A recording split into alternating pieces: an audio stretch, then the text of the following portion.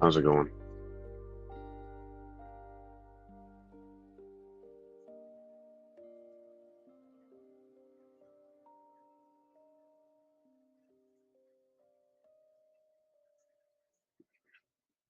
Yeah, I'm not sure.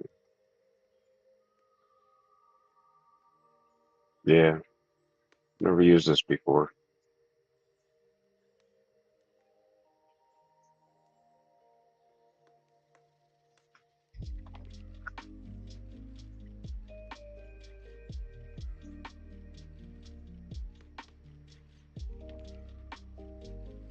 Okay. I know that there's I can't remember what the name of it is. I think Rico Stan uses it. Uh, maybe Stream Labs. Yeah.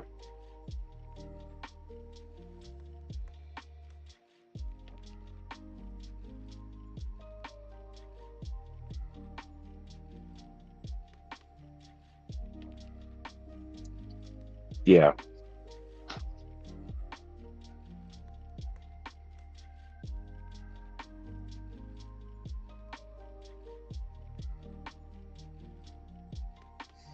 I haven't played with any of that stuff yet, so yeah. I mostly do phone right now.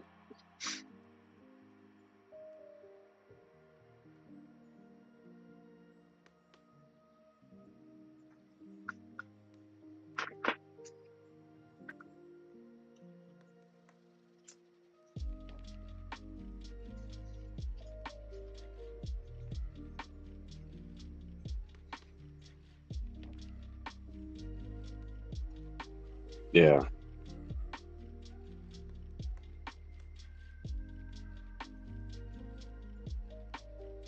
Do you use a headset or a mic and speakers?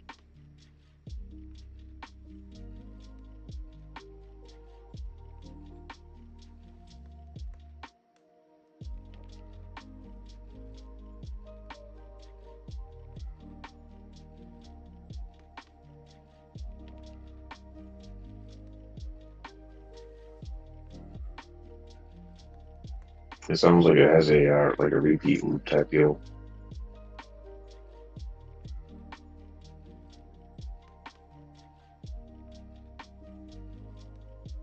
Yeah.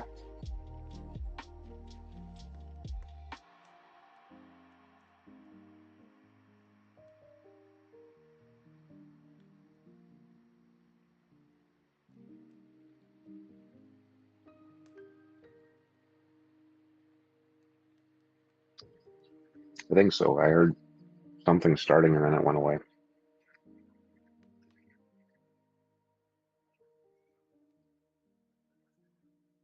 Yeah.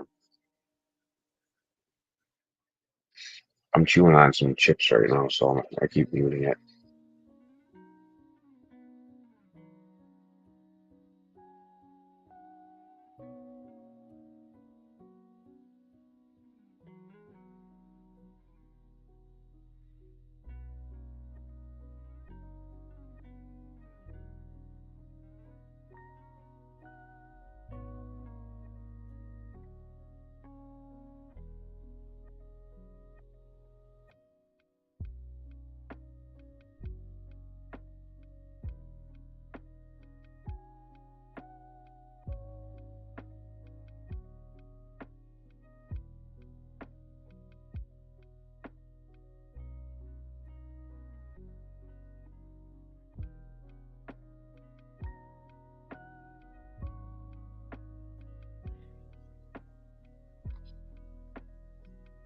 Yeah, I can get that. Um, I get some shorts and stuff that do stupid, or they get way more views than they should.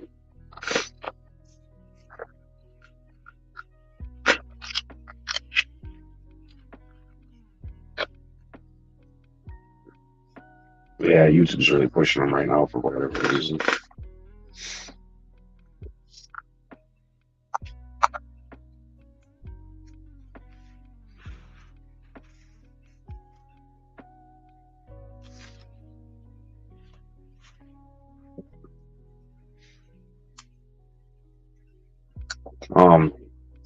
do the kinda. I only want to hit 500 really. I just want to hit enough to hit memberships and have members live streams. That's what my real goal is.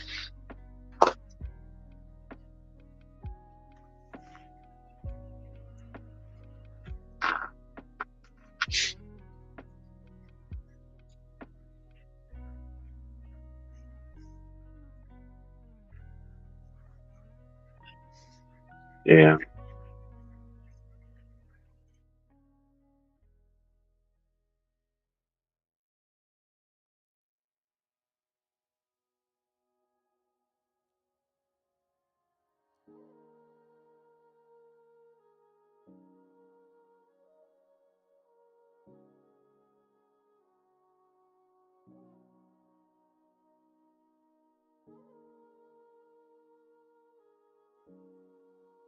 Okay. So I figured out why I was getting a reverb echo. It's from YouTube replay.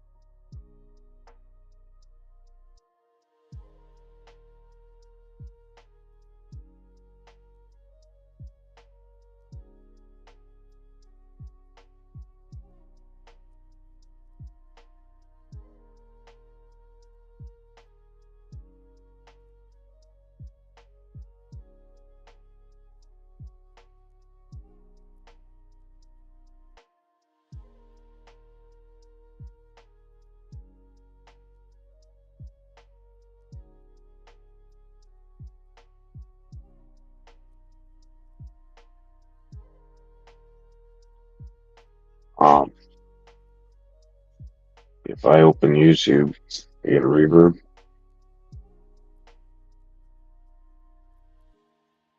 Yeah, like if I have YouTube playing and I'm on there, then I get. But if I open YouTube to see the chat, then it closes me out of this.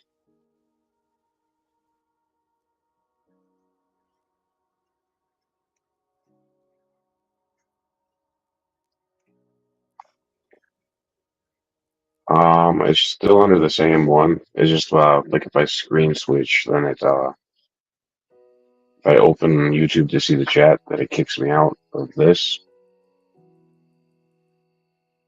But if I open on YouTube, or well, I don't have a mute on the phone except for everything. I haven't found a spot to shut her down at least. I do have a second phone.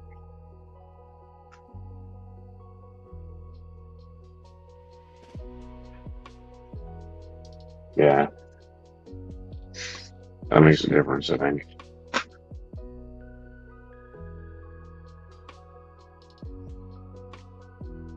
Eventually, I'll build another computer. Yeah, I think the last one I built was in like maybe around 2006.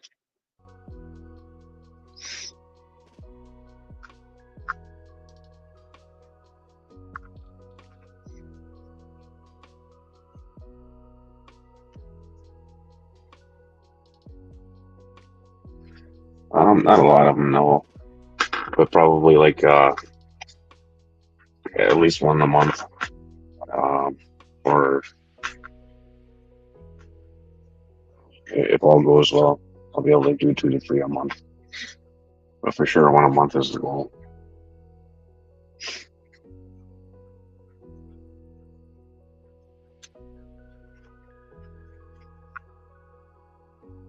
Yeah, his goal is really to make a living, not necessarily with YouTube, but just in general with his business.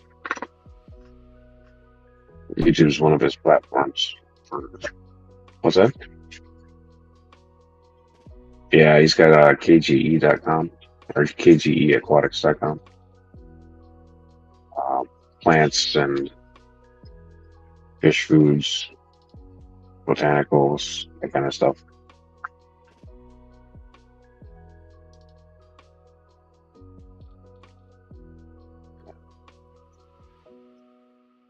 Yep. Yeah. Green and blue.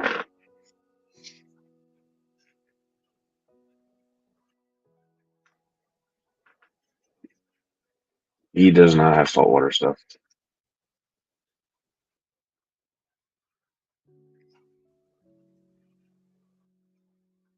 Yeah.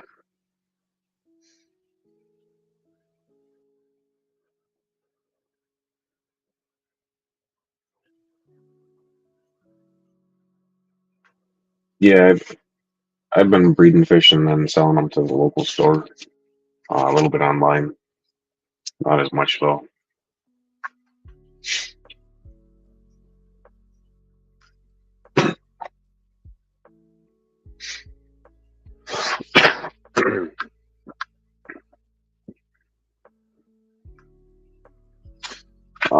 Bristlenose plecos, angelfish, endlers. That's pretty much it.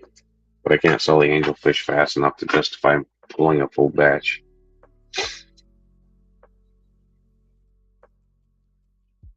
No, I don't sell it very quick. It's a small store, so it takes, like I pull a batch of eggs, it takes me a year to sell one batch. So they're big at the end of it.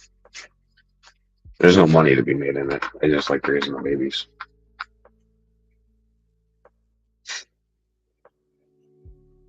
Yeah, not a fish period for me. It's more of a, I don't even buy my food from them, so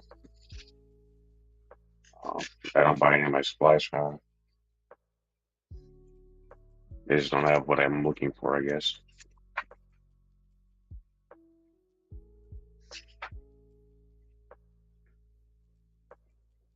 No, my other phone's muted. It was me having YouTube playing on the phone was kicking her back.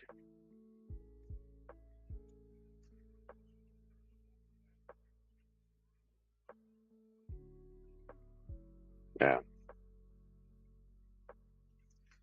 The like the fish fam link.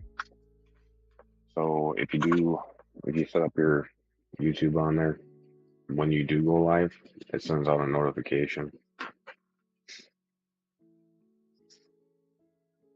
So like yeah, to the people that monitor it via um like there's an app that sends you a notification. Or if somebody's looking for a channel to watch, it shows that you're going live currently.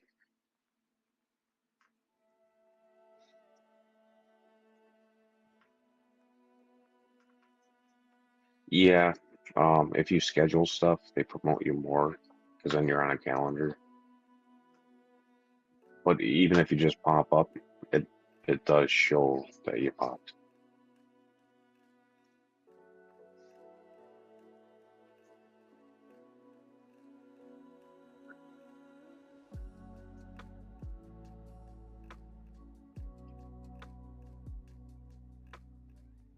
Um,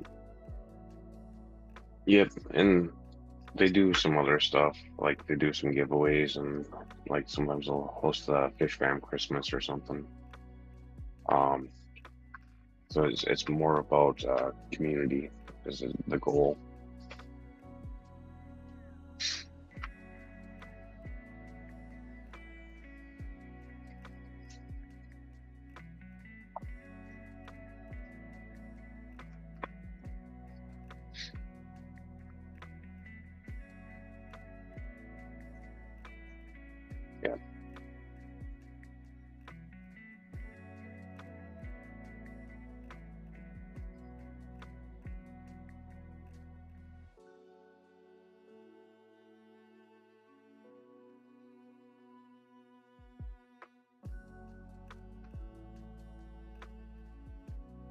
Yeah, stocks is one thing I wish would go away. Yeah, because it breeds a bad product.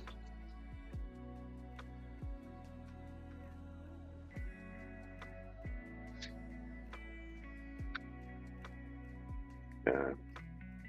Well, so like say it's a business that's privately owned, no investors. They're beholden to their craftsmanship or their product. If you've got investors, you have to make investors happy. So you still have to show continuous growth, and otherwise you lose your investors. Sometimes that degrades quality of the product because you build in failures.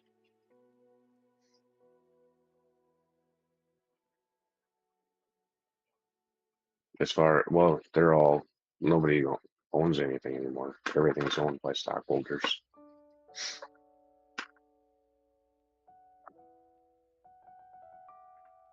Like Carrier or um, York, furnace dealers, Chevy, Ford. None of them are owned by a person anymore. Shareholders. Yeah, yeah. But people complain about the money that they're making and they don't know about it.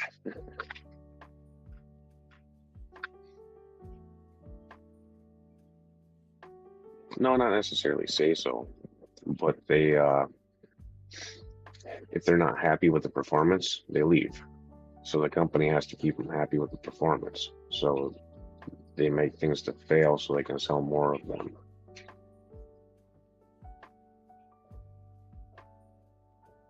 Yeah, like back in the day when like Ford built the company, he had some stockholders and stuff, but it was small, and he was still building his brand, so he was beholden to everything he did.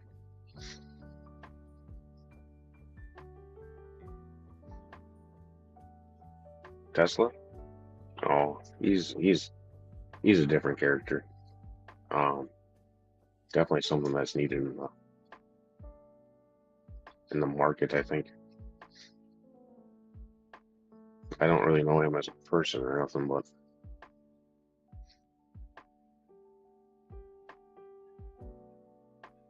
yeah, he's an intelligent fella.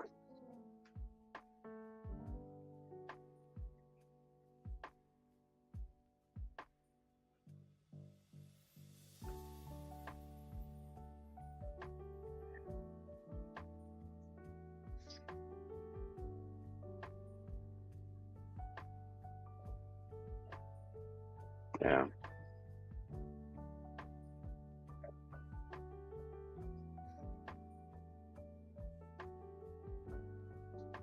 yeah, it could be. I know that. Yeah, he's a smart guy. He knows what he's doing. He's not going to come out on the bottom.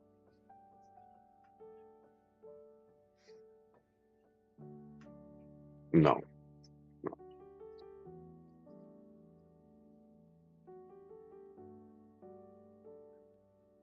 Yeah,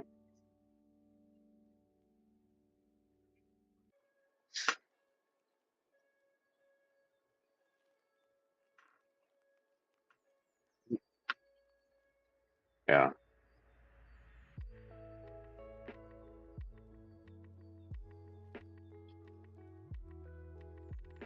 yeah.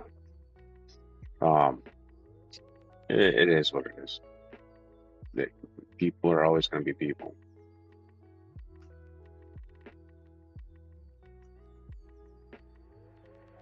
No,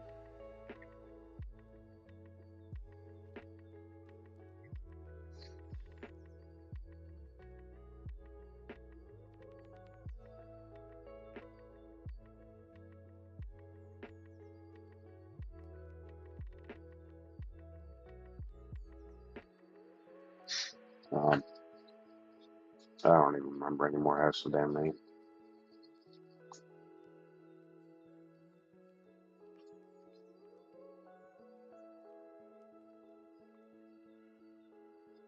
No, all the plants that I have currently, I don't ever plan on selling. Uh, except for some of the simple stuff like the pogo stem and Mortalas, Ludwigias, that kind of stuff I can identify. But the crypts, I could never tell them apart. One gets big, one stays small.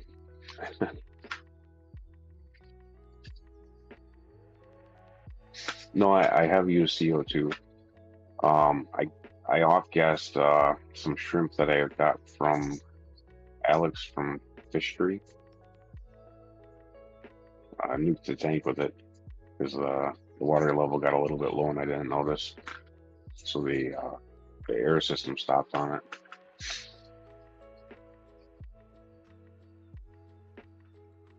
Yeah, yeah. I mean, it was at that level where I seen that it was low, and I was like, I'll do top offs tonight when I get home from work. And I got home from work, and it was already well past.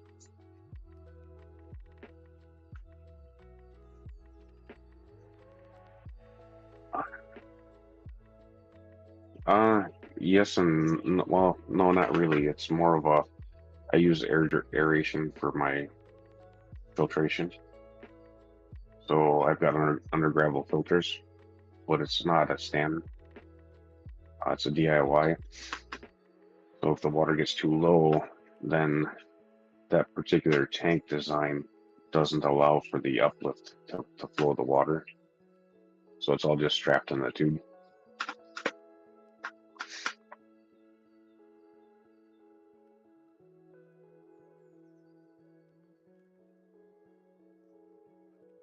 It's not, yeah, it's not bad. Um, if you do it right and you do your maintenance and pay attention, you don't work a bazillion hours, it's not a problem. If you work too much, then it's a little different story.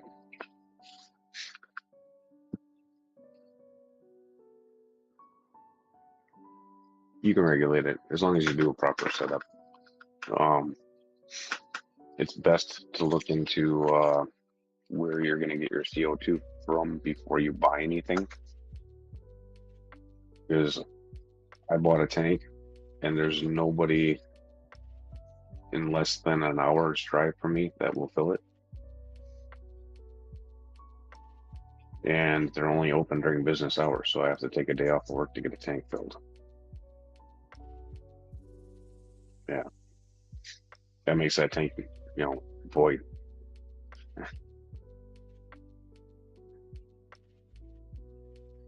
Um, I think for me, it probably last 6 months to a year, probably a year. Um, the way that I was using it, if realistically, if I was only doing it on one tank, it probably could have lasted me maybe the whole 5 years of the contract I signed on the thing.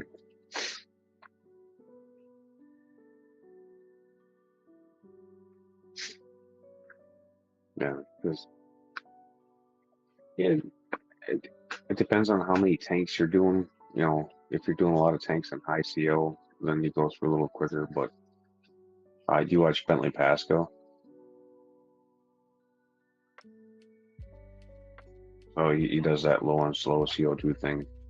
If you follow something like that, then I'd say two tanks, you probably get 6 months to a year out of it. On a big cylinder. Because I got the ones that you would use for the food grade. So you'd use them for soda fountains or whatever.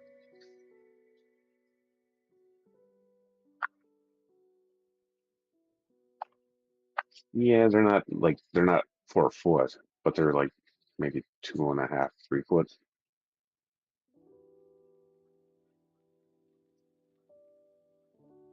Yeah, they're about, yeah.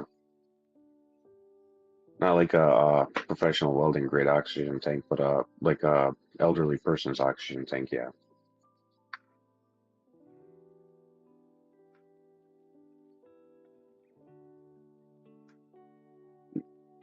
No, as a client, I work in heating and cooling, and they had an emergency no heat this year, Those penguins were freaking jerks.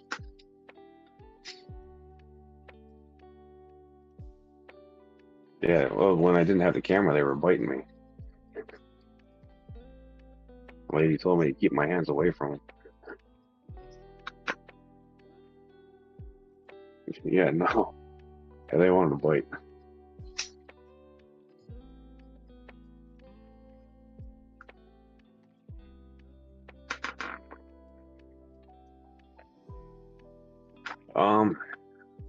Well, they've got an air recovery because they're sensitive to what they breathe in. So the air recovery runs through a furnace because, you know, in northern Wisconsin it's super cold, so you have to temperate the heat or the air coming in. And the air there is so dirty that it just plugs everything up.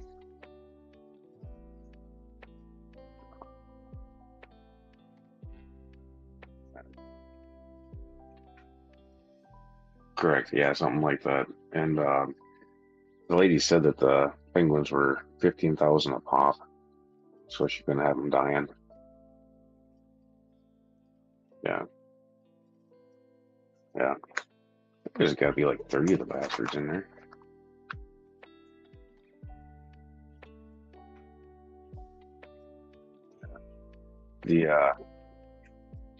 The name of the place I think is Jim Peck's Zoo or Jim Peck's Petting Zoo, something like that. It's in Minocqua, Wisconsin. But yeah, well, not exactly private. It's open to the public via tickets or whatever, but yeah, it's a privately owned zoo. Yeah, they've got.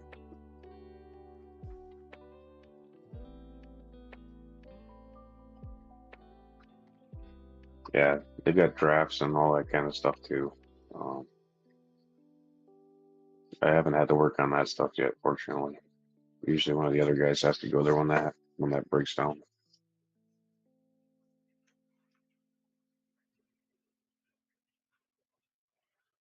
I get some tortoises also, and a dog and a turtle. A long time ago, I used to work at a pet store. Then I ran a pet store for a while, and I had gammon gators and chinchillas and ferrets, and I had a zoo in my house. Yeah, that was those guys came toward the end of my run as at the pet store. I think they weren't common yet, but I remember there was a girl that was breeding them local to us. Yeah, she was freaking nuts.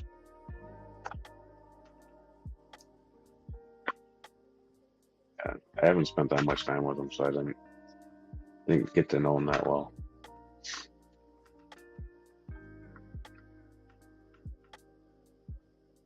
Yeah, I had gammon gators when I was really little, and then I got them again. Yeah, I think I had, no, they look like a miniature alligator, but they're not exactly miniature. They get to be, yeah, 4 to 6 feet usually. Yeah, but it's not 10 or 12 feet. So miniature is relative.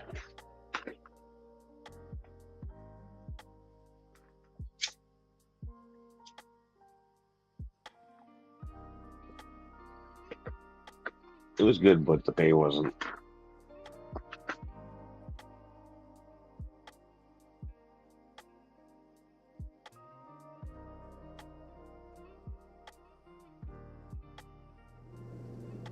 Like They couldn't pay. yeah, like I ain't understanding that at all, bro.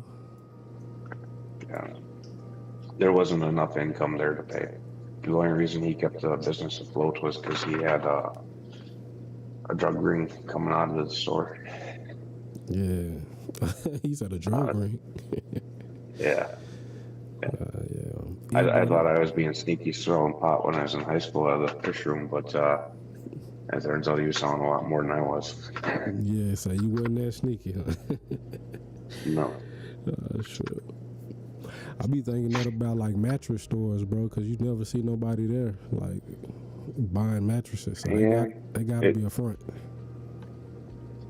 it could be. I know that he's dead now. He died a couple of years ago, but he moved back to Jersey where he was originally from and started up a reptile shop over there. And I lost contact with him after he moved. But the next Okay. guy that bought the business from him that was here ended up, I think it folded within a year because they couldn't make enough money. Yeah. Yeah, this fish store I had found that was close by my crib, it closed down within like 3 weeks of me finding it. And I was like, bro, that's crazy. But Yeah. a bigger fish store ended up buying that location, a fish gallery. They ended up buying it, and kept it running. I'm trying to get over there and get some footage. I think, what was it? He bought a second store when I was working for him, and me and my wife ran it for him for a little while. And he bought the store for $5,000. Okay. Not the building. The building was rented, but Yeah, just the store. yeah, just the business as a whole. And that town sucked.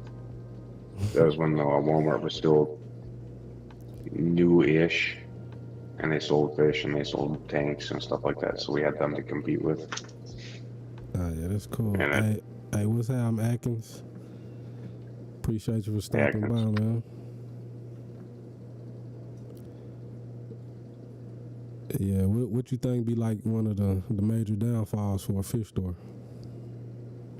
expenses of operation. And I mean, you got to feed the fish, you got to keep them alive. There's a lot of losses. Yeah. And then you've got employee overhead if you're not a mom and pop doing it yourself. So that'd be exactly why you don't get paid that much, because the overhead be. He said, Jeff. There's not. What up, bro? There's not a lot being made. Yeah. Keith must be KGE. Yeah, Keith is KGE. Oh, okay, yeah. Yeah, he ain't said nothing in a while. He must probably still be bouncing around. Yeah, he probably bounced again. Yeah. Last time it was because he had to take a piss, so. Yeah, for sure, man. But nah, I should be thinking about like why some businesses don't make it, but hey, what's up, George? I be wondering why some businesses don't make it, man, and that overhead be a lot of the overhead's a killer. In my work van alone, the van itself is $100,000, and it's got well over $100,000 in parts in it. So I'm driving around, with $200,000 value constantly. Yeah. And then for a lot of companies, if something happened to their van, it's over. Like it's oh yeah. Well, yeah, the company I work for is bigger, so it's well established to maintain they could handle a hiccup. Yeah. But it would still hurt. Yeah, I'm gonna check them out. He said KG is a great business to support. I'm gonna check them out, man. Yeah, you're doing freshwater stuff. He's a good business for you. He is in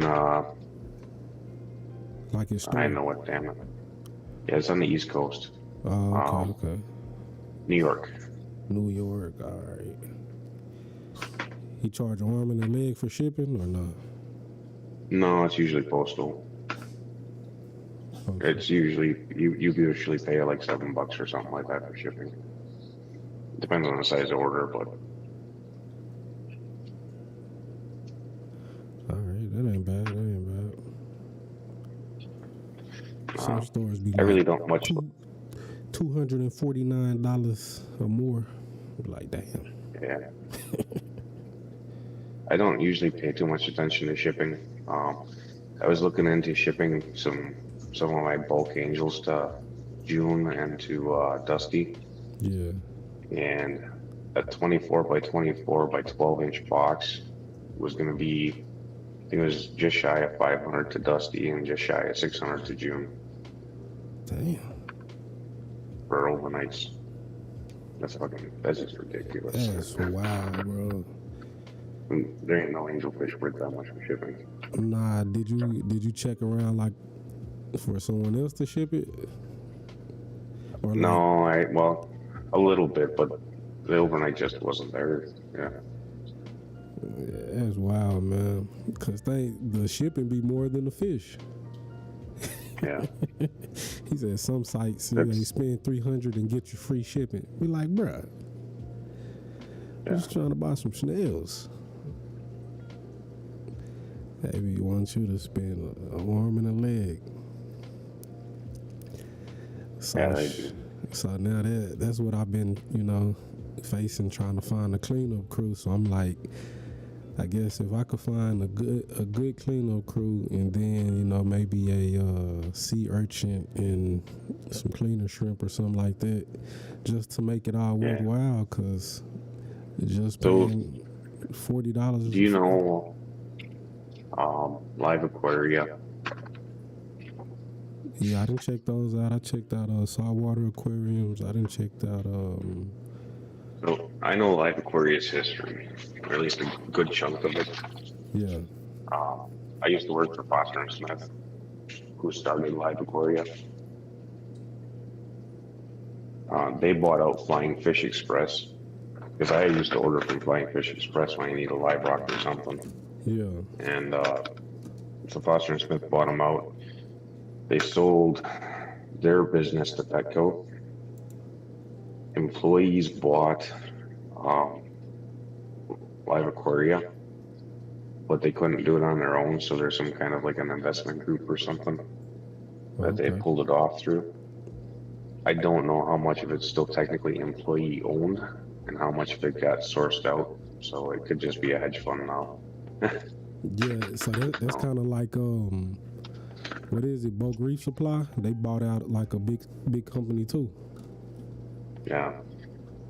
Yeah, just to get, I'm guessing they either already had a company, then they bought that company and merged their company with that company, just made it bigger. So Atkins said that it's under new owners now, so they might have finally bought out the hedge fund or whatever. Okay. I didn't know about the hedge fund until Matt had said something about it, Liquid Zoo. Yeah. But I talked directly to one of the employees that opted out of buying, so I know how it started to go down. I just don't know how it finished. Man, that's crazy. I hate when they do that too, like as far as the companies with the stocks. Once they finna sell a company or file for bankruptcy, then they just leave your stocks hanging. Yeah. Like, bruh. So you'll be sitting there with 50 shares, 100 shares, trying to see what the company gonna do. Are they gonna bounce back, or finna delist? Yeah, that's crazy, bro. Hey man, anybody y'all want to come up? I got the link pinned up there. Y'all can hop on screen with us. We just kicking knowledge, man. Yeah. So who's BRS? Bulk Reef Supply. Oh, Bulk Reef Supply's taking over Live Aquaria? I'm not for sure if he's saying that. He probably just saying it's taking over the fish game in general. Oh, the fish market. Okay. Yeah, Flying Fish was awesome. Or Flying Fish Express back in the day. It's a very chintzy website, but who was that? Live Rock was dirt cheap. Who was Flying Fish? Flying Fish Express was one of the early startups for saltwater by mail. Okay. So they never had a brick and mortar store. They always sold online. That was back in the 90s, if I remember correctly. So I bought from them in the 90s. Yeah. Shit, I really wish I would have got into fish like early on. Pretty sure I'd be well experienced now, but I only got like 5 or 6 years in the game, so. Depends on how your memory works. Mine doesn't work that good. Yeah. Hey, if you done had a lot of losses, I'm pretty sure you remember what not to do again. Yeah. Like if you took any losses. My 10 years past is good memories, but what I did yesterday, I can't remember for like me. Yeah. Nah, for real. I can remember stuff from way back, bro. It amazes me. Yeah, a long time ago is easy. Recent, not so much. Yeah. Most definitely, bro. He said, I'm at work or I would be up. For sure, man. Get that money, man. Gotta get that money. Shit, we gonna be doing this. Now I know how to work the bring people up on the OBS. Shoot, I'm gonna be doing it. It's working pretty smooth. I know that there's been a few within the fish family that's encouraged me to go full-time fish feeder. Yeah. That's not possible. Why you say that? Not for how I like to spend money. I like to spend money too much. Yeah, so you got a lifestyle, huh? Yeah. I got bought out Yeah. by Aperture. Who is Aperture? It's a not live aquarium, but in general, they got bought out by Aperture. They got bought out by Aperture. Who is Aperture? So I'm guessing another fish store. Probably another big corporation deal. Yeah. But yeah, you were saying it's not possible to go full time with the fish breed? No. Not for me, it's not. I'd have too much to build to be able to do it. Yeah. And if I work a weekend, I get $150 an hour. So I can't make that doing fish, dude. That ain't happening. Yeah. He say so. Ecotech, Aqua Elimination, Apex, and BRS are under the same people. Aperture is a corp, I think. Okay. Yeah, big mother company like Chewy or whatever. Yeah. Chewy came out of nowhere, unless they was already around. But I just know they came out of nowhere and they just. I think Chewy. We selling online now. Or PetSmart. One of the two owns them. Oh, okay. That made sense, bro. Cause I just. And I think they're. Yeah, I think there's another corporation above them as well. Yeah, that's crazy. Yeah, they just built a new Petco over here in my area. They built it real nice, like wood floors and all kind of stuff. For me, Petco is for my tanks and my salt, and then PetSmart is for my fluvials. Yeah. If I need to pick them up local, the fluvial lights, 3.0s. Yeah. Yeah, you got saltwater? I have a saltwater jar. Saltwater jar? What's in there? A couple of hermit crabs and some live rock and eventually, hopefully, brine shrimp. So far, they haven't taken to it yet, though. Okay. I don't know if Atkins was asking, are you keeping any coral yet? No, that's for you, I think. Oh, okay. Yeah, I have some, man. I've been keeping them alive for a while now. I did have some corals in my jar for a little while. Yeah. I bought them for the rock that they were on, though, because they wouldn't sell just live rock. Yeah, man, I done had a few casualties, but for the most part, they didn't stay alive, bro. I got some Hollywood Stoner, got a montipora, Eagle Azoa, a candy cane. I got a few of them.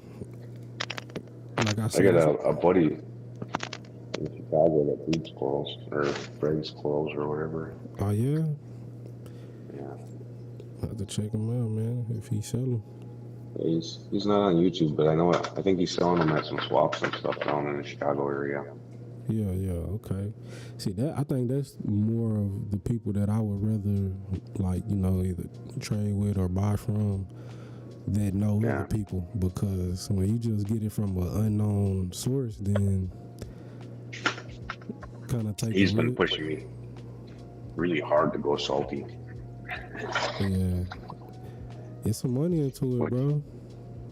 Yeah, I don't want to do salt for money though. I just want to do a live rock tank with some star and then use Yeah. how is it that xanthus, whatever, the purple with the green little polyp on it, the one that takes over your tank. That's my favorite coral. The green star polyp. Yeah, the green star polyp. GSP. Yeah. Yeah, I had a 40 breeder that ran for 7 years, and I think 6 of those years it never had a water change. Yeah. I be trying to tell people, bro, like if you could maintain your water, you really don't need to change it. Like the most water you'll deal with is evaporation, so you just be topping off. And you don't. There really wasn't any fish load in it, and I started off with what was it? I put a coral, a crushed coral base in it, and then I put actual live sand from Florida in it. Did you use and then my live rock? Or I mean, not fresh water. Did you use tap water or oral water? Yeah, I use tap water. But my tap's not the same as everybody else's. Okay. My tap water is almost RO water. It only comes out at 28 to 18 TDS. Okay. How you figured it out? You tested it? Yeah, I've been testing it. I keep an eye on it. Yeah. My septic is close to my well, so I have to keep an eye on, just in case there's a leak or something. Okay. But really, the only bad thing that's like in most waters that mess up your reef tank is the silica, and that's just because a lot of different stuff in the reef system feeds off the silica. So like if you don't have anything to control different algae, it'll just grow out of control if you keep using the tap water. My first year that I set it up is when I did my water changes, and then after that it was only top offs. Oh yeah. Xray his tap really clean too. Yeah. But he got RO DI now. Yeah, I've been using tap for a minute, bro. At first, I was like trying to use, fresh water. RO water and all that stuff. But I ain't gonna say it was pointless, but I kind of wasn't seeing no difference. It depends on what you're keeping and whether or not you got chlorines in it and stuff like that. I'm well water, so it's not the same as having city water here. My neighbor across the road is well water, but his is a deep well versus my shallow well. Yeah. So I've got like that 18 to 28 TDS.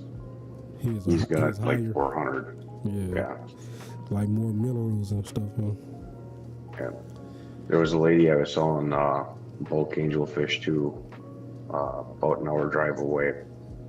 Her tap water came out at, I think it was like 900 TDS. Yeah.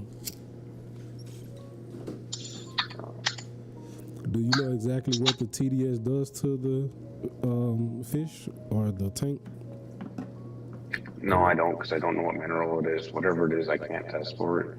I've got so many test kits, and none of it's registerable. So I also know that my my tap water or my TDS pen is off, but I can't adjust it. So it reads higher than what it actually is. When you do it in your test liquid, I think it's off by 20, and that's what test liquid, but I don't know how that scales either. Yeah. If it's 1 for 1 or if it's off by 20. It's funny, I was just about to ask Jeff, have you ever did an ICP test? That's what Ak was saying. What's the ICP? I think it gives you a breakdown of every mineral that's in the water. Like everything. Okay. I seen, I don't know if you ever watched him, Inappropriate Reefer. No. It's like a Chinese guy or something like that. But he's real big into the reef tanks, and he be sending in his water for ICP tests. And even that one guy, the worldwide Worldwide Coils, he went and did an interview on him. The guy that has that big tank in his living room. Yeah. I'm not for sure his name either, but yeah, he said he's sending an ICP test every other week or something like that. Okay. But yeah, it just I've never heard of the ICP. Man, it breaks down your water to every mineral off in it, bro. Okay. Oh yeah, what is that? Moki? I think it's polar reef or something like that. I think that's his channel name. But it's a real big. He's a real big reef guy too, man. His 10-gallon build is what inspired me to start mine. Who is Mookie? Is that Worldwide Coil? So he's a legend. I've never heard of him either. Nah, but ever since I got into the reef game, though, that's what I've been kind of channels I've been checking out. Shit, Yeah. but So, when you start getting to that ICP test, you for real about your water, bro. Because I'm telling you, it's breaking down every mineral that's in your water. So you know exactly. I'm not too into the corals so much. I mean, they look good and all. I like the mushrooms. Yeah. And you know, the polyps. I don't mind those, and the button. What the hell are they? Those the zoas. Toadstool button things. Yeah, zoas. There you go. Yeah. I like those guys. But the really big fancy guys, it's just not my thing. Yeah. I feel you. But that salt tank though, I didn't test that thing for years. I lost. Well, I checked my salinity, but aside from the salinity, I didn't pay attention to it. Yeah. I lost 2 sea cucumbers in that tank. Oh yeah. One at a time, and it survived both cucumbers without losing any fish. What ended up taking my tank out was those stupid toys that were magnetic marbles. My daughter hit it with one of those when it flew off of her toy. Ooh. And it shattered the tank while I was at work. Man. So I came home to a big puddle on the floor and nothing left. Yeah, it was a disaster. Yeah. There was no way around it, so I mean, it just is what it is. Yeah. What them sea cucumbers, I heard they let off like a lot of secretion. Like say if they was to get picked on or something. If they die. Yeah, Everybody always warned me about them. If they die, they're supposed to nuke your tank. Yeah. I don't know what happened. All I know is there was I thought that there was some kind of they had to do that to make babies or something because there was all kinds of yellow worms coming out of them. But I think the yellow worms were what was eating them from my substrate. Dang. They were really weird worms though, because they were worm-like, but they were also kind of octopus-ish, like where they had more than one arm. It wasn't like a brittle star? No, it wasn't a star. It could shrink in like a worm. Like if you grab one of the arms, it like pull in, but it only had like 3 or 4 arms or something like that. It was weird.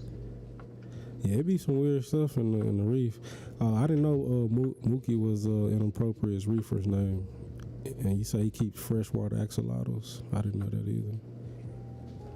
I'm gonna have to check out Kalamazoo Reef. I'm gonna have to check him out. But yeah, Atkins, are you still working pet stores or?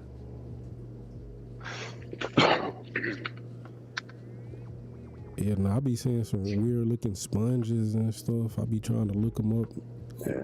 People be saying that it's harmful. They just like, what is it, filter feeders or something?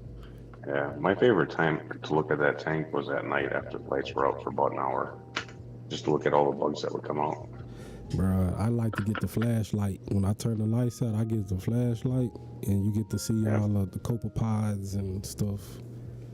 Flashlight and a magnifying glass. Yeah, man. I done found some stuff in my other reef tank, bro. I still don't know what it is. I made a short to ask people. It looked like it kind of looked like a bristle worm, but it's not a bristle worm, though. Okay. Yeah, I've got some bristle worms. I got those in my little salty jar. Oh yeah, that's cool. The thing that I didn't like about what started happening to my reef tank is I had started getting vermeted snails, and they don't move around, but the way that they feed, they let out like a net, like they shoot out this little net, and they just let it wave in the water. I don't remember having a problem with those. And my live rock was uncured. Yeah. I bought it uncured on purpose because I wanted the bugs that would come along with it. But when I set it up, I had the thing running for like 3 months before I put any fish in it. I know how I got them, bro. I had bought a snail, like a turbo snail, a margarita snail, or something like that from Petco, and he had spikes on them. I thought they were spikes, but man, those were vermeted snails. Yeah, bro, and it's funny because I seen the net coming off of him one day, and I thought maybe he was letting some out, but it was, for sure enough, was that vermeted snail. And after that, I got them everywhere, bro, everywhere. When I first started putting fish in that tank, I had tangs and lionfish and all kinds of stuff. I had no chance at keeping alive. He said he found a crab inside his candy cane polyp. Dang. That's Man, nice. I had got these, it's like some type of tubular coil, and I dipped it, and oh man, all kind of stuff came off of it, and it was like 3 brittle stars before I knew that they was brittle stars. Yeah. I know I had some starfish in there. I don't know what the hell they were. They were just like thumbnail sized, little white guys. Yeah. I think I found they might have been brittles too. What is it, a nudibranch or something like that? Yeah. A little worm, a little velvet worm. That's why it's really good though to dip your coral, because if you don't want all of that stuff in your tank, you surely get it, bro. You surely get it, and then you'll wonder why your corals are disappearing, because whatever you let off in there is eating it. Yeah. Most definitely, man. He said for me the snails, oh man. Yeah, they wild. They don't really do nothing, bro. They just irritate your coral. But I grabbed a few bumblebee snails, and they've been keeping them under control. Like I don't see them like I was seeing them. I did have a few of those in there too. Bumblebee snails, yeah. Yeah, they pretty cool. Bumblebees, the torpedoes. I don't remember what the other one was. It was like a pyramid looking thing. No. He said when I dipped my first hammer, it was a lot of flatworms. Yeah, it'd be a lot of flatworms on them hammers, bro, them torches, cause they hide in between. Listen to him. I got acropore. He saying red bugs. Yeah. Nah, I ain't that. I probably had them too and didn't know it. Bro, I'm telling you, because you can't really see them. They be off inside of it. That's why they say dip everything. Because if you don't dip your coil and stuff, then you put it off in your tank, then you introducing all that stuff. Like if I want to introduce it, okay, cool. Like if I want to get a bristle worm to eat something, cool. But as far as me just unexpected, cause I don't know if you seen that one clip on your YouTube, dude had a bristle worm. It was longer than this tank. He didn't even know it was in there, bro. Oh really? Yeah. I'd never seen one that big. Man, it was either a bristle worm or like one of those bobbit. I think it's a bobbit worm or something like that. Yeah. B-O-B-I-T. I know that the last, I think it was 3 years of that tank, I didn't even feed it anymore.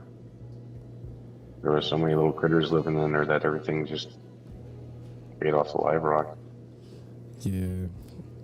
Yeah, that's what I plan on doing, getting a jar of copepods. Yeah. Just put them in the back with some Cheeto.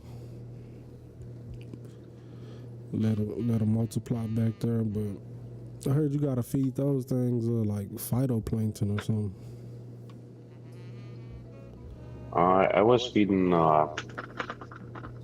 snow, like some kind of a snow and some kind of a phytoplankton, Yeah.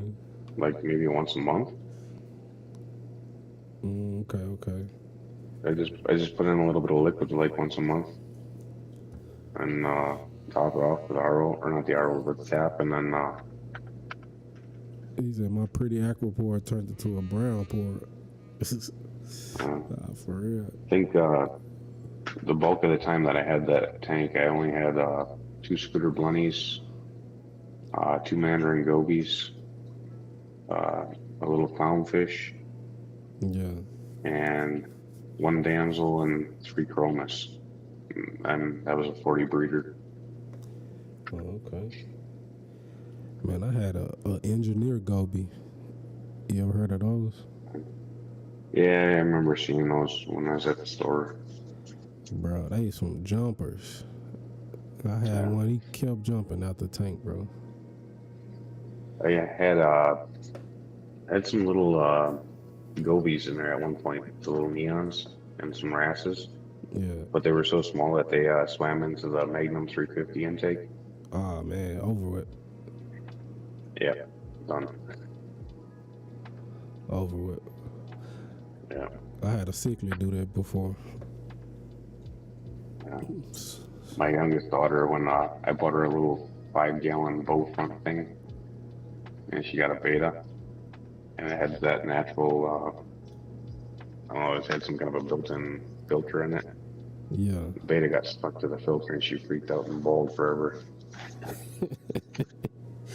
Hey, nah, it's crazy. They'll be telling you, man, all them tanks don't be safe for them fish, man. No, they're. He said, I don't run a refugium. I still have a healthy pod colony and a fat mandarin. That's cool. Yeah, I got the 40 aqua top I got. It's an all-in-one. So the sump is kind of like built in the back. Yeah. So it's I pretty cool. I bought her one of those Fluval all-in-one deals, like a 16-gallon one. It's got the built-in filter in the back of it. I don't care for that style. You don't really like it? No, filters plug up too fast. Okay. What you just left it with the stock, like everything that came with it, or you had? Yeah, everything that came with it, but I had to slow the flow because she had pea puffers in it for quite a while. And then after the puffers eventually slowly died off, she also had some scarlet batis in there, so the puffers were making babies. Yeah. But they'd never survive because either a scarlet batis or a bumblebee goby would eat it. Okay. And the bumblebee gobies are those just generic from the best sort of bumblebees. Yeah. This thing's been alive for over 4 years. Damn. Yeah, I got some zebra dinos. I think one of them pregnant. Like, she look kind of swole. Yeah. I need to see, like, what they look. Do they have, like, grivet spots, kind of like guppies? You ever seen guppies breed? You know how they get the black spot around their belly? Yeah, not exactly like that. Probably be a little bit more yellowish. Yeah. But they do get swollen. Sometimes they get almost a bursting chest look to them. They're very boxy. Talking about the dinos? Yeah. I wonder, do I need to put her in a separate breeder box?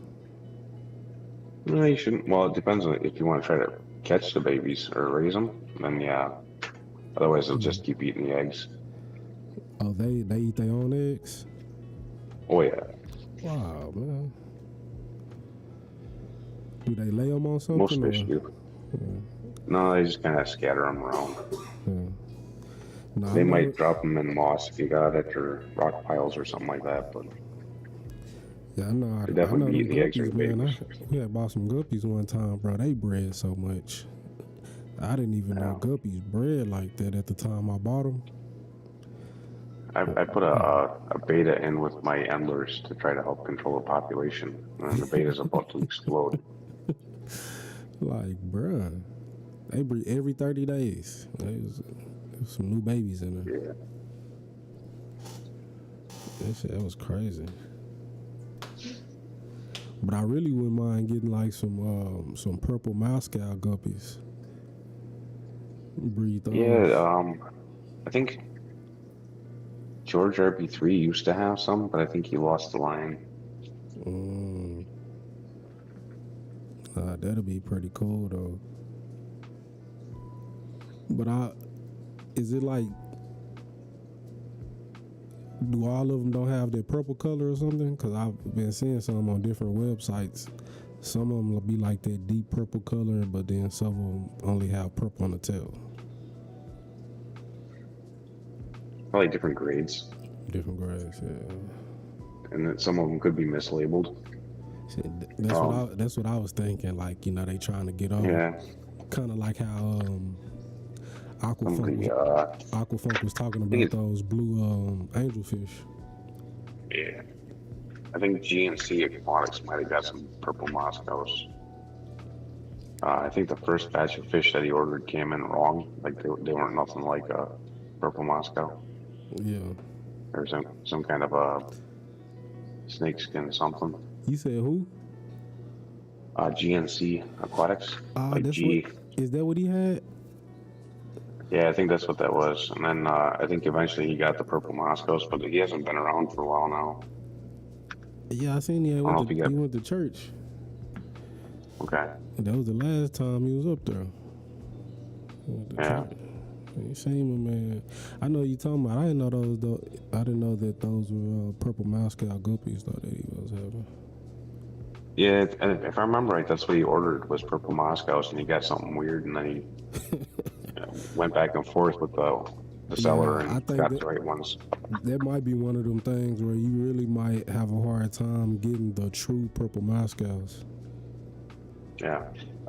Somebody to look at might be Duncan Aquatics. He might still have purple Moscows also. Yeah. I don't remember if he had purples or blues. Yeah, no, I want them perps. How did you acquire those plecos you got? What are those, zebra plecos? Yeah, the zebras I got from those ones are from Nationwide Aquatics. I bought them off of Vivi, but it was or Nationwide was the one that was selling them. There you go. And then I bought 3 from Dan's Fish, and my original 6 ate those 3. Damn, they ate? And then they ate each other? Yeah, they ate them. What? They ate each other. There you go. Yeah. And then I got 3 more that are in another tank. I know for sure that there's still 2 of them alive, but I'm not sure about the third one. I mean, when I bought those things, they were like maybe a half an inch long. No. And now they're maybe an inch. I way overpaid for those 3. Yeah. So you got did you end up getting a pair at least? No, not yet. They're still too young to sex out. Okay. Dang, so was they like, the size difference was? No, it wasn't much. Much, yeah. Like maybe half an inch. Man, that's crazy. And it could have just been that Dan's Fish didn't do good, and they died and got eaten. I don't know for sure. I just know that the bigger ones were from Nationwide, and the smaller ones were from Dan's. Yeah. Okay. The smaller ones aren't around anymore. Yeah, that's wild. I would have been pretty upset about that, man. Well, I was really pissed when I found out that my big male albino bristlenose was killing off all the other males that I was growing out, which were super red long fins and blue-eyed long fins. He was killing them all. I found out he was killing them. Yeah, they're dicks. Yeah. All the plecos are. Yeah, I got a rubber lip pleco. Yeah. Yeah, he looked pretty cool. When I got him, it was only probably like, I don't know, 2-3 inches. It's still pretty small. Shit. Been growing pretty slow compared to the other ones. Like those. So Atkins, almost all my Dan's fish are dionlators. Didn't do good. Oh no. Yeah, he said Dan's fish. Who is Dan?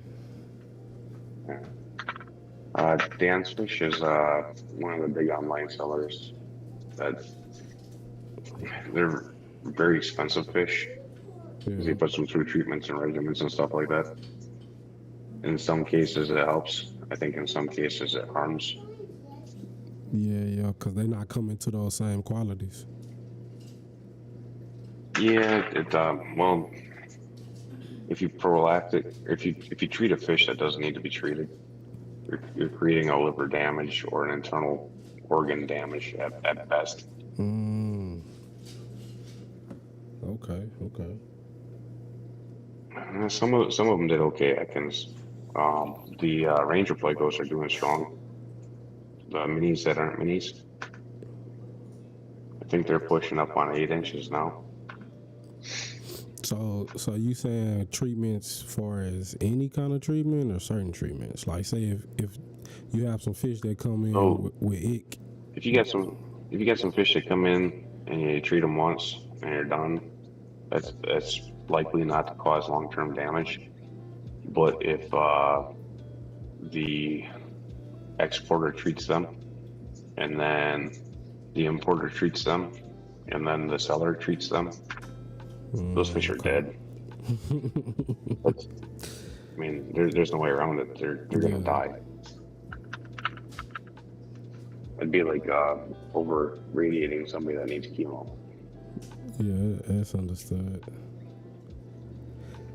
I was wondering that though, cause I seen a guy get some new fish, and a few of the fish had ick, but the other fish didn't have ick. But he treated the whole tank, so I was just wondering. Yeah. Could that do something to once one fish is in the tank of ick, all of them should be considered to have it. Okay.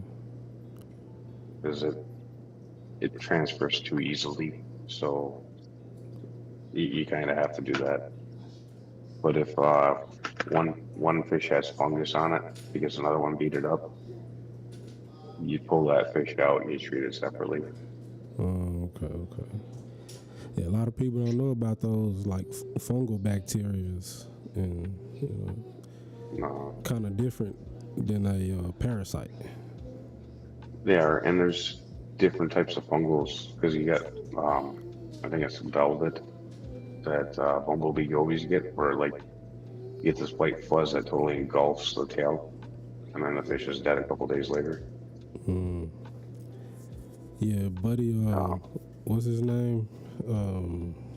Real fishing, I think. I think that was his name. I don't know if I know him. Yeah, I ain't seen him in a while though. I know his tank had caught velvet. Okay. All his fish had caught velvet. I ain't saw him in a while either. I wonder is everything all right? I know his tanks was kind of busting on the bottom or something for a while. So when I was keeping saltwater stuff and I was working at the store, the biggest problem with fish was the way that they harvested them. Yeah. Because they do a chemical bomb basically, and then all the fish would float up and they'd net them out. And those fish were guaranteed to die on you. He's fishing copper. Yeah, Ag said that's the main issue with saltwater fish. Every retailer and their mama is keeping these fish in copper for way too long. It's ruining their metabolism, and the fish is coming in super skinny. So I'm guessing that at some point copper could be good for the fish, but too much, well, I know too much of anything could be bad, but yeah. Copper. What does the copper do for the fish though? It kills the parasites and stuff like that. To my knowledge, I don't think it does more than that, aside from the long-term exposure damage. Yeah. Yeah, I just hope I don't never have to do none of that. I'll guarantee you that Atkins knows more about the medical terms and stuff like that than I do, though. Yeah, I know one time I had bought some picked this catfish and his belly was real swole. I thought, maybe it just ate, but I really believe it had a parasite because that big yellow cichlid, the Kenyan cichlid, it had started getting a red dot like on his head. I'm pretty sure he was finna start getting a hole in the head. But I had caught it. I started treating him and he bounced back. But that catfish ended up dying though. But it was just crazy how you really gotta watch the fish you get. Cause you never know, bro. They'll be sick.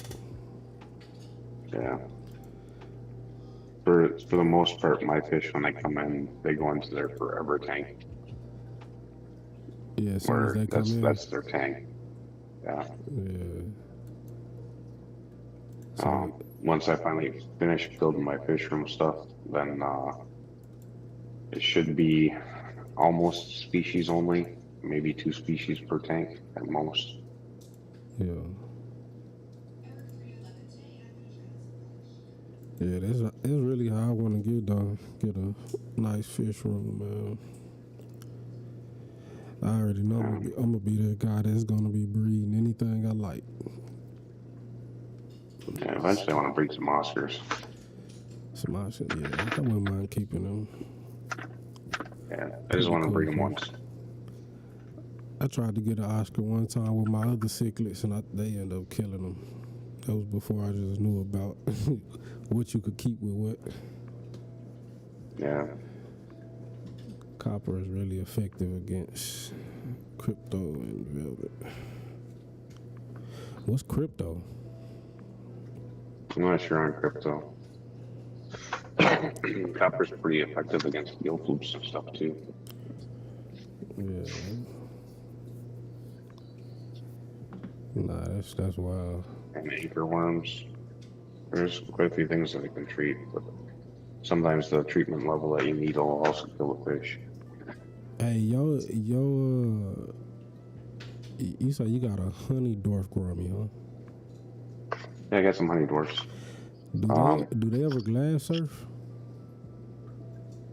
They can. It depends. All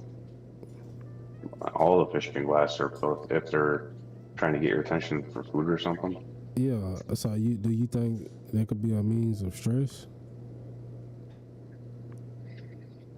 If you're sitting across the room and he's doing it, yeah, probably. If somebody might be picking on him. If you're like 20 feet away and he can't see you, but you can still see him glass surfing, yeah, then that might be a stress thing.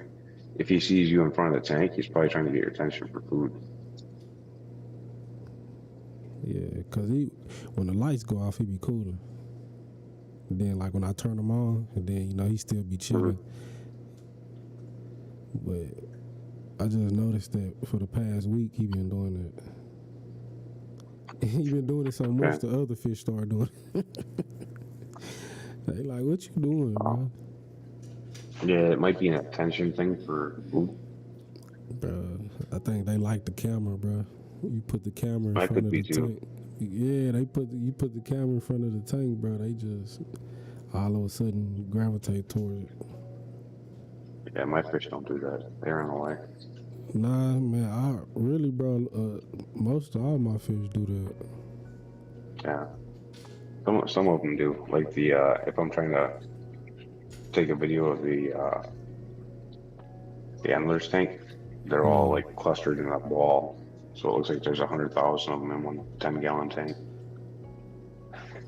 Yeah, I wouldn't mind having some schooling fish. I like those. Even if it was just some neon tetras or clown loaches. Yeah, I like neons. You like clown loaches? No, they get too big for me. Yeah. I seen this one when I was in this in the fish gallery display tank. That man was monster. How many dwarf angels do you have? I really want to breed dwarf angels. Yeah. I ain't never kept any angels either. What about you? Yeah, I had the dwarf flame angels for a while. They didn't do good. That was back in the days when they used the chemicals for harvesting. Yeah. You said the chemicals? Yeah, that I forget what the hell it was called, but essentially they drop something down in the water and it attacks the neural system of the fish, and they just come floating up.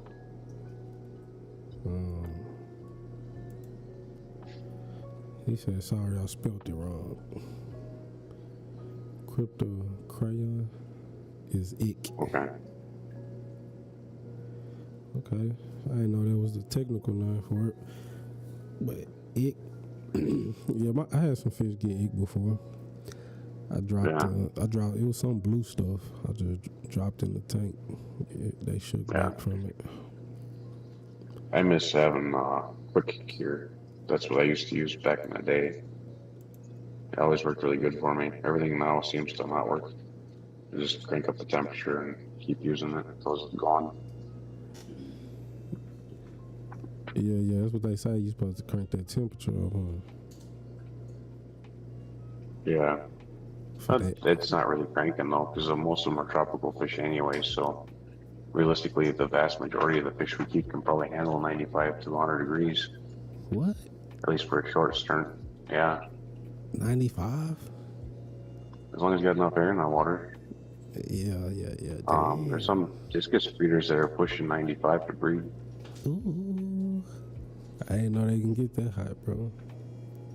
It depends on the fish, but yeah. Yeah. Well, I'm pretty sure. I live in northern Wisconsin, and I get back into some of the shallow back bays, and that water can be 95 degrees if it's tannic. You're pulling bass and pike and bluegills out of it like it's nothing. Ah, man, that's crazy. Well, you throw a salmon in there and that thing's dead. Or if you catch a muskie out of it, it's gonna die. Yeah. You run all your tanks with heaters or not? Not all of them, no. But I run the house at least 76 degrees. Yeah. And then a few of the tanks that I do heat, usually I run them around 80. They put off enough residual to keep everybody somewhere between 76 and 80. Yeah. Yeah, because the heat, it be fluctuating. Like, say, if you put your heater at 75, your water is not actually 75. Not typically, no. Nah, from what I've been experiencing, because I had got a digital thermometer, and like I say, I try to run my tanks around 78, but when I hit the thermometer on it, man, that mug said it was like 74, so I had to turn the heater up just to get it at that desired temp.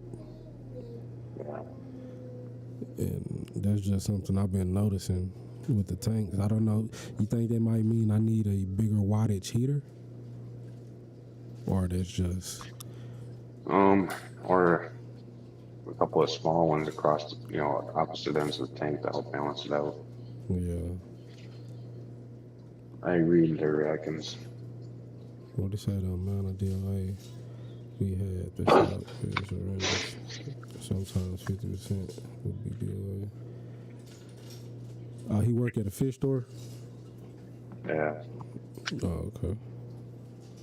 We did, we tried some import shit for a while, and that was pretty bad. Where he at? You'd get me, I'm up in Tomahawk, Wisconsin, Northwoods. Yeah, no, I was saying where Ack at? Oh, Atkins, he's I know where he is. Damn, I can't think of it. Oregon. Oregon? No, I don't think so. Where you at Atkins? You say he was trying to ship something to you, and it. No. Oh, okay. I thought you were saying when he's working at the store. No, when I was working at the store, we tried importing for a while. Yeah. Okay. To try to increase profits, but you get 100% dead orders. They wasn't making it. Yeah. Yeah. Where y'all was getting them imported from? I don't even remember anymore. Yeah. All I know is one of the fish suppliers that we used to buy from for the Midwest is still in business, and they're also the one that supplies fish to Petco and PetSmart. Okay. As well as all the local fish suppliers. Yeah. Atkins he said a couple small heaters is better than one big one. He said he did. That's usually the best way to go. Yeah. Okay. So he did, but he quit because of life, and he said I couldn't ruin the hobby for me doing that. And he is in Oregon. Okay, that's cool. How you ruin the hobby, man? How you do that for yourself? Dead fish all the time. Oh, okay. Trying to import it. Well, each person handles it differently. So, yeah. Yeah, man. I think the survival rate is real low the farther away the fish are, huh? It depends on the wholesaler. Kind of like Dan's Fishes, trying to work with wholesalers to ship less fish in the bag to increase survival rate.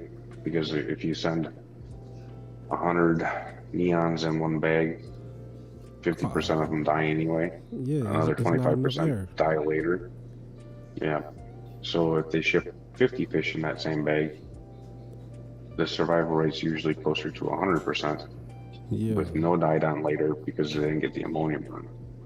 So I get the direction Dan's trying to push for. In some cases it is useful and helpful. In some cases the damage was done before it got to that person. So it realistically needs to be pushed all the way through the whole chain where the collector of the fish is also taking the same kind of care. Yeah. In order to get to where Dan wants it to be, at least. That's like that one guy. He had just got a shipment in, and he was saying how the heat pack had went cold. So he was like, when he do his shipments, he usually get like a 72-hour heat pack, just in case something happens, at the post office. But he was like, if you get a 24-hour heat pack, then your fish got a good chance of dying if that heat go out. Yeah. Well, it depends on where you're shipping from, where you're shipping to. There's a lot of variables that can play into that. Yeah, Atkins said when you open up a shipment thinking it's going to be good, then half the box is dead. It's heartbreaking. Nah, for real, bro. I can only imagine that. I'm pretty sure that's heartbreaking. Said, but I ain't got money for that. So I need to run my own store to be happy doing it. Nah, I feel you, bro. Yeah. Even if you do run your own store, though, Atkins, you still have to deal with shippers, and it's just that then you're eating it financially as well. And it's going to be even more heartbreaking because it's your money that that you're seeing dead. Yeah, it's definitely a lot deeper as the owner than as an employee. I mean, the attachment to the animals is one thing from a personal aspect, but then also having to tie into it the money that you can't recuperate. Yeah. It's like when we were importing, you paid for your fish and they either arrived alive or dead, and that was it. You got no reimbursement. And especially when you in the hobby for just more than the money, and you really love the fish, so like you see them dead, you like, man. Yeah. At that point, are you familiar with like Peplin and Foxy? Who was that? Peplin and Foxy. That's some YouTubers. Okay. Yeah, some YouTubers. So they're a husband and wife that breed their own fish, and then they sell them throughout the summer months because they don't ship in the winter. Yeah. But they only sell what they breed. Okay. So their system works for them because they're a small enough scale and sales that they can make it work. They know they somebody like Dan. Yeah, but somebody like Dan, the volume that he moves, there's no possible way he could ever make enough fish to be able to do it. So he's stuck importing. You saying he can't keep up with the demand, basically? Yeah. Yeah. Because he's got a big enough name now. He's got enough customer base that there's too much demand and not enough fish. But it's more than one importer, so like how could you not meet the demand? Because of the quality. So you trying to make sure. Man, that's why I would. So he's trying to find the highest quality importers, so he has the least amount of loss and is the best life possible for the fish. So he's holding some ethics into it. Okay. Whereas like Aquahuna might not have the same ethics. I don't know that for sure. I'm just using them for an example. I got you. Yeah. But I'm saying this. They import from a bunch of people, and they don't look at the supply chain as much, so they just keep bringing them in so they can meet demand easier. But even they struggle to meet demand, so. But this is the thing. Wouldn't it be easier to have like a quality control team? So you got people that's on the ground actually going to the breeders and picking out the quality fish you want, or making sure it's quality before it gets shipped back to the store. I think it costs more to do that. Yeah. It'll cost maybe. Well, so you have to remember that you're paying American wage for your guy. Yeah. And they're paying usually an Asian wage for the fish. Yeah.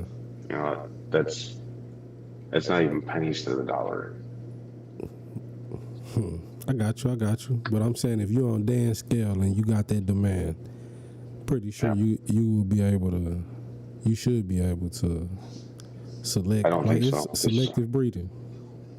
Well, selective breeding, yeah, but he does do some of that with live bearers.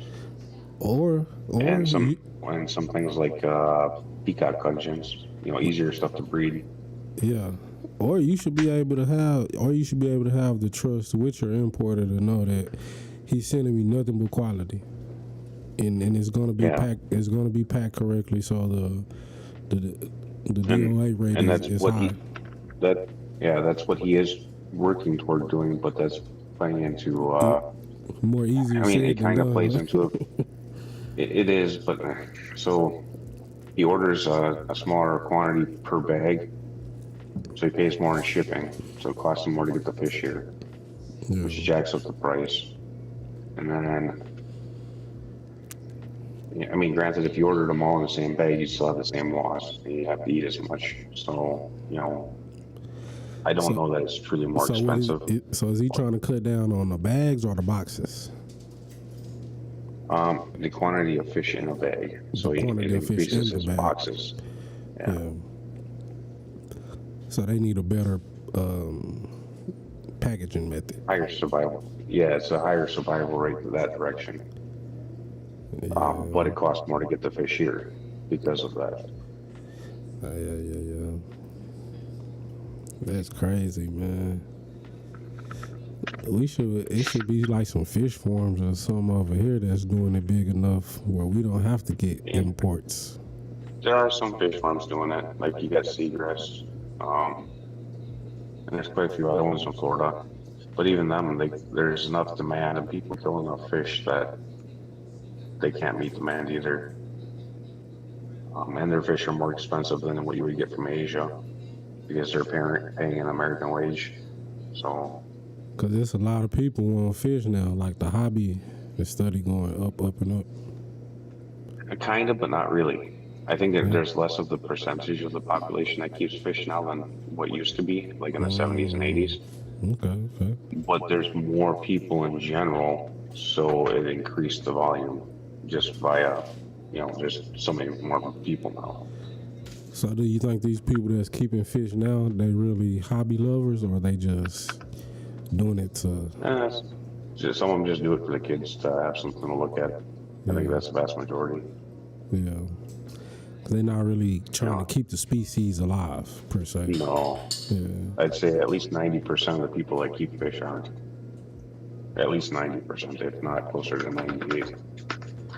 Because I think that's what my fish room would consist more of, more rare fish, like fish that you can't go buy at Petco. So the zebra plecos are endangered, but I keep them because I like the look of them. Yeah. I've got some swordless swordtails that I got only because I needed to fill my box from an order from Dan. They were stupid expensive, but they fit in the box, so I ordered them. I thought they were kind of neat, and that's how I ended up getting those guys. And those guys are also endangered in the wild. But everybody else that I keep, I can't sell endangered fish locally. Okay. Because not because there's a law against it, but because the public won't buy them. Why is that? So they don't like them. Just like they're that. Not. Yeah, it's not a neon. It's not a platy. So they don't find them appealing, basically. Yeah, that's all it is. So they don't have any color. Not really, no. Okay. I mean, the zebras do, but that's too expensive. They won't pay for that.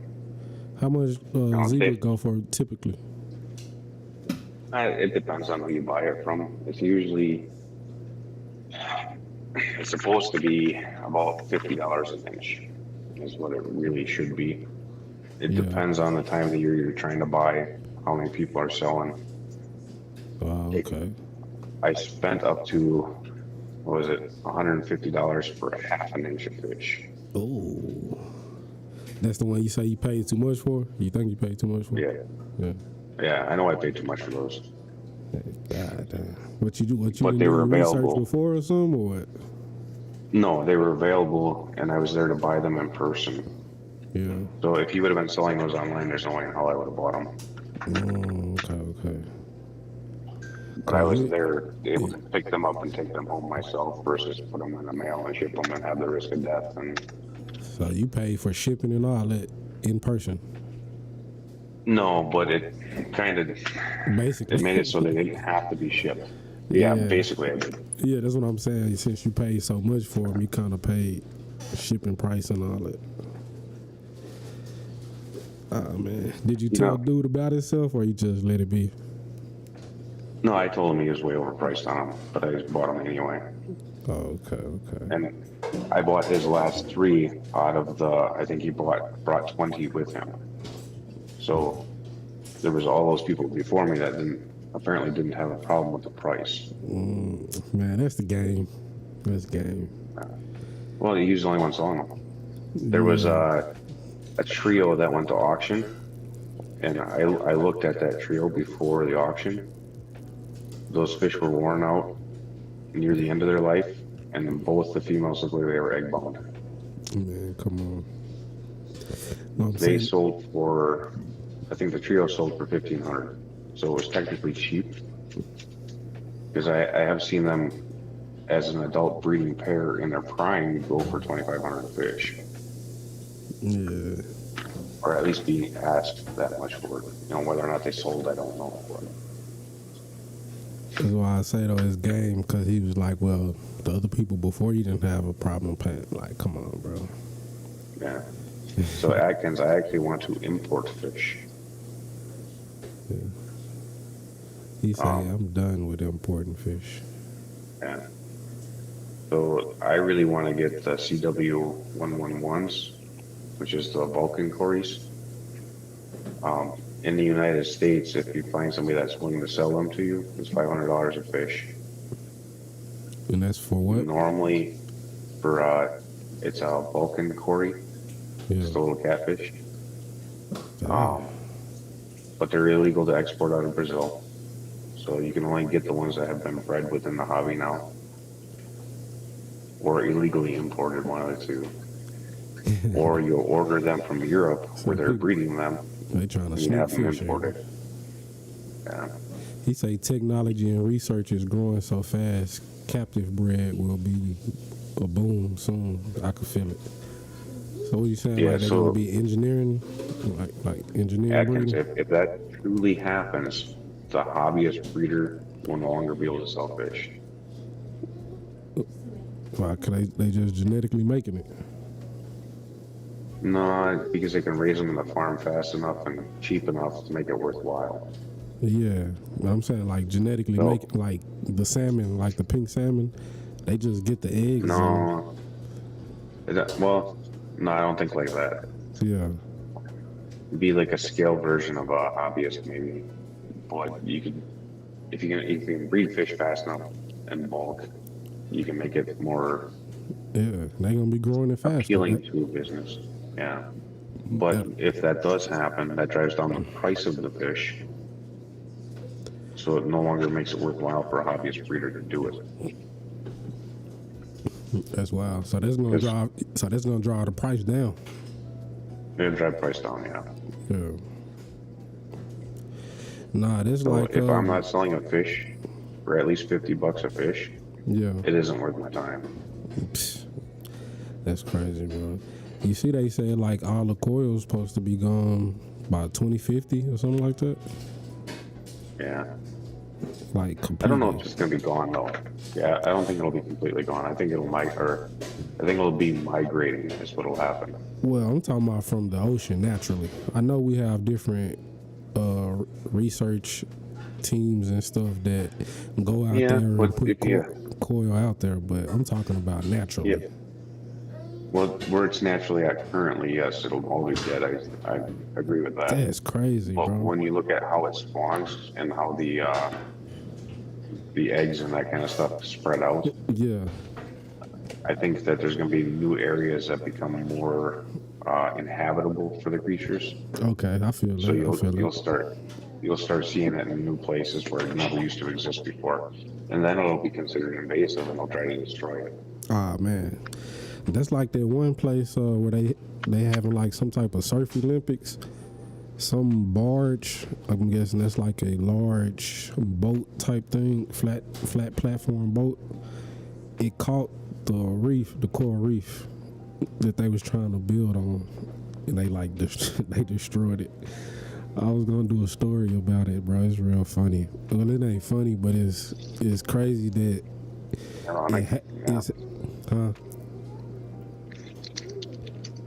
It's crazy that it's happened because they was trying to tell them that they didn't want them to do it anyways, that they could just build on the existing platforms that they had, and they insisted on they do it somewhere else. So they was like, bro, that net caught the core, and they just broke it up. That shit, wow. People have a really big problem with what they consider to be invasives. Like in my area, most of the fish that are in the lakes that are here aren't supposed to be there. But they are there because of, it was in the 1940s, there was a big push for game fishing. Yeah. And to get people involved in the fish and feeding your family off of fish. So they started stocking all the lakes that never used to have large fish in them with panfish or perch or whatever. And they ate the native fish. They ate a lot of the little native fish that weren't usable by people, for food. Yeah. And then they became established. Some of them might have happened naturally by birds or whatever, but I know that originally they weren't native in a lot of the lakes, at least. But now they do it with like muskies and bass, because largemouth bass never used to exist in Wisconsin at all. They brought them up there. They did, and they did good. So now they're established, and they're however you label that one. But at some point in time, these waters are going to probably become too warm for those fish to survive anymore. Yeah. At which point, I mean, Oscars would be able to survive, or South American fish potentially, but those will still be sought at or looked at as invasives, technically. Man, that's crazy. Even though our lakes are already full of invasives. So they gonna try to bring some in to eat those. Yeah. That's kind of how they started that stuff in Florida, man. In the Everglades. Yeah. They tried to bring some in. Everglades is a whole different story. The vast majority of that, I think, was done with hurricane hitting the farms. Oh, okay. I'm really confident that's the vast majority of the invasive species down there was the hurricane damages. Yeah. I think Funk was kind of Aqua Funk. He was kind of explaining it though, bro. Yeah. I don't think I seen that one. Yeah, well, it was on a live one night. He was kind of explaining it. He was saying how they brought something in to eat something, then they tried to bring something in to eat that, and kind of they do that all the time. We have those Asian beetles here now, really bad in Wisconsin, because they brought them in to eat something else, and they brought in something else to eat something else, and they brought in something else to eat something else, and it snowballed, and all of what they brought in is invasive. Yeah, nah, that's crazy, bro.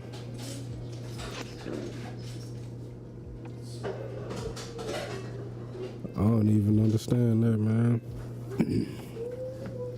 Yeah, I don't fully get it. It's one thing if you treat all invasives as invasives, but you don't get to select and choose what you decide wants to be invasive, and or what you decide is invasive and what isn't. Yeah, he's just making the situation worse. Yeah. That's wild. For real, man. Yeah. I'm sitting up here trying to... Just people being people. We're always meddling. Shit. Messing up something, that's what we be doing, bro. Messing up the environment. Yeah. We already jacked that up. It's going to do its thing. I mean, whether it was directly caused by us or if we just helped accelerate it a little bit or whatever, I really don't care on that. It's happening, so that's all that really matters. Yeah, nah, you see they, in some states, they done passed a law to stop those chemtrails. The what? The chemtrails. I don't know what that is. Like it's like something that the planes was leaving in the sky. It's like jets. Oh, that. Yeah. Yeah. There's been so many controversial things about that stuff. Yeah, well, in some states, bro, they done passed the law where they don't even want that flying in the sky. Yeah, I don't know how they're gonna stop that. They gonna mess with it. Tell them knock it down. It's unidentified. Yeah. Well, the only way they can stop it really is to remove their airports from the state. Yeah. Make it a no-fly zone. Yeah, cause buddy, they taking off from somewhere, huh? From gotta be taking off from the airports. Yeah. And if you have an airport in your state, you're promoting it. Yeah, nah, that's wild, Doc. My little daughter ain't trying to hear it, bro. She up. You got kids? Yeah, they're all grown up though. Ah, man, I got babies. My daughter 2. That's my youngest. We got 5 and 2 7s. Yeah, I'm happy to be past those stages. He say he out the game. Yeah, I'm at the grandpa phase of life. Yeah, no, I'm just getting started, bro. Yeah. My granddaughter is going on 7. Your granddaughter's brother. So your granddaughter is the age of my sons. Yeah.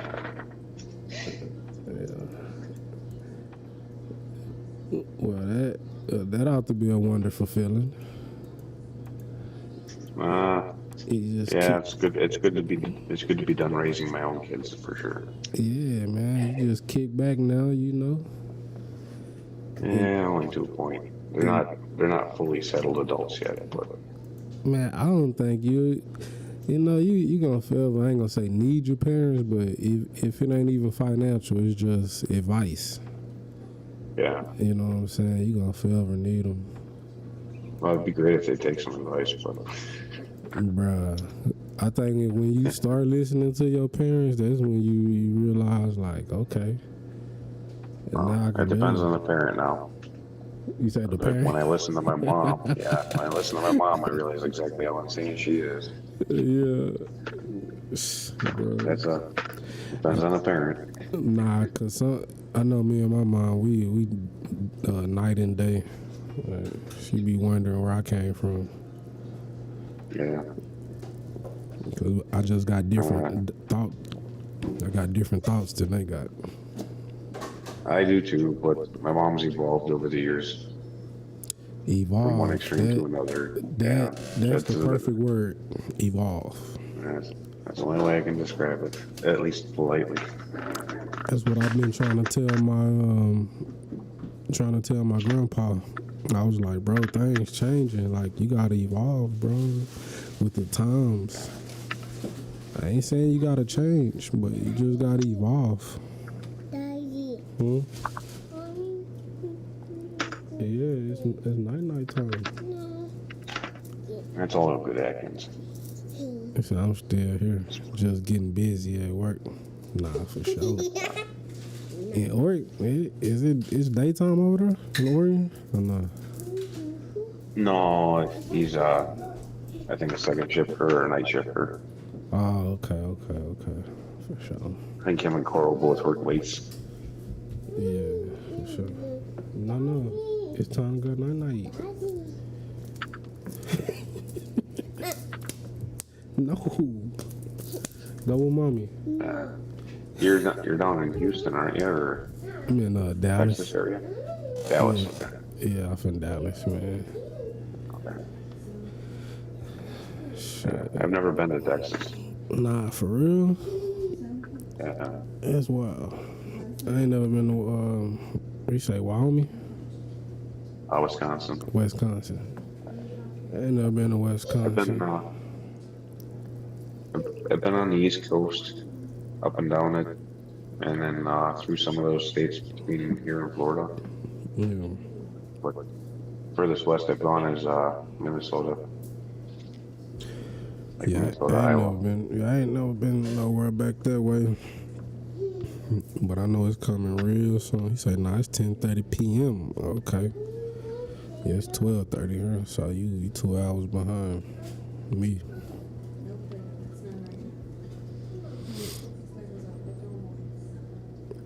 But yeah, though, I ain't never been up that way, man. It's cold, snowy, frozen. Yeah. He said cold, frozen, snowy. Shit.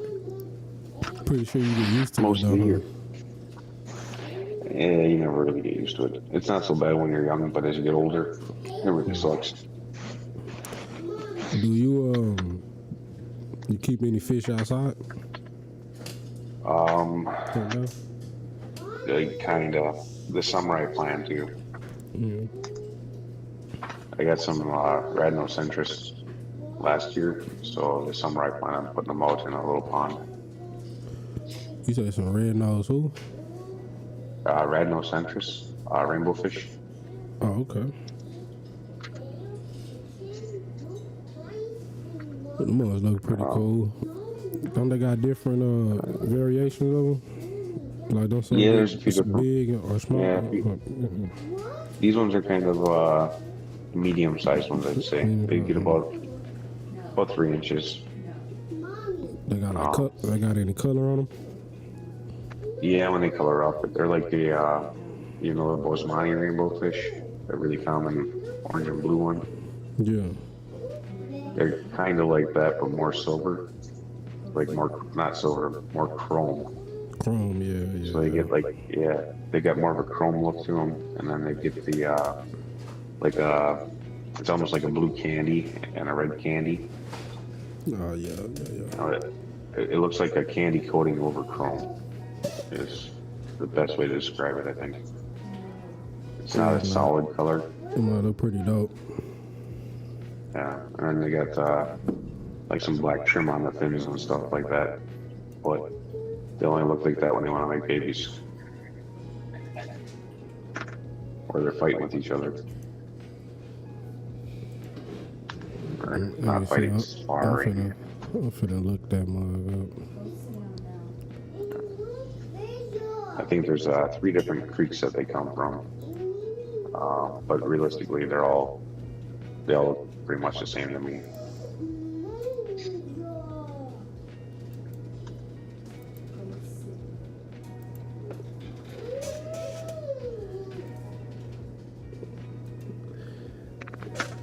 And you said it's called a red. I'll spell it.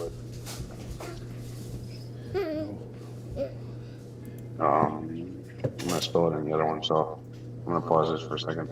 All right. So.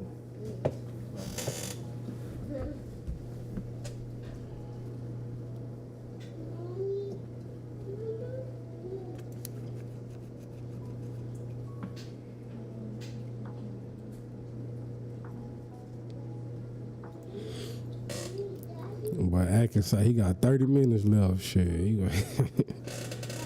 trying to get up out of there. I feel you, Doc. All right. He say I do it all mornings, afternoon, and swing shift. Yeah, screw that swing shift stuff. That's not normal for a person. I can do second, I can do third, and I can do first, but I can't mix them up. Bro, your sleep schedule have to be crazy. Yeah, it was crazy when I was a third shifter because you never slept on Sunday and you never slept on Friday. Yeah.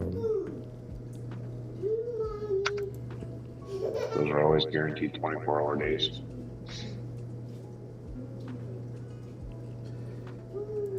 Yeah, nah, man, that got to be wild.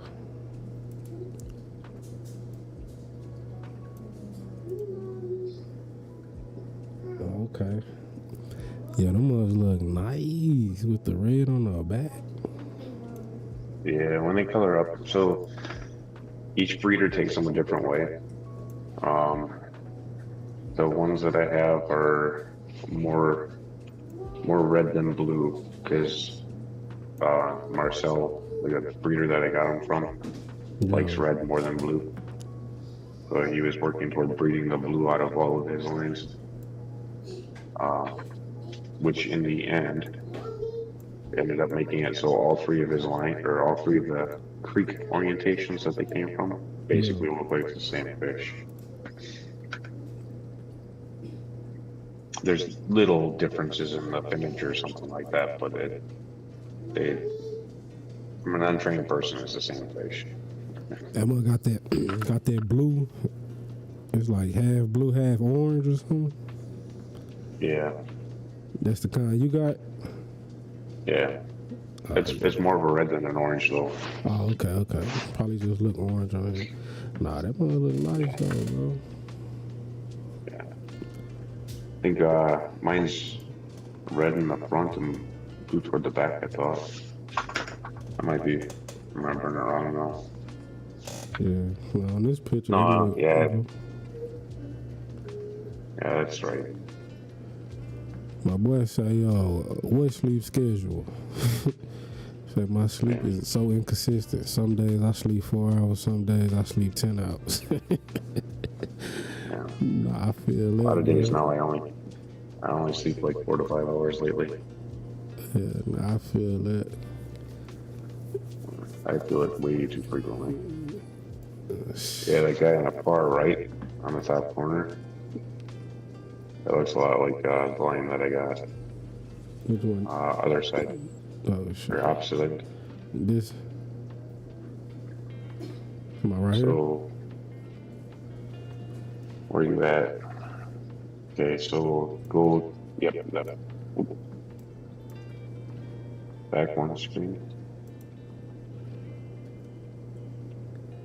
Yeah, those guys there look pretty similar. To the left. Yep, that guy. Right here? Yeah, they look pretty similar to that, but not as brilliant. Yeah. Or even that one that's the second one down.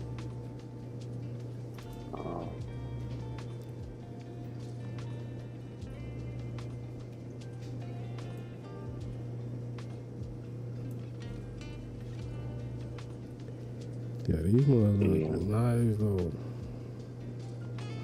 Yeah, the next one over. Which one? Which one? Yeah. The one that's just right next to it, but down below. Right So scoot your cursor over. Oh, on that page. Yep, that guy. Or you were on. I think it must be like a little delay. Yeah, there's a little delay. Yeah. I'm sure. Yeah, that next one over.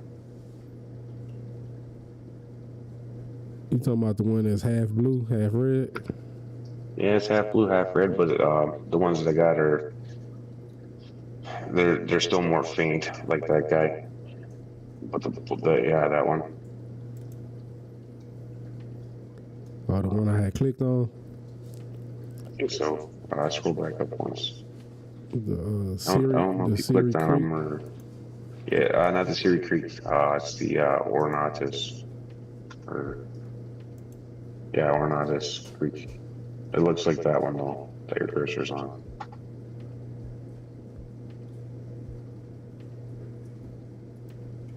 Yeah, they look very similar to that. Oh, okay. Nah, them ones look nice. Yeah, the black is a little bit more prominent than that is on that one though.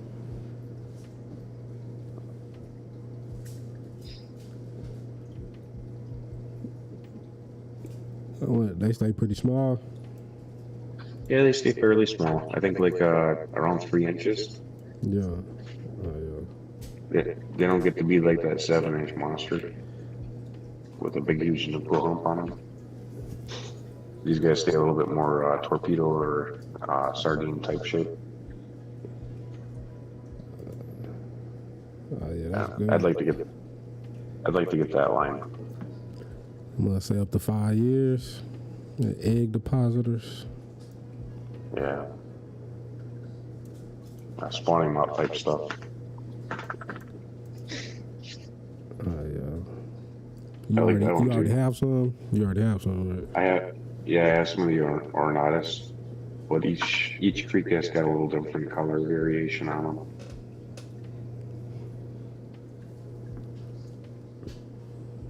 There's a lot of different ones out there.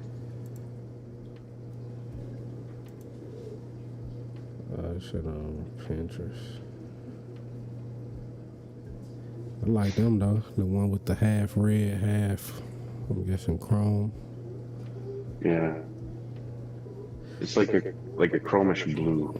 Yeah. When people say though like rainbow fish, I be thinking of like these.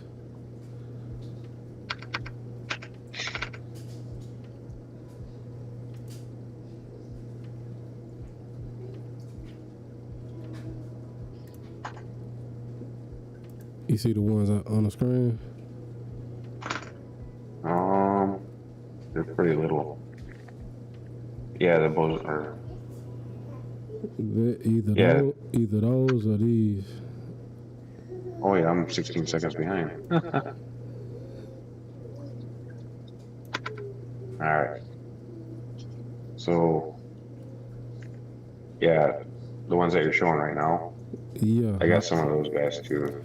Oh, okay. Yeah, when people say rainbow fish, I either think of these or these. Yeah. At least I think those are the ones I got.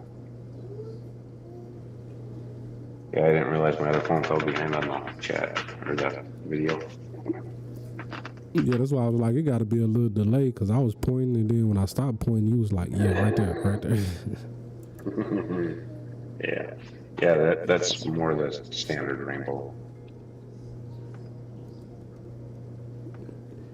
Yeah, them nice too. When those guys get old, I don't like the look of them with the great big nipple humps on them and stuff. And they get a hump on them too? Like the cichlids? Let's see, like a flower? Try, not quite like that. It's, they get a tiny head, but right behind the head, they get like really big shoulders, I guess you'd say. They don't go wider though, they go taller. So it'd be like taking a bluegill and putting a shiner's head on the face of it. Let me see. It gets a weird shape to it.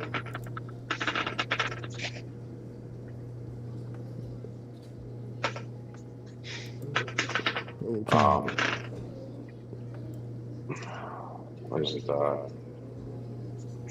Millennials, maybe? They might have a decent one that shows it. Or Millennium. Millennium, what's that? Yeah. Millennium Rainbow, I think it's called. Oh.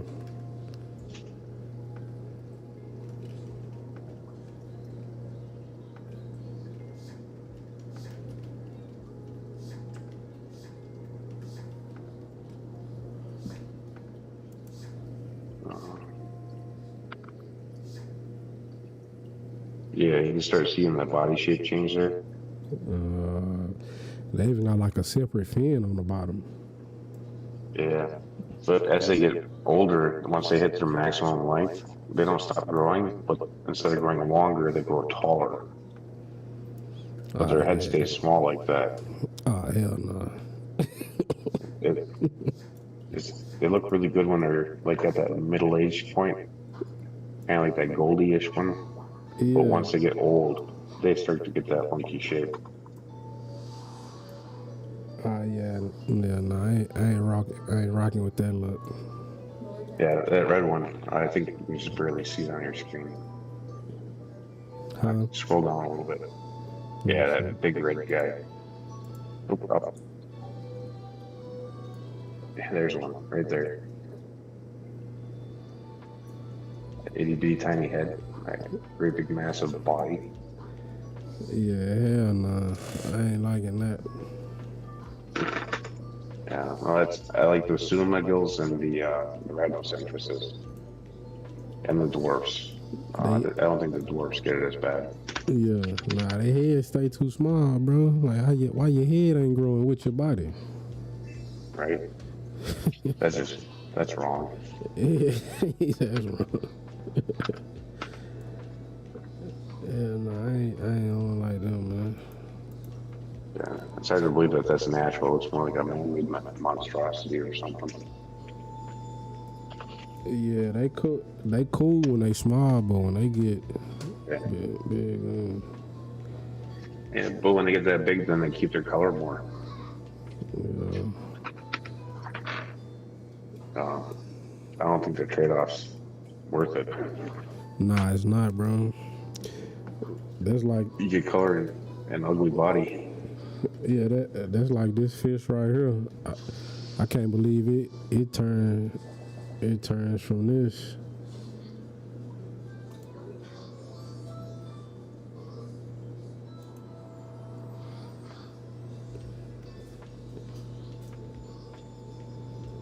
They ain't got no good picture that much.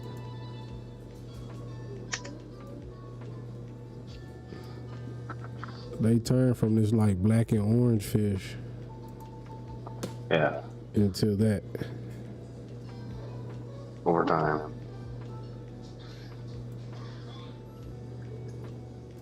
Like that's not a good trade-off. No, I don't think so. You know, when I first started keeping saltwater, I wanted one of those fish so bad. Yeah, it's like the fish that you really want is hard to keep. It also gets really big. Y'all get really big. Yeah, I think it's like 24 inches tall or something like that. Like, yeah. Like this fish right here, this mug get big, and I think it's hard to keep. This the Moorish idol. Yep. Like the mugs, I think they real like finicky eaters or something. Yeah, I think so. But I like that style. But I mean, just keep a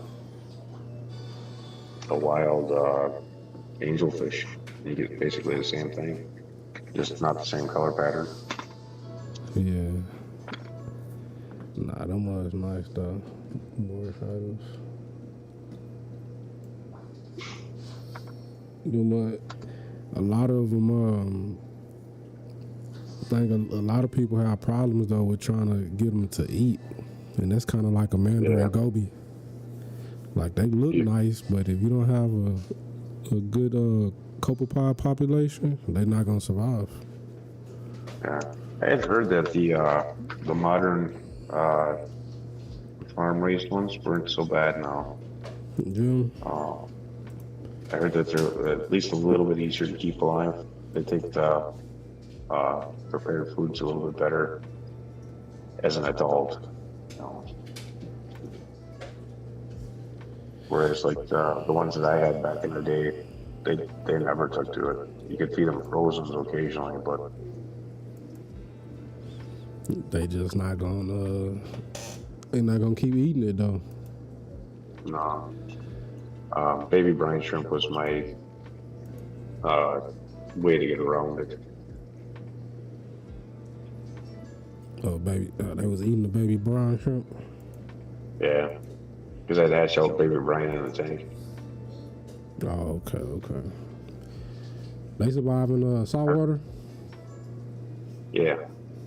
I don't know for how long, but they're supposed to be able to survive in saltwater, and I haven't been able to get them to transition over yet, though. Because they technically come from an extremely salty environment.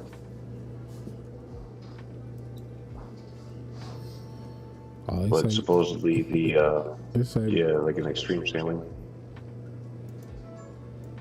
Let me see. And I hatch them out in essentially brackish water. Yeah, they say brine shrimp also need salt water. They are tough and can handle very different amount of salt. Salinity is usually measured in parts per thousand, which means the number of grams of salt which means the number of grams of salt in a kilogram of liquid. Brine shrimp do best in the salinity of nearly 2 tablespoons of salt per quarts of water. So they need salt water. Yeah. But I think naturally they come from an extreme salinity level. Yeah. They can survive. Depending on where you harvest them from, I think. 30 to 330. I remember I think actually it said from 30 to 330. Yeah. I'm guessing that's parts per thousand. Bro, that's salty. Really salty. Yeah, it's really salty. Yeah. So I guess like the pink flamingos. Pink flamingos get their color from them. No. Hell no. I don't think it's the ones that we use, but a variation of them. So I wonder, I guess, is that why they call it briny in the cooking industry? Yeah. Because you know how you let the flavors and stuff soak in whatever you're brining? I think so. So they call it. Well, so there was also brining the salt for like curing back in the day, like a really long time ago. Yeah, that's what they call it, briny. Yeah. I think that was before we knew what brine shrimp were, though. So brine shrimp probably got their name from the brining process. Because they were so salty. Yeah. That makes sense. That makes sense. I think there's the pink flamingos are in a salty lake in Africa, if I remember right. Yeah. And it's also like a high sulfur content, which is why the brine that are in there give them the pink in their colors. So they naturally saltwater creatures. They can only survive in fresh water for a few hours. Supposedly. So when I was raising lots of baby angels, I'd overfeed and the rams and stuff. And when I'd feed before I went to work, when I get home from work, if they didn't eat them all, I'd still see them swimming around. Yeah. You never froze them? You know, it's a good 10, 12 hours. No, I don't freeze them. Yeah. I tried at one point, but I just feed it to the rest of the tanks. Yeah. Because that's what they were saying. If you got too much, you could freeze it. You can, but I mean, realistically, when you're feeding a fry, they kind of need it moving to trigger them to eat. Okay. Once they get past that point, then you can pull off the toes and stuff. But at that point, you might as well just feed them flake because it's cheaper. Yeah. Did y'all what you say you had some clownfish, huh? Yeah, back in the day, they were the little Nemo farms, sea bays or whatever. Yeah, what is oxalaris, I think? I thought it was sea something. Oh. You ever get those to breed or not? No, I only kept one at a time. Oh, okay. They were expensive back then. Yeah. Nah, they got some expensive clownfish now, bro. The regulars not so much, but like the designers and all of that. Yeah, I think now you can get the regular ones that I was keeping back then. Now you can get them for like $16 or something. Yeah, bro, and the ones when I was buying them back then, they were still like $50 a fish. Are they in the wild like that, or are they genetically doing that shit? Cause they got storm, ice, bird. No, that's they're doing that. They're doing that by selective breeding. Yeah. Yeah. Okay. Cause I'm like, bruh, they got Picasso clownfish. Yeah. No, it's easy to spawn clownfish, but it's really hard to raise a fry. Yeah, to keep them alive, huh? It's some kind of what is it? You gotta kind of, from what I saw, I think you gotta kind of have them in like a tumbler, kind of like the brine shrimp, or like something to keep them moving. The eggs, the parents will keep them alive. It's the food is a problem. Okay. The fry are so small. Yeah, you need some. It's basically, I think it's smaller than saltwater, or it'd be the smaller version of paramecium. Yeah. Essentially. Yeah, but the saltwater version. I don't think there's brine. It's something though that they pour off in there with them and keep them alive. Yeah, it basically looks like a milky cloud. Yeah. And I don't remember what the creature's called. It's essentially like a saltwater paramecium. Oh yeah, that's wild. Goddamn saltwater fish, bro. Yeah, that's one of the reasons I don't want to get into them. Because if I do, I'm gonna want to breed them, and then I'm gonna have to try to figure out how to do that. Yeah, it's just gonna be a whole another chapter of the book, man. Yeah, maybe when I retire, but I ain't got that kind of time in my life right now.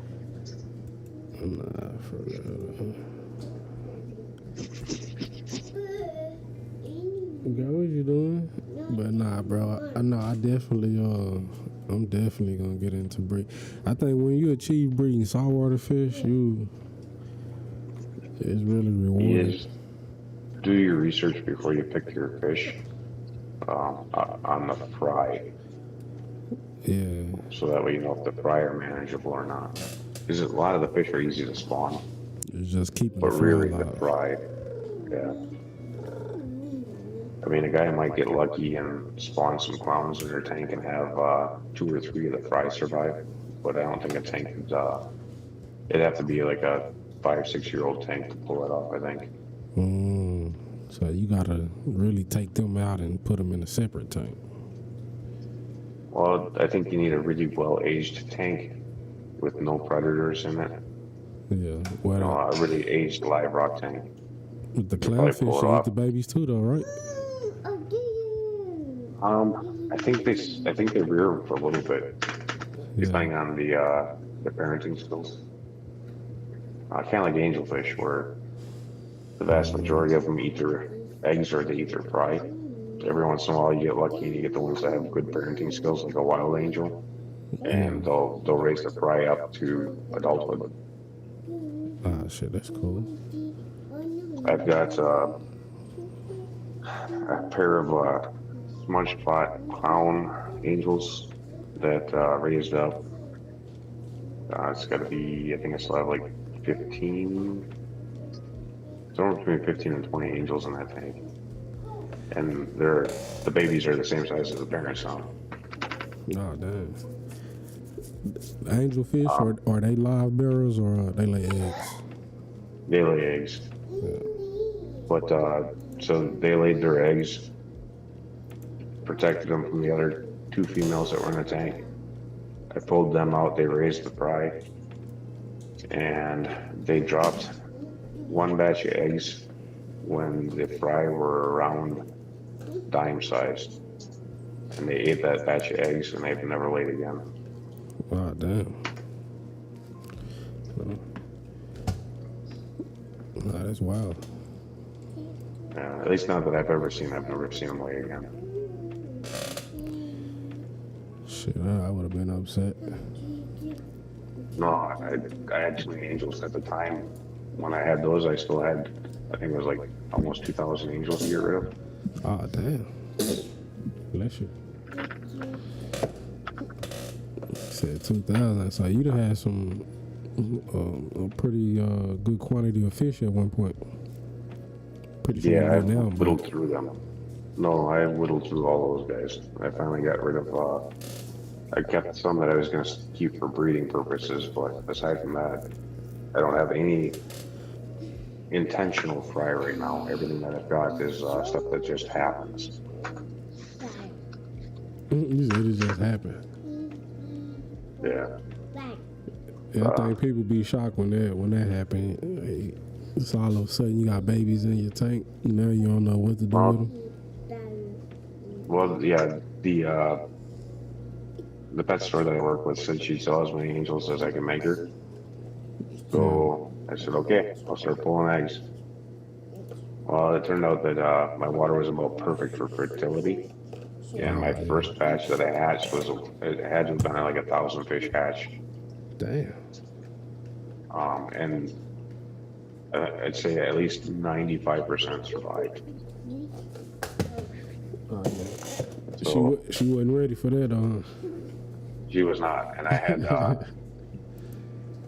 what was it? By the time I had gotten back in to talk to her again, I think it was 2 weeks later, I was on my 3rd batch of pulled eggs. And I think the other 2 were probably like around 800 egg hatches. Dang, they have a lot of eggs. Yeah, they can. They're usually not that fertile. Yeah. And the survival rate usually isn't that high. But I happened to be off of work exactly at the right time. So I was here to feed them constantly during, when they hatched. I don't think I could duplicate a hatch survival like that again, but without being on vacation at the exact right time. Yeah. It was just coincidental. I got COVID and had to stay home. So So you was on top of everything. Yeah.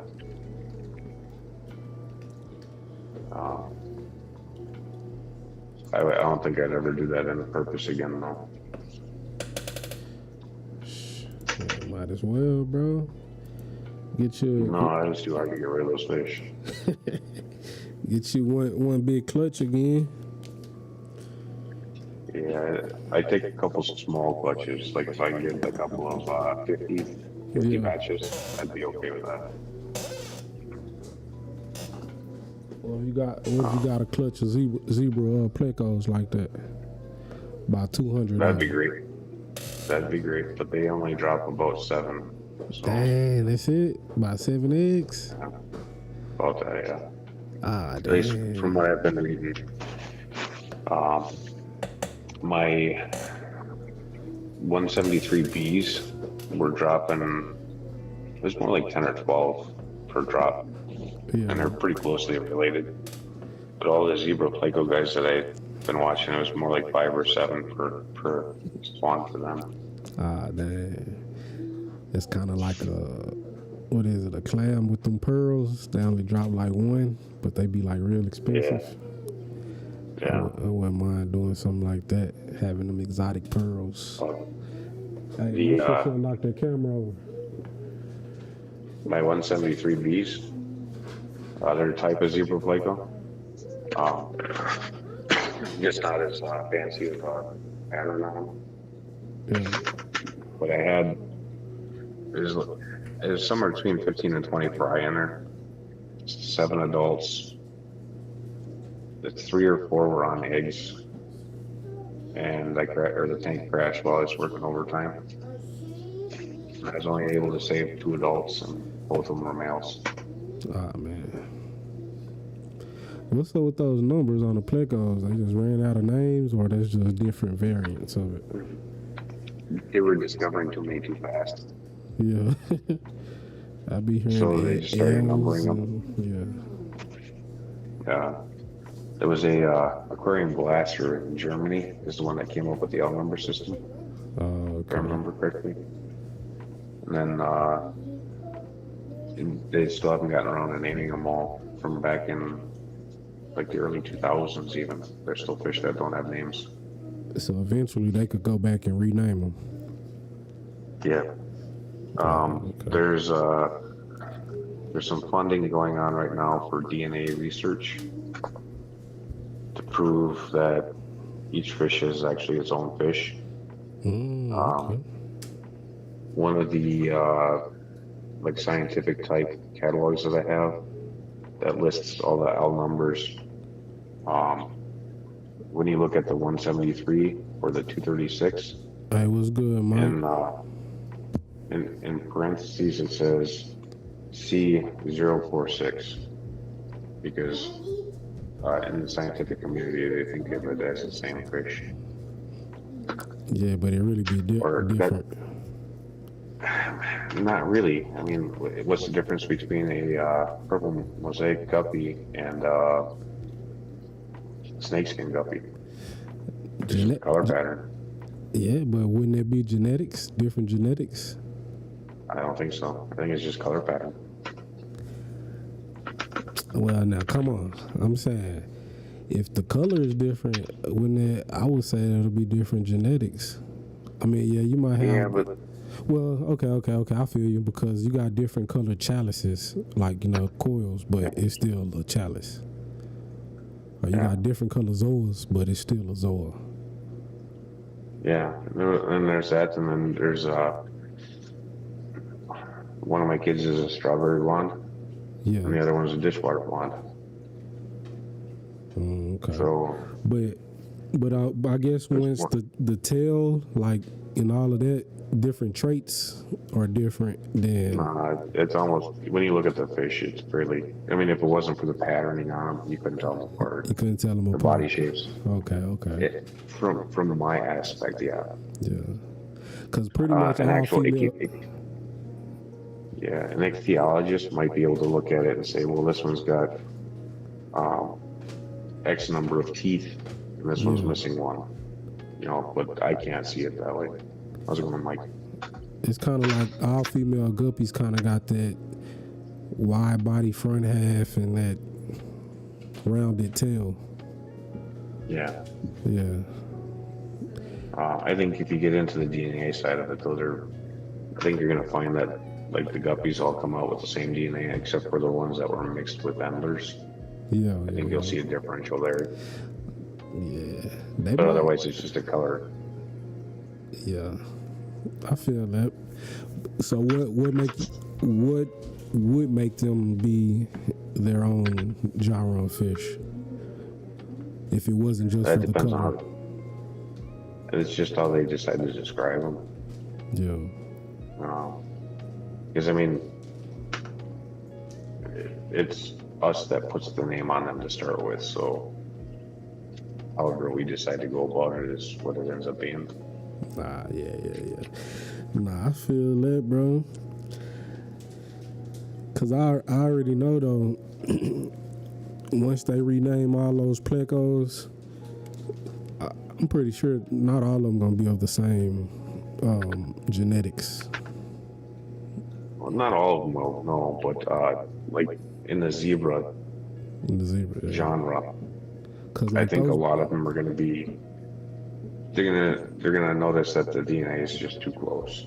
That it's more of a this one developed this color pattern here because it's from the X part of the stream, and this one developed it because it bred with this one.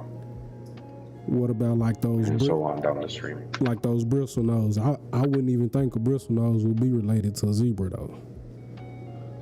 No, not that kind of relation. It'd be more like so within the hypancistris, there's thousands of them. Not all of them are related. What'd you say? The what? Yeah, the hypancistris. Yeah, what's that? So they're the not bristle nose.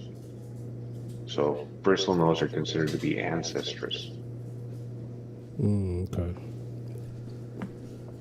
So there's two different genuses there, but within the hypancistris, there's hundreds and thousands of them.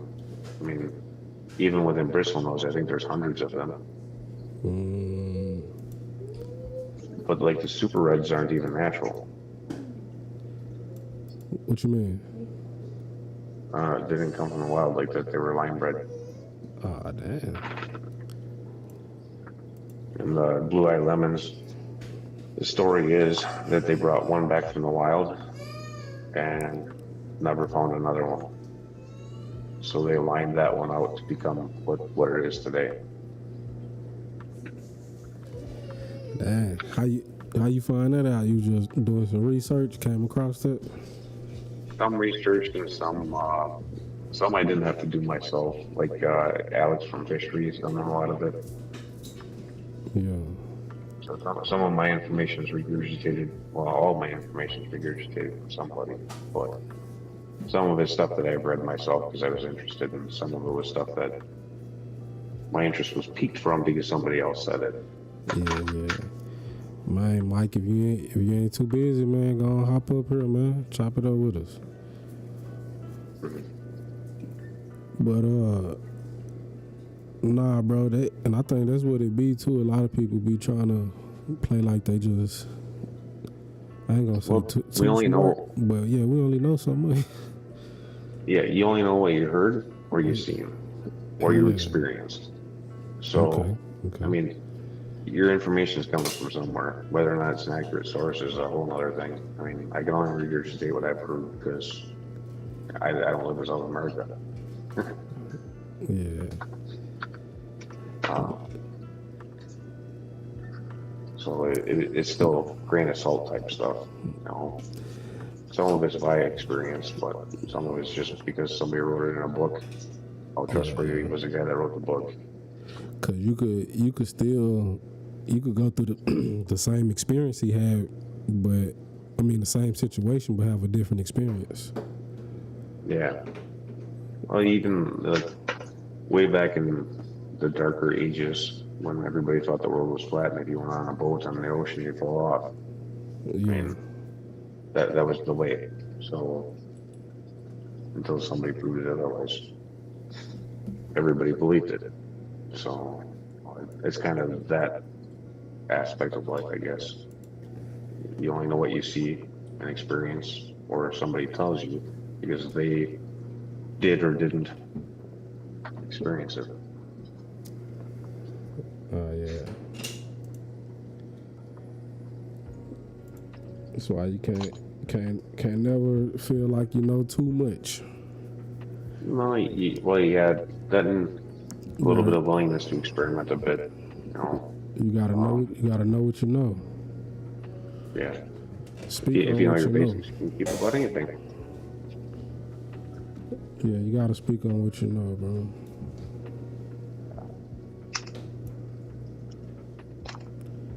That's why I don't really like speaking on nothing I don't really know about. If I ain't been through it, I don't even speak, you know?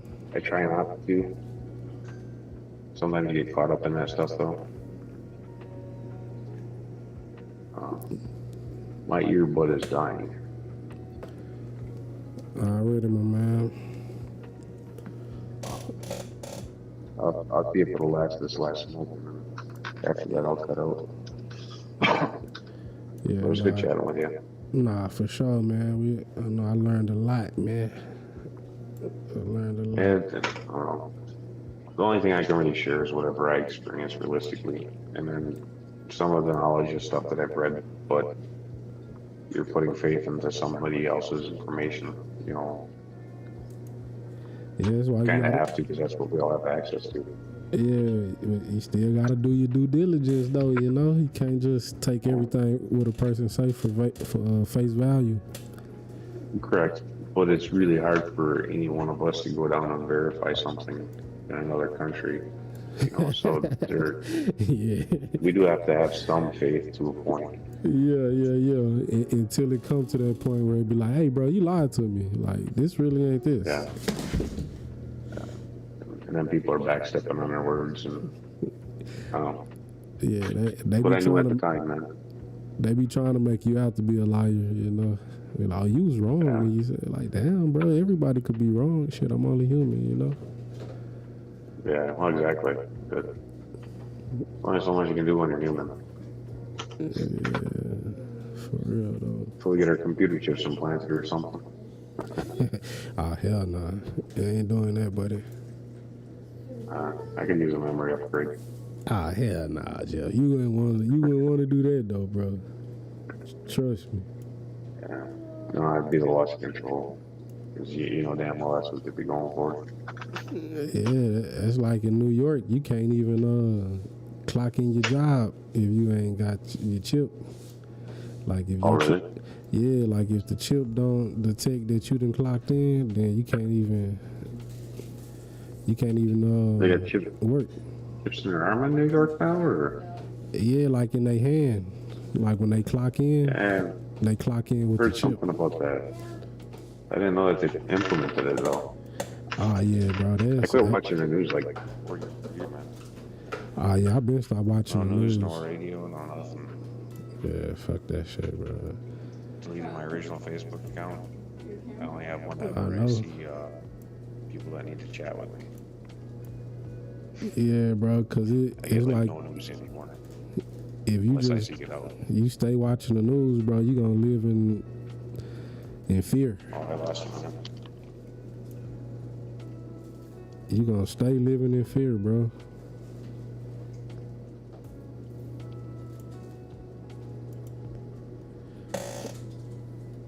That's why I don't. Back. Huh? Oh, 1 second. Can you hear me now, or? Yeah, I can still hear you. All right, just 1 second.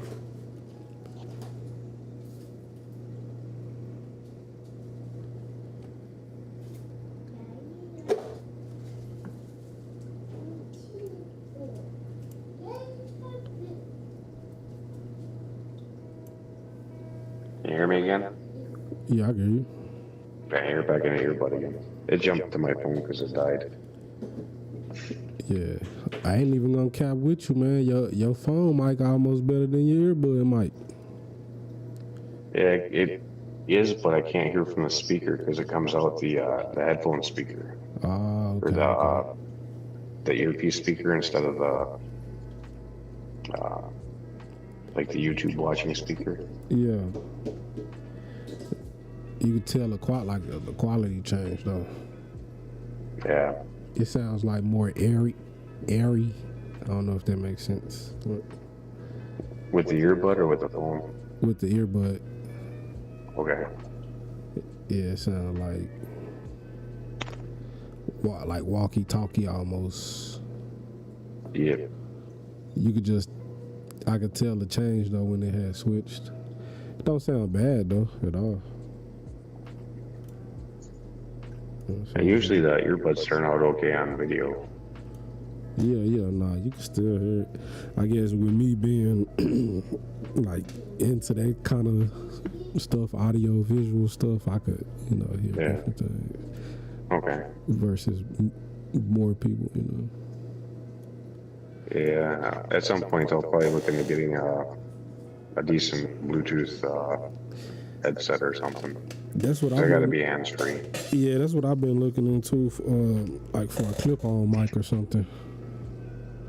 Okay. Yeah, and get something like that. So when I do the videos, like you said, I could be hands-free and still be talking versus having to be right here on the mic. Yeah. Yeah. I know that you watch Depths Unknown. Nah, I haven't never checked them out. Okay. He's got a really good Sunday stream. Depths Unknown. Yeah. What do you do?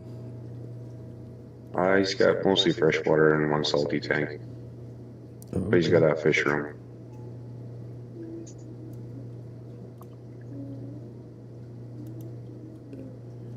Yeah, no, I ain't never checked them out. Let me go add them right now, though. Hit one of his old streams, one of his replays. Yeah. And you'll see kind of what he's using. He used to have a partner named Fishymon. Mm-hmm. Then there was a fiasco, so he's not on the live streams anymore. They got so it he too. uses he uses like iSpeak as a partner now. Depth who? Depths Unknown. I'll spell it out. I got you.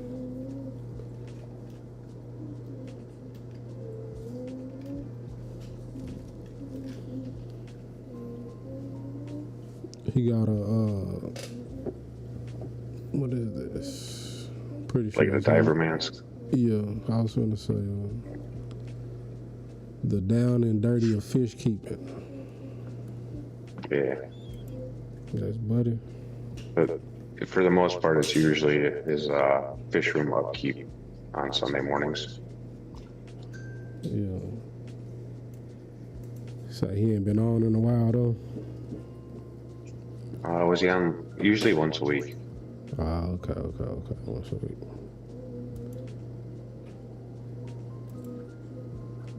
I had a pleco like that before. A little spotted pleco. Yeah. Yeah, I think this one. Let me see. Try to bring it up on the OBS real quick.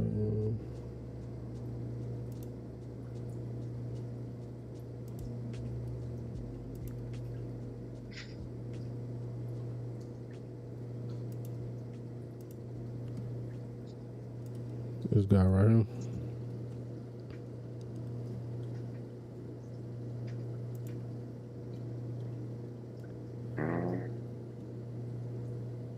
Are you sharing the screen or?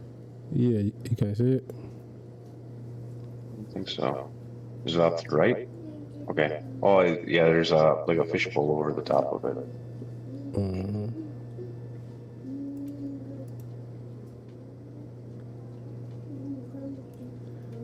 You said it's a fish bowl on top of it. Oh, there we go. Now I can see everything. Yeah, there was like fish swimming around. Looked like a fishbowl. Oh, okay. Yeah, okay, that's him. That was a little delay. They killing us with the delay, bro. Yeah, it even says I'm on time. But yeah, that's him. Jason's a good guy.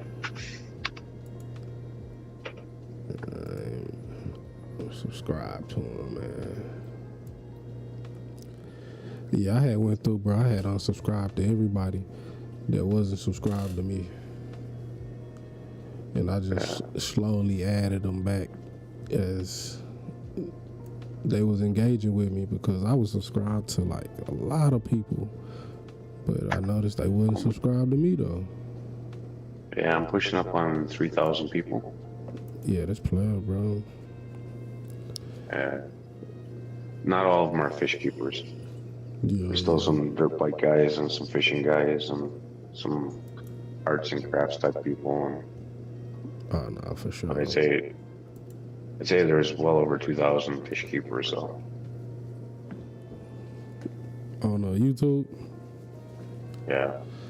Yeah, nah, it's a lot of people. A lot of people keeping fish on YouTube, bro. Whenever you get into any genre or niche or whatever, there seems to be quite a few doing it now. Yeah, like pre-COVID, not so many, but once COVID hit, everybody was a YouTuber. That's funny. How you get into it? I used to play World of Warcraft. Yeah. So I used to use it for at first watching tutorials and then making tutorials and then sharing some like guild raids and PvP stuff. Then YouTube introduced copyrights and they deleted my channel. Damn. Yeah. I remember when to monetize your channel, you didn't have to have no requirements. It was like I think 100 people back then, or yeah, if you had 100 subs, and I think I had like 400 or 500 in the guild. So I I could have been monetized. I just wasn't. It must even been before that, bro, because I know I didn't have 100 subs, and I already had the monetization stuff. But at some point they took it away. Yeah, they took it away, and then they gave it back, and they took it away. It was just I think in 2016, it was 100 subs, and then it went up to 500 subs. Yeah. I remember watching a dirt biker that was his living, was making YouTube content with a dirt bike. Mm-hmm. And I think he had like 105 subs, and then he got the notification that they were pushing it to 500. So he pushed his Patreon super hard so he wouldn't lose his money. Yeah. Then he hit his 500 subs, and then after he hit 500 subs, it was like a year later, and he had 25,000 subs. Damn. Yeah. His channel, it was around for a long time, and it finally just, once he hit like that 500,000 subs, it just exploded. Took off. Yeah. What kind of you've seen Fathom Aquatics around? Fathom? Yeah. Yeah, we was on his channel. Wasn't it last night we was on there? Yeah, his channel's really new. Yeah. And he's already monetized. I don't think his channel's a year old yet. That's how I plan to be, man. Just like that. Yeah. I've had this channel since like 2014, I think. Yeah. And yeah, I've never pushed it or nothing. I'd make some riding videos when I go out riding a dirt bike or whatever, but they weren't really edited in a professional fashion. It was more of just me sharing it, so I could upload a bigger file to YouTube and then share it on Facebook. Was the purpose of it. So you were sharing stuff on Facebook too? Yeah. I deleted that like a year and a half ago, my original Facebook. Oh, okay. I was done with the world's news. Bro. It was just all garbage anyway. Nah, for real. Like when Facebook first came out, I was on there, but after a while, I kind of slowly got off of it. I was really involved with trail building on some dirt bike trails and stuff. Yeah. And that was our way of communication. And then I was also one of the managing mods of our club page. So it was kind of needed. When we finished that last section of trail and it was all done, I deleted my account and just walked away from everybody. I said, all the manual labor's done now. Find somebody to maintain it local. They probably wondering where you at, Doc. Yeah, there's quite a few of them trying to reach out for my kids and stuff. Yeah, man. Yeah, when I walked away, it pissed off the other guy, because I was one of the original founders of the club. Yeah. And the other one was, he knew about the club starting, but didn't get involved because he was kind of a selfish type person, where it was him first. And then he would help out if he had time. But he became really involved also, and it kind of became his baby in a way. Just because he had more experience with single track riding and that kind of stuff. So we kind of let him take the lead on design, and then we would do the labor implement portion, and he would help as he could. But after we finally finished the first phase, he got a lot more involved in the second phase and broke his shoulder. So he ended up having to sit that out for a bit. But he finished the final third phase with less help. Treating everybody like shit, huh? Well, he didn't really treat everybody badly. It's just it was timing. The third phase we finished at the first year of COVID, so it was horrible timing. People couldn't come and help because of all the mandates and the restrictions, and we were pretty limited. I mean, for the most part, 6 of us built the entire trail system, which was, I think, 30 miles of trail.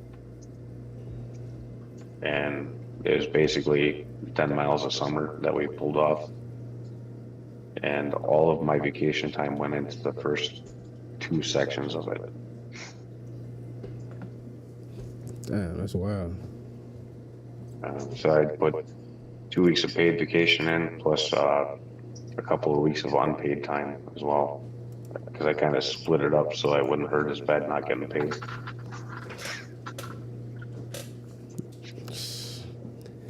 He said not getting paid. So you was just doing some free work, Doc? Oh yeah, trail work's 100% free, and donations on top of that. So it's like paying to work. So you be riding the dirt bikes too, though? Yeah, I haven't in a couple years now, just because. So you was using the track too, though? Oh yeah. Yeah. It's just when I got COVID, my body got kind of messed up. Okay. So I struggled with equilibrium for quite a few years. I got it under control with basically Claritin. It's got something to do with it's got something to do with like a sinus and a ear thing. Yeah. But the Claritin made me not have the vertigo and stuff like that when I was on the roofs. So it worked out on the dirt bikes. After I got COVID, I'd randomly fall down for no apparent reason. So I kind of figured that I should probably lay off the bikes for a while. Yeah, it was too dangerous. If I randomly fall down on a bike, it probably wouldn't turn out well. Dang, that's wild. Something happened to make your equilibrium off, or that's just? I think the sinus infection is just too bad. I have to go to a doctor and actually get it rounded up and squared away at some point. I just keep putting it off because I can function. Usually, as long as I can function, I don't mess with the doctor. Nah, for real. You see, like once they get you on them medicines and stuff, shit, you be hooked. Yeah, that makes it worse. I mean, the side effects are a lot of times worse than the cure. Exactly, man. It's like I had bad allergies, and I just rather deal with it than to keep taking the allergy medicine and shit. Yeah, I think what I really need is an antibiotic. But they're getting really scarce on prescribing antibiotics now, or at least in my area. Try no natural remedies. I've tried a lot, yeah, and so far I haven't been successful. I'm also a heavy smoker, so that's not aiding it any. Yeah. It just, it is what it is. We all gotta die to something. Nah, for real though. Y'all don't have like a herbal mart down there? No, like the town that I live in is a population of 3,000. Okay. The next biggest town population is like 9,000. Yeah, down here we got like a herbal mart where it have all natural vitamins and stuff. I feel really sorry for the like ethnic people that live around here, because there's no Asian foods, there's no Mexican foods, there's no Indian foods, there's nothing. Nothing. Eventually they gonna build something, bro. Well, they've built their own little restaurants or whatever, but if they go to the grocery store, they ain't getting that. I mean, they can't get that. It's great. The food. Yeah, it's very Wisconsin. It's very Wisconsin food.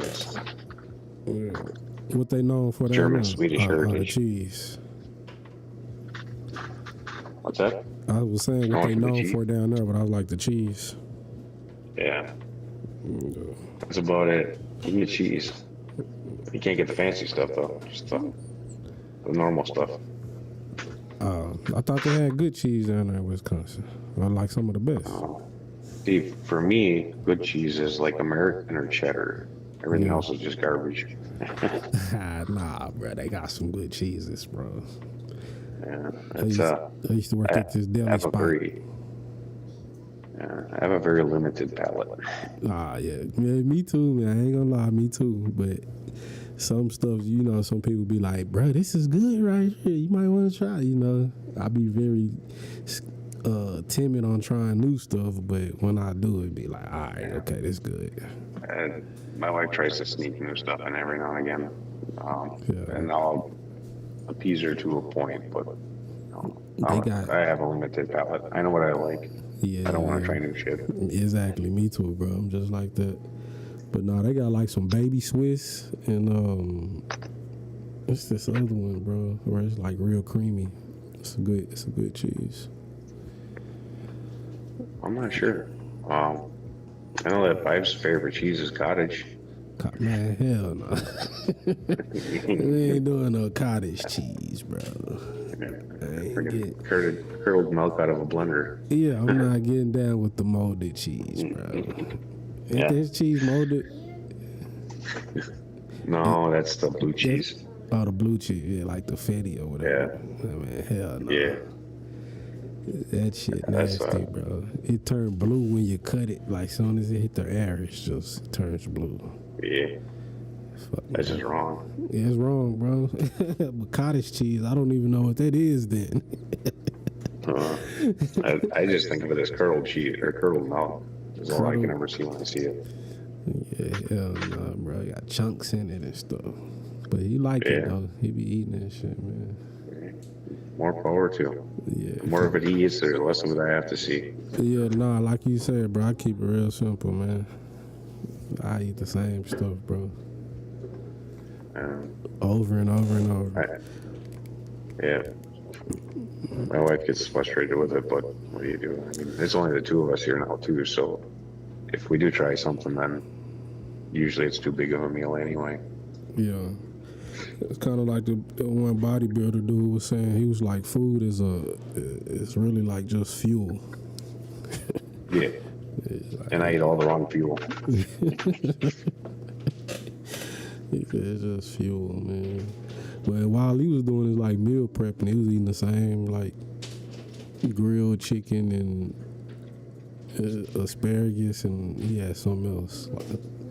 But it was just the same. He had fixed like a whole week of that, and he said that's all he ate. He didn't have a taste for nothing else. I'm gonna mute you for a second here. All right, Jim. So I didn't go anywhere, but Like, for sure. But yeah, he said he was just eating nothing but those type of foods. I'm like, bro, the same stuff every week. What's up? I'm talking about the damn bodybuilder, and then he was meal prepping. He ate the same foods. Yeah, it was just, he had grilled some chicken, had asparagus, then I think it was like rice or something like that. Yeah, steamed rice, that's what it was. He ate that, he said every day, he didn't switch it up. Could you do that? Eat what? The same food every day. Man, hell no. They do like in the Philippines. You just switch up the rice or something. But other than that, you know, it's asparagus and chicken. I couldn't get down with that though. Man, I'm finna go use this bathroom real quick. G, I'll be back.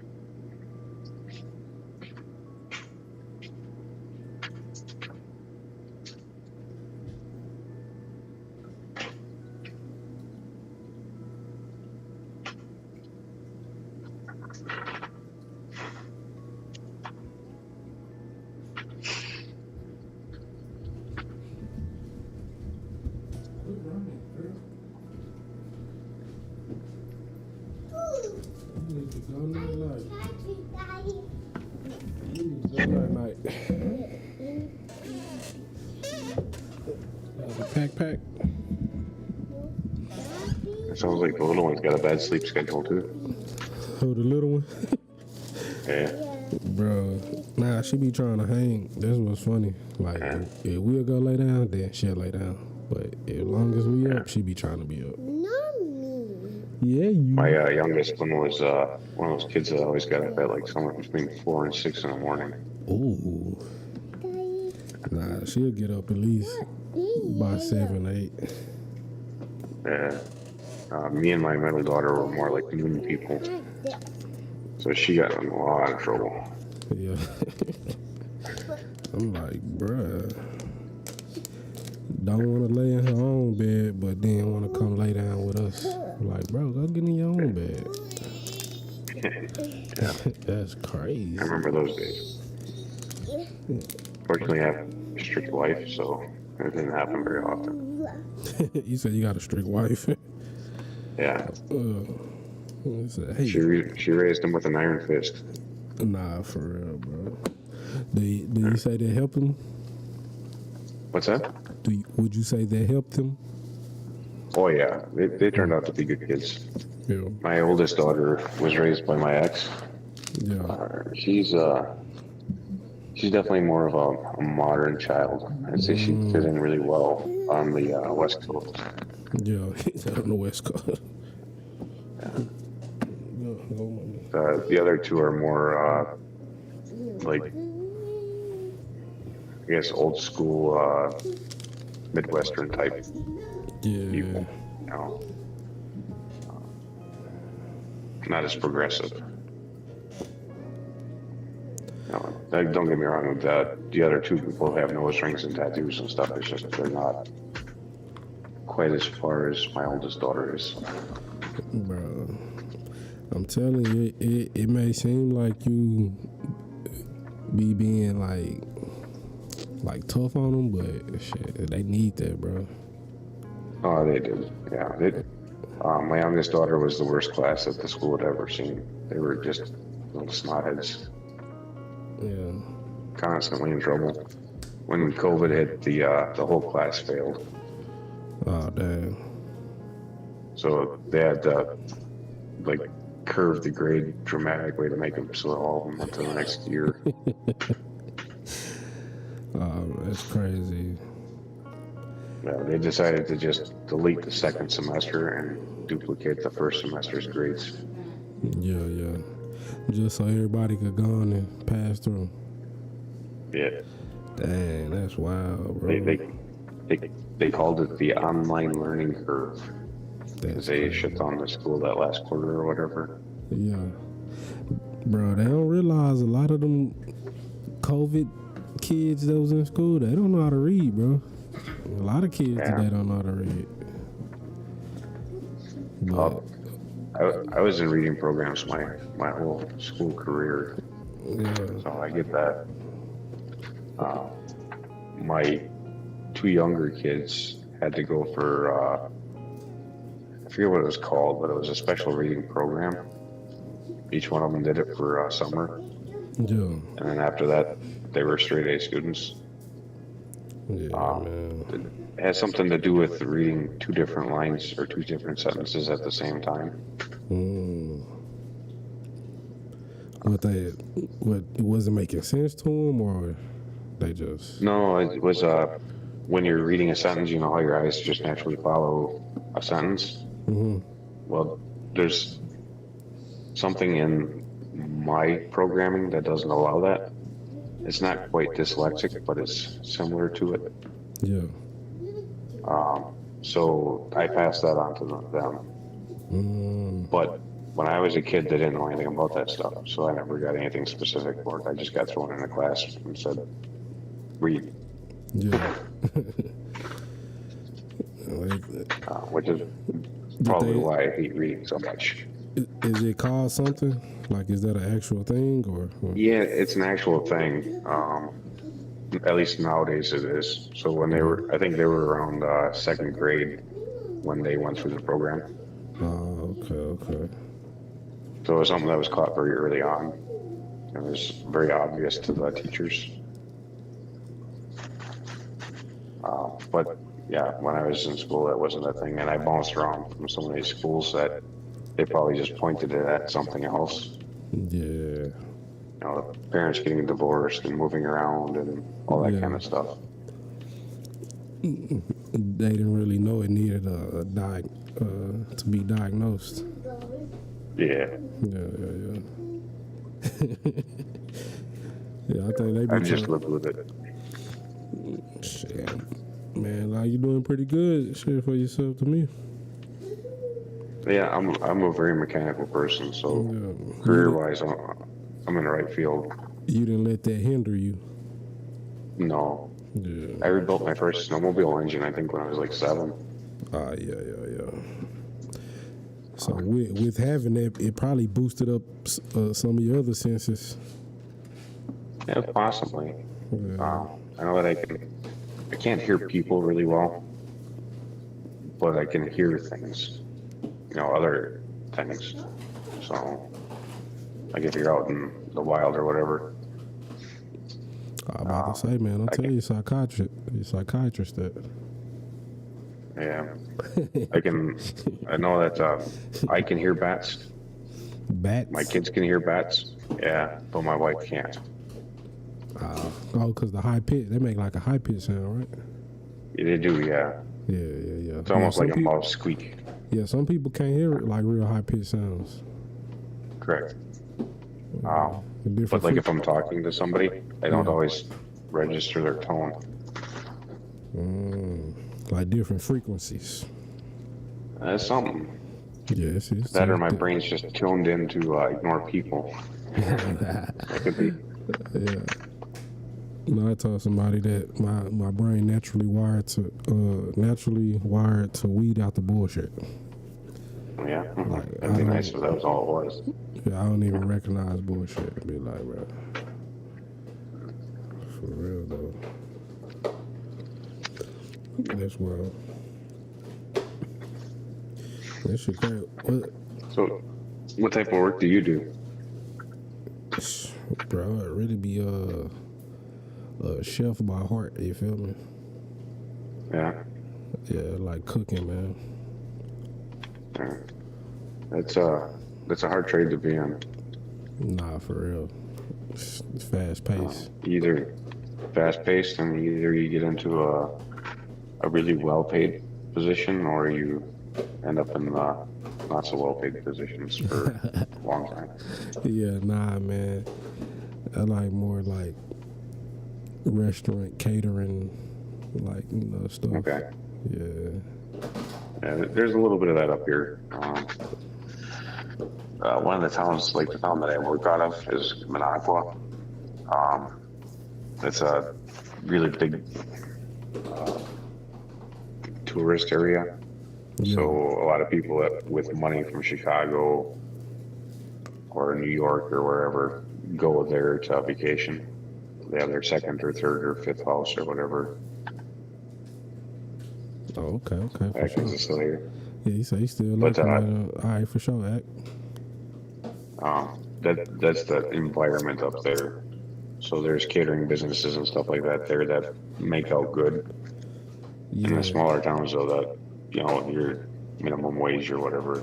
Yeah. You got to be around somewhere where it's happening. At like down here, they be having different golf tournaments and stuff. So you can go up there and make some pretty good amount of money. Yeah. Or when they have I can't like, do the city thing. Yeah, I could do the city, but I like the country life too. A lot of my people from East Texas, and I used to go down to the country every summer, so Yeah. I got well adapted to that. The main house that I lived in my youth, driveway was a mile long.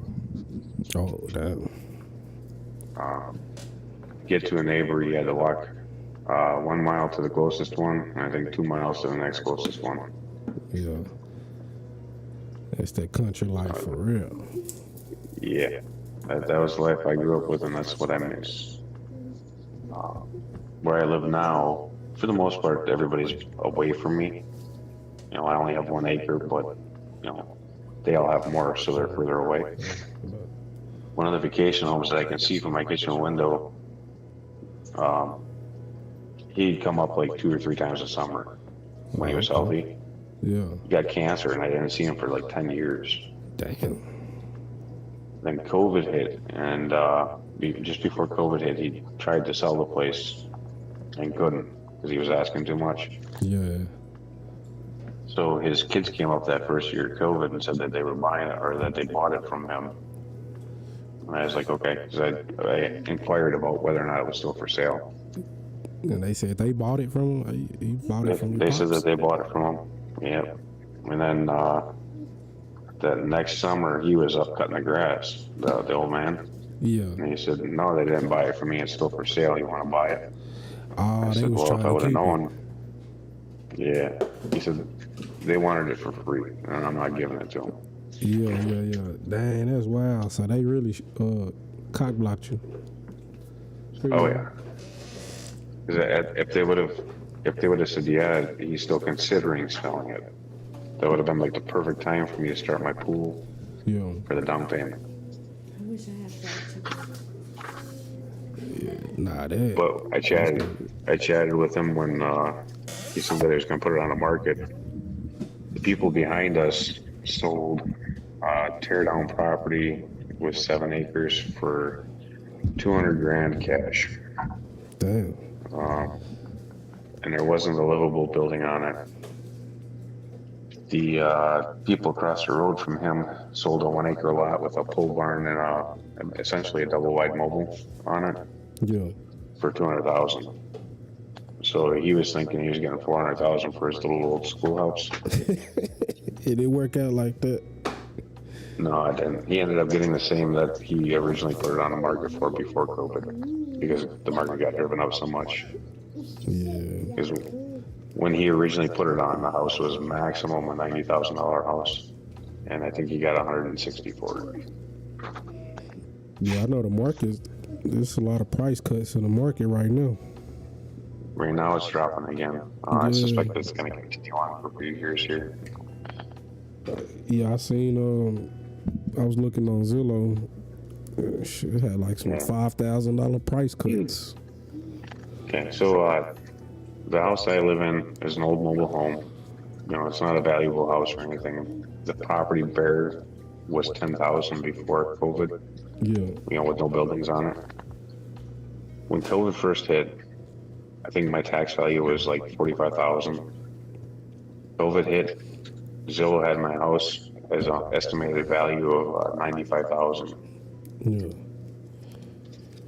After I got my property transferred to my name from my dad at that time, and when I got it transferred, the tax value dropped down to 20,000. Dang. So how do they estimate? I don't know. Usually there's a guy that drives around and takes a look, and sometimes they, walk the property or whatever. Okay. See if there's been any improvements. Like an appraisal type thing. Kinda, yeah. It's a lightweight appraisal, Yeah. I guess you'd say. Because they just do they don't go inside the house and take pictures and stuff like that. They just do a drive-by appraisal to see if there was any improvements done. But the years that they don't do that, they automatically calculate for improvements that need to be done on a house naturally. So So really, they a just house keep could be jacking the worth more. prices up. Yeah, no, it's not. It's a piece of shit. No, I'm saying like if they do an estimate, just a drive-by estimate, if you didn't did like inside improvements, your house really could be Correct. worth more. Yeah, in that fashion, it could be. But that doesn't add to like the curb appeal / tax value, I guess. Yeah. Are you trying to upgrade your house? Or are you just Yeah, trying I'm to get remodeling it you right now. Yeah. No, we were gonna build on the property until after the kids moved out, which all coincided with COVID. Yeah. Is when they were all supposed to move out, and then they were moving back in. Oh, okay. Then they eventually did move out after everything stabilized again. Yeah. What you got? You be Well, upgrading your house like through homeowners insurance, or you just paying out naturally? No, Cash. I'm out of pocket. It's Out of pocket. everything's 100% free and clear right now. Yeah. So I just max out the Home Depot card and then pay it off before it's due. Yeah. Okay. I feel that. I So buy that's what supplies you here getting and ready there. to do. Getting ready to do inside right now. I already started. Right now, I'm just at a point of my wife works a lot of doubles, Yeah. so I can't work in the bedroom while she's sleeping in it. So she gonna be mad. Yeah. So it's a timing thing and a supplies thing. Okay. So I've got a bunch of supplies, but getting into the building and into the structure of it, I've been finding a lot of bad things. So I've been repairing the bad things, and it's ending up costing me things that I wasn't expecting. So sometimes I have to wait for materials. Yeah. You ever did something like that before, or you know what you're doing, or you just freehanding? Well, I've had experience in the building trades, so I've never professionally built a house, but I know enough to know what I need to do to make it right. Yeah. All right. And well, as right as you can in a mobile. I mean, it's there's only so much you can do for it. What you got? A double wide? No, just a single. Single? It's an old like 14 by 70 or something like that. Yeah. It's from the 60s. Oh, okay. This used to be my grandpa's vacation property. And when he passed away, my dad bought it from the estate. Then we paid him off over time. Yeah, that's Because when we were young, we didn't have credits and all that good stuff. And then he kind of drug his feet on signing it over. But he finally did there after COVID settled.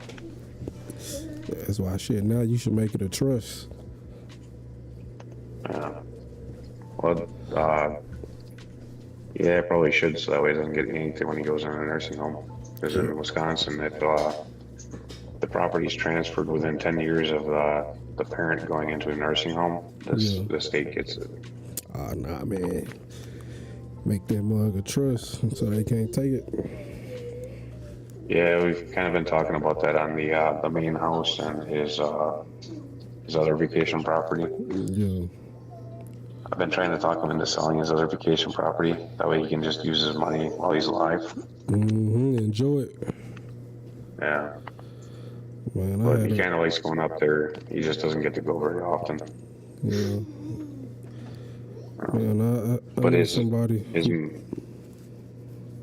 main house, he wants his girlfriend to be able to stay there until she passes. Yeah. So he's working on a trust for that and putting me in charge of it. Oh yeah, that's cool. Man, I knew somebody, they pops had worked for a while, retired out. And a week after he retired, he ended up passing away on a walk. He went to take a walk. Yeah. My grandpa that used to own this property never missed a day of work for being sick. He had went through cancer stuff. So he always used his vacation time to get through it. But when he retired, he didn't make a full year retirement before he passed. Man, that's he had cancer again, and he knew it. And he had went through cancer treatment before and didn't want to do it again. Yeah. So he just didn't say anything to the family. That's wild. And he was also going through a divorce. Yeah. Because his wife didn't want to move in up here. She wanted to stay down in Milwaukee in the city. So he didn't even tell nobody. He didn't even tell nobody, not even his wife. Damn. That he was divorcing. You think that's probably why he was getting a divorce, huh? No, it was because he was moving up here. Oh, okay. Yeah. And she was born and raised city and really didn't spend much time up here. Yeah. She wasn't ready to leave the city. Shit, that's probably why Elon Musk trying to come out with that Neuralink stuff, so we can't get old. But I wonder how would that happen though? Like if your body caught some type of autoimmune system like that. I mean, immune deficiency like that. Yeah, I wouldn't want to live forever, man. I've seen customers get old. I don't want to live forever. But what if you didn't age though? Per se, like you would be 80, but you wouldn't like feel like it. Yeah, I can't see that now. I can't see that working because things just wear out. You can only make so much cartilage. Yeah. Well, I'm thinking the reason why our cartilage and everything is depleting is the stuff that we intake. No, I don't know about that. You don't think so? Because of the wear and tear and stuff, it just or should I it say can only make it so speeds fast. it up? Like it might speed it up, yeah. Like all the deterioration. Yeah. I don't know about that either, because you look back in time, people really didn't live very long. Or did they? Maybe in their 30s. 30s. From what time you talking about? Like Dark Ages. Dark Ages, cause they used to live a long, bro. Didn't they used to live like 200 years old and shit? No. No? Or is that just a myth? That's just a myth. Or really they didn't know since they really added 2 months and stuff to the calendar. Yeah, we're on different calendars now. They switched the calendar to try to keep up with the solar system. Yeah, They didn't keep track of shit very well back then. Yeah, so you really didn't know how old you were. Even when they started keeping track, they didn't keep track very good. That's why I was looking up something the other day. I think when Jesus was born, and it was like it said BC 3E or some shit. I was like, what kind of time frame is that? But they said it went off a Julian calendar or something. Yeah, but they just try to make a lot of things make sense that don't make sense. That don't even make sense, and that's why we was sitting here like running it down, just asking different. And I was like, bro, this stuff don't even make sense, bro. It don't make sense. Yeah, and just Because, people were saying William Shakespeare had wrote the Bible, so that's kind of how I went down that rabbit hole. I was like, I actually typed in, did he write the Bible? And they was like, no. He didn't rewrite the Bible. He just wrote like a play called Macbeth on the Bible. I was like, you be lied to all your life until you really just come across the truth, and you be like, damn, what is real? What's really real? Yeah. What's real for me is what I can see and feel and do. Hey, man. That's about it. Right, you almost can't believe that. Yeah, I know. I just try to be a decent person, and that's all I can do. Yeah, I understand that. There's a lot of not decent people. Like you were saying, you stop watching the news, bro. It be so much stuff on there that really like make you question the world. Yeah. Are you like a hunt? You stay in the crib a lot or not? What's that? I said you stay like, if you're not working, you stay at home a lot, like with the fish. I do now, yeah. We go camping and stuff like that occasionally, and a lot of like fishing in the summer. But in the winter, it's work or home. I don't go anywhere in the winter at all. But when we do go out, it's usually places where there's not a lot of people. Man, you ain't seen that one dude that be on YouTube? He be doing a lot of that survival stuff, and he be out there in that snow. He be making like shelters and stuff. No, I haven't seen him. I remember seeing one of those guys on Discovery Channel or something like that when we still had satellite. Yeah, nah, bro. It's this dude on YouTube. He got like millions of views. That's why you can have millions of views and people still don't know you, bro. Like, people still ain't heard of you. Here you go. I didn't find out about that caveman guy until recently. I guess he's a really big fish tuber. Yeah. So I watched a couple of his things and I didn't like it. It's just personality is not my jam. Yeah. The King of DIY.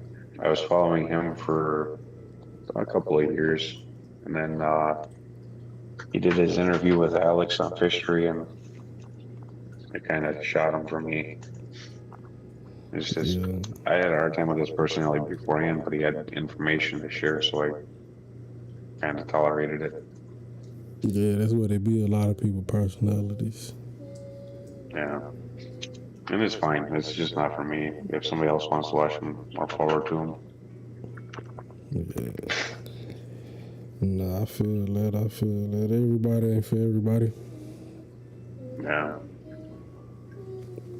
I'm not going to tell somebody they can't like somebody because it's not my choice to make. Say, well, no, don't come on my channel because you be watching them other people, bro. Yeah.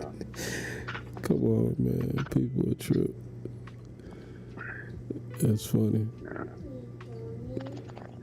Nah, that's why I really just stay cool and back, bro. That's why everybody be like, oh, well, this person going on, you can't go on at this time. Like, come on, bro.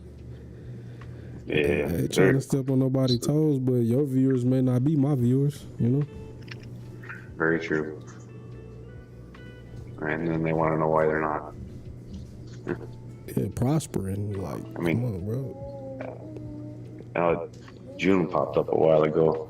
I'm usually passed out by the time she starts. Yeah. But yeah, I like June. She's good people too. A lot. I guess I'm really new to this community anyway, so I don't really know a lot of people. So June would be only a hospice. yeah, I didn't see her. She usually kind of like in everybody stream, kind of. Yeah, she's well past retired. Oh, okay. So she. So she, That's how I'm trying to be, bro. Just well established. By the time I retire, you feel me? Just. I don't plan on ever retiring. Yeah. My goal is to have everything paid off Yeah.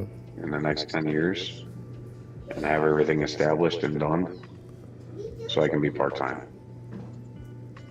Part time doing Because what? It don't matter. I can work part-time. Yeah. Yeah. Just as long as I can pay the taxes and keep up on bills, I'll be happy. Yeah. I'm 45 now, so that put me at 55, and I should still be functional at 55. Yeah, for real. At 65, the way I feel now, I'm not gonna be functional. You say you not? Yeah, I don't think there's any way I'll be functional at 65. Ah, man, bro, you'd be surprised, bro. Cause there be some people, shit. I done seen some people 85 still moving around. Good. Yeah, but I know what my body feels like. You never know, though, bro.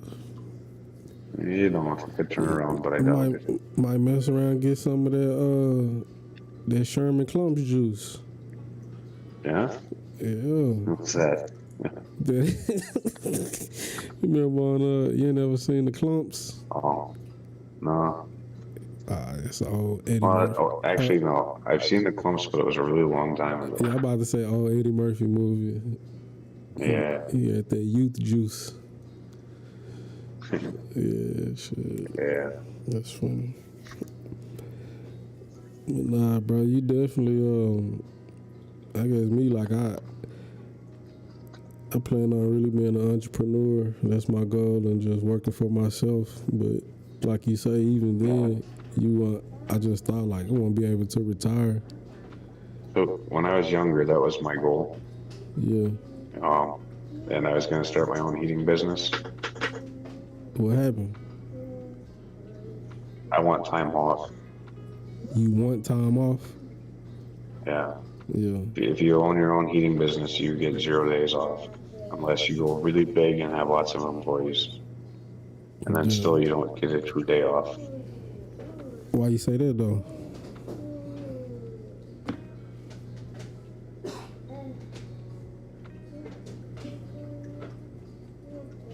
Huh?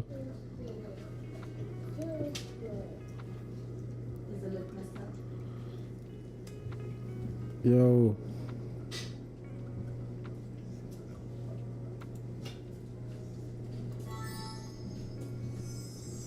Did I mess it up?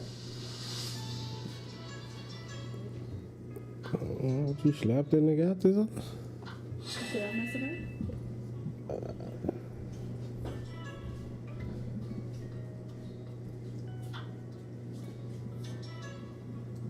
Did I? Yo.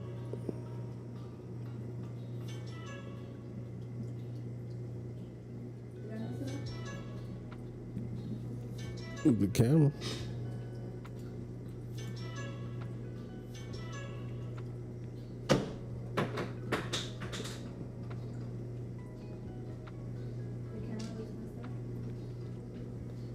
Yo.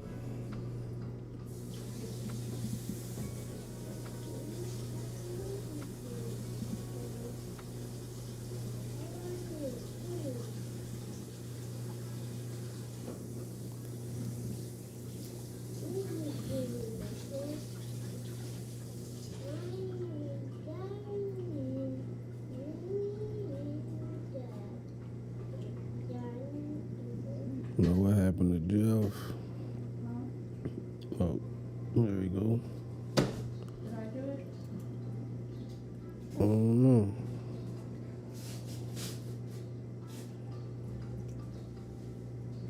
Yo.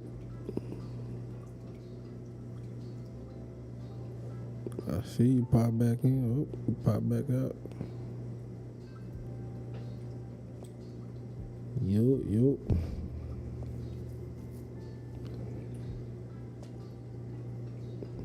He said he want time off though. What the hell is that? Video source.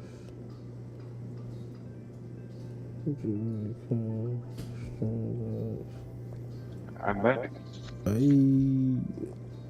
like what happened to him? Starlink. Elon hasn't perfected Starlink yet. He said Starlink. What's that?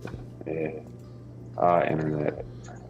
That's Elon Musk's internet for the rural. Oh shit.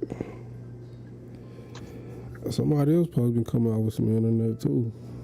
I think the Amazon dude. Is he?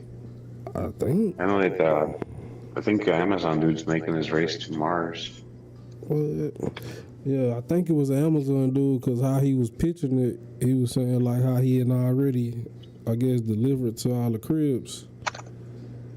So it was somehow you gonna connect them networks together because he had already. Okay. Yeah, it's very possible. Yeah, I don't know if it was like a I know that. It may have been the internet. I don't know if it was the internet or the phones. It was some though. Okay.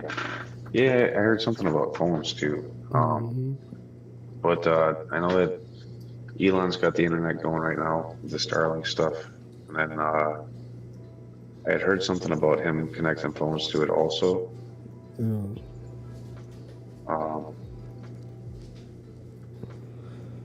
I know he came out with a cell phone or something. They came out with a Tesla cell phone. Yeah, I've seen other streamers complaining about the like the lag and stuff like that from Starlink. The lag, like other streamers just complaining about it. But what I had before was miserable. I mean, it was your cell phone data was faster at 4G. Damn. I think cell phone at 3G was faster. Oh, that's wild.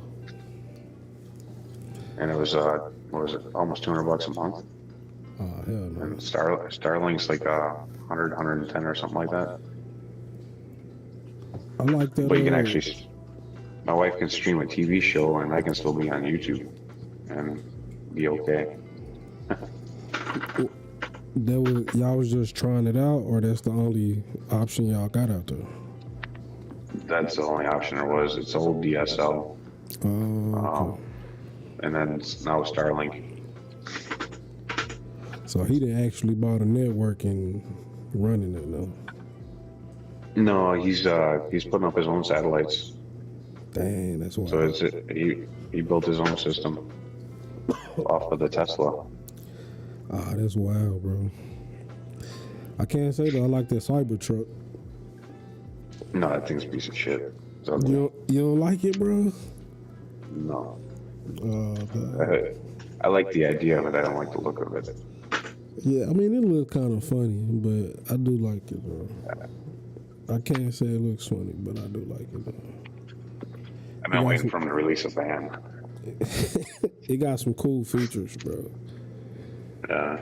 I think he got a little more upgrading to do, but for the most part, though. I think the first realistic van for us is probably going to be the one that Chevy's working on with another company for FedEx. What kind of van? Like a working van? Yeah. Just like a cargo van. Cargo van. I know people still got them mugs around. That's pushing, I got an old 300,000 Chevy miles. van. I got an old rusty Chevy van. And my work van's one of those transits. So these new vans, they're gonna be electric. Yeah. It just doesn't, it's not very feasible up here.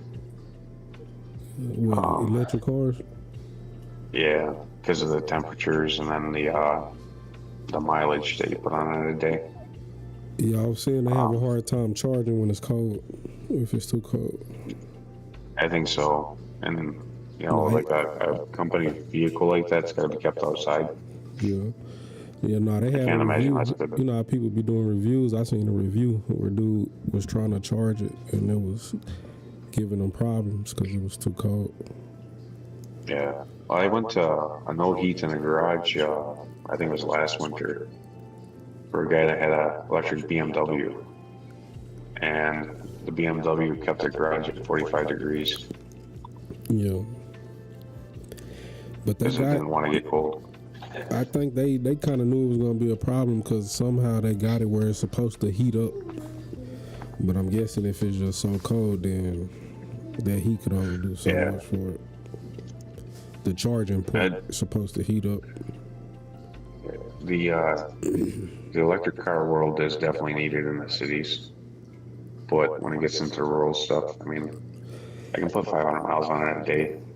Yeah, man, you see though, what it was, San Francisco, somewhere like that, where they all just shut down, all electric cars. Oh, really? Where they was self-driving. Yeah, they just all shut down. I didn't see that. Caused a big old traffic jam. It's probably Did you get hit with like a solar flare? I'm not for sure, bro. I'm not for sure. I just know they all just stopped working. That's probably a hacker. Yeah, that's gonna be the biggest thing. That's why cybersecurity is gonna be really big and a big industry. There's always gonna be somebody trying to crack it. Yeah, because they didn't hack the systems down here last year.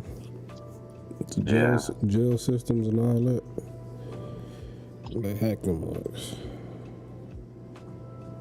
If everybody just be a decent person, it wouldn't be so bad.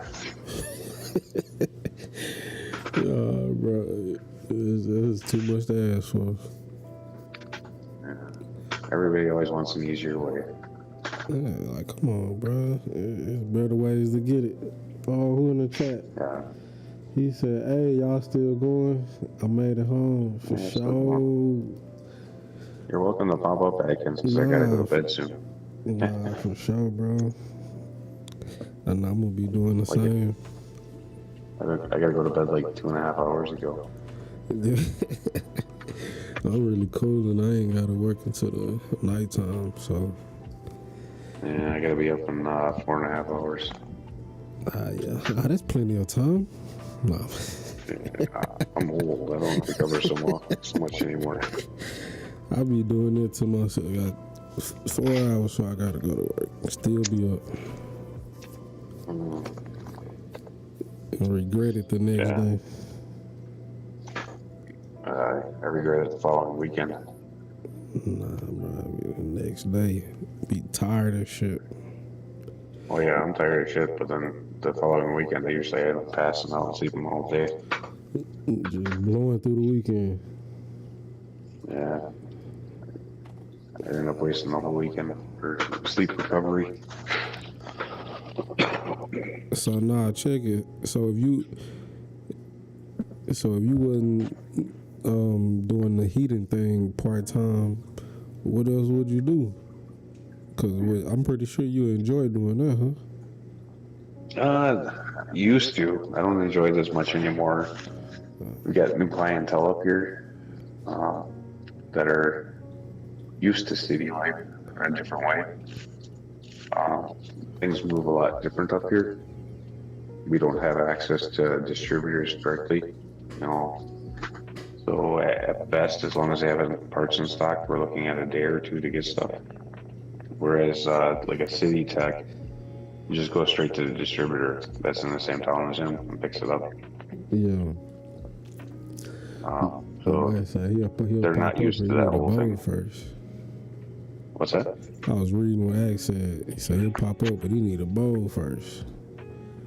So you gotta get right. It just passed me out, man. Nah, My body bro. can't handle that stuff anymore. You blame everything on old age now, Jeff. It's just the way that my body aged, I guess.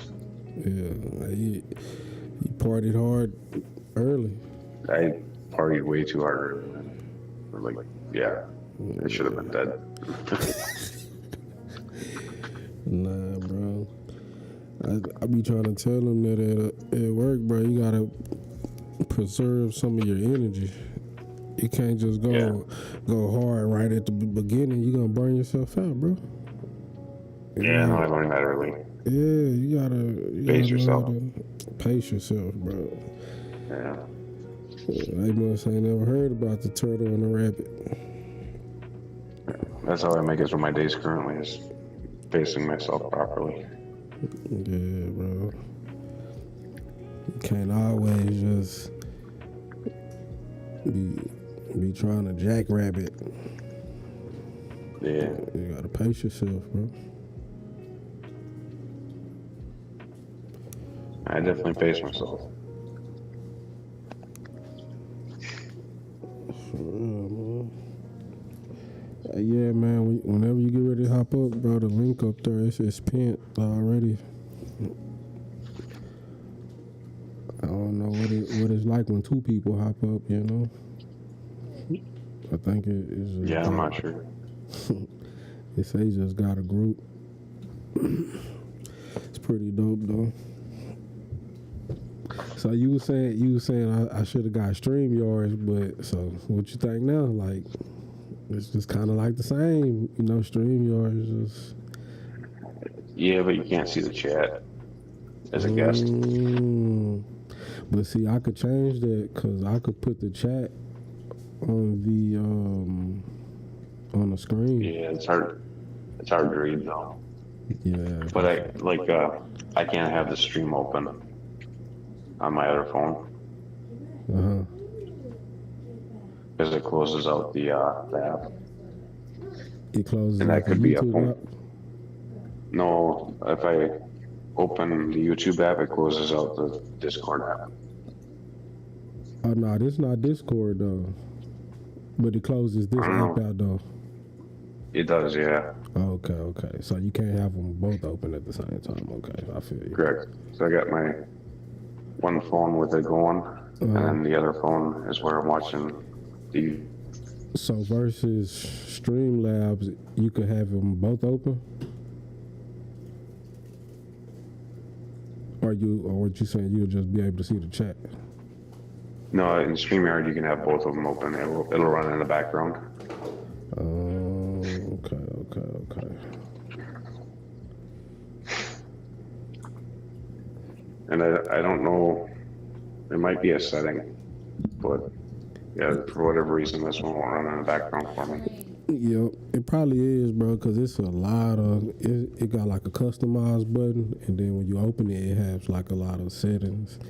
So it's probably something that I could click to make it do it. I don't know. And, well, it could also be the phone version. Yeah, true that too. But yeah, it got a lot of stuff on here. I just really have to go more in depth. Right now, I just been kind of kicking it though.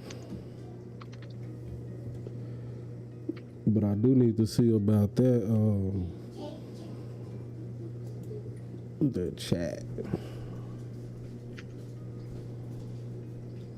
You ever ran OBS? No. No. I dabbled with it a little bit, like a decade ago. Yeah. But that's about it. Yeah, I be on that. I be streaming Call of Duty and stuff sometimes. Yeah, I used to stream. Well, I never streamed Warcraft. It was more of a record and play later. Oh, okay. Because streaming wasn't really a thing then. Yeah. No, I was streaming on Twitch. Like that's kind of how I already had the setup and everything going. Yeah. Cause Twitch was more of a thing back then, and I didn't mess with Twitch. Yeah. So that's how I kind of already knew how to run the OBS, so it just kind of all tied in. That's how they was like, bro, you came right on YouTube and started live streaming. Yeah. I already knew what I was doing. Being a guild master back then was like having 2 full-time jobs as it was. Yeah, guild master, what's that? Like, Yeah, World of Warcraft stuff. Yeah, And then the guild master and raid leader, and yeah, it was too much. yeah. So I ain't never got into the World of Warcraft. It's for the better. Is It was it for the addictive. better? Yeah. I'll just be on a few of them now, though. You ever been on that Red Dead Redemption? That's what I'll be on that. Yeah, but not online. I played that offline. Yeah, that's probably pretty much all I be streaming, though. And then these Yeah, it fish, was online. I was playing Dead by Daylight with the kids. Okay. And never hopped on it. There's Dead by Daylight and that stupid generic ass game with crappy graphics. You fall from the airplane and you run around and shoot each other. What's that, Fortnite? Yeah, Fortnite. I hated that game. Man, my son be playing that now. I'll be like, bro. He'll be like, come on, play with me. I'm like, I don't even like that game, Yeah, it wasn't for me. bro. Nah, for real.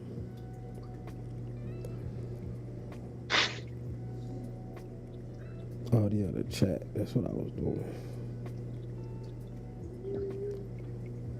And the World of Warcraft thing, I think it was kind of the community that would make that so addictive too. Because if it was just a play by yourself thing, it's a little bit different. Yeah. Some people, some cool people out there in the community. Yeah, you kind of created your own community. You know, the people that you let into your guild around you. Yeah. I think I played that from 2000. What was it? 2004 or 2005 to 2012, I think. Oh, yeah, for sure. I see the views. There's some people out here, man. Appreciate anybody out here, bro, for stopping by. We trying to hop up, man. You know the link is in the chat. My boy Jeff said he finna go to sleep, man. So we I can keep you company the rest of the night. Yeah, we gonna need another guest, man. Cause I'm cooling right now.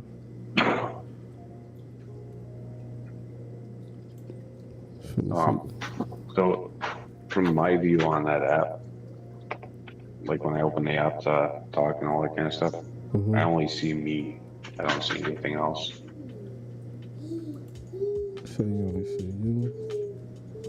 Yeah. Like if I have the camera on and stuff, it just shows me. And then there's a chat below it, but I don't know what the chat's related to. It doesn't show like YouTube's chat. Yeah, okay. Let me see. I see video source. Atkins, you can bring her with and chat on here.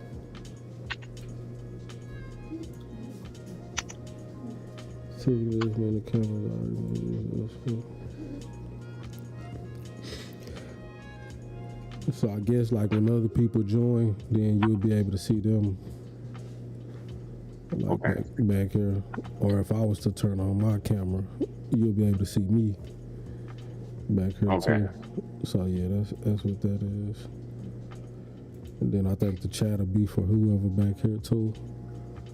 So then I'm guessing All right. too that chat will be on the screen, possibly. I think that chat's separate from. The YouTube chat, but like I was saying too, I could put the YouTube chat on the screen. I know you said it'll probably be pretty small, but I think we'll be able to see it though. Well, yeah, but the problem with the app is that I can't see the. Oh, you can't see YouTube. the YouTube chat. Oh, okay, I got you. But I'm getting around it with a second phone. But with StreamYard, you can see the YouTube chat. You can, You can. but when you do that, then you can't see the StreamYard. So you have to put the YouTube over the top. Okay. And then you're seeing, and there's a delay between StreamYard and YouTube, so it's kind of frustrating. So I usually use 2 phones regardless. yeah. For sure. So I'll kind of try to watch chat a little bit on one phone, and then I can still see everybody on the other one to make sure I'm not doing something stupid. Nah, for sure. Atkins? Okay. I can hear him. Very, very quiet.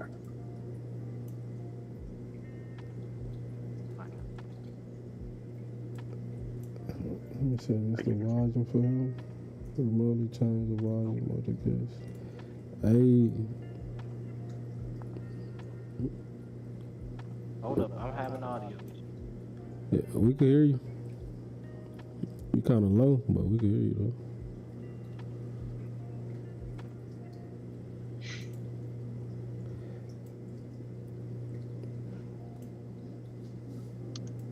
That is weird.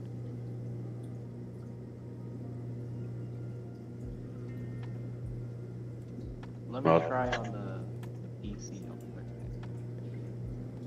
Alright.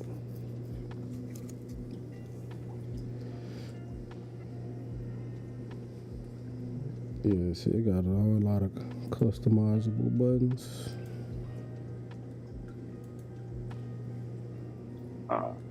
To be fair, Atkins has been kind of quiet on a lot of streams lately.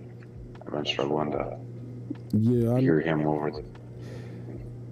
I didn't quite know who he was, but he was on the stream with us last night, I believe. He was kind of low. And then he was talking for like 30 minutes, and he was like, "Y'all couldn't hear me?" Nobody had heard him. So I know it is. I know what it is.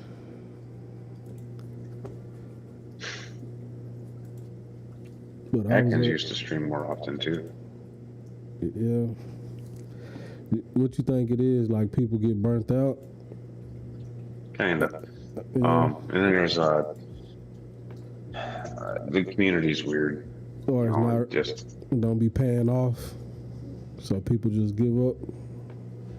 There's some of that, yeah. Because even when you do start getting monetized and stuff, the payout's not that. It's not a livable wage. Yeah. Now, when I say pay off, I mean like you don't get the feedback or the engagement you was probably hoping for. Like probably, yeah. Whereas like me, I don't have any expectations. Yeah. Of it. There's certain points I would like to hit, just so I can do things a little bit differently and not have it open to the public. Like I wouldn't mind having members to be able to do some stuff that's abnormal and not just share it generally. Because I can see it making a decent sized channel, so a good chunk of change, and I don't want to just throw it out there for nothing. Yeah. But I also feel like it's useful for people that keep fish rooms, so I'd like to be able to share it. Okay. I think, man, I be seeing that a lot of people just get discouraged. Yeah, they do. And I mean, there's a lot of people that are streaming that probably really shouldn't be. Yeah, and like you say, you don't really have any expectations. Well, it's a lot of people that have expectations, and once they not met, they like, should I really be doing this? Yeah, should I really be? But you can't really have that mentality. You gotta, keep going regardless. Yeah, well, Alex with Fishery is a good example of that, because he kind of like stalemated, and even LRB Aquatics, they kind of had like a plateau, and they're not exceeding, so they're getting frustrated. Atkins? Yo, I can hear you. Yeah. We can hear you too. Turn my audio up a little bit. I can't see anything though. I don't know if that's part of the program. It is. If you turn on your camera, then you can see yourself. And then you pop up on YouTube. Yeah. Nope. So what's everyone been up to? I just got back. Yeah, and it says unknown user not visible on my screen.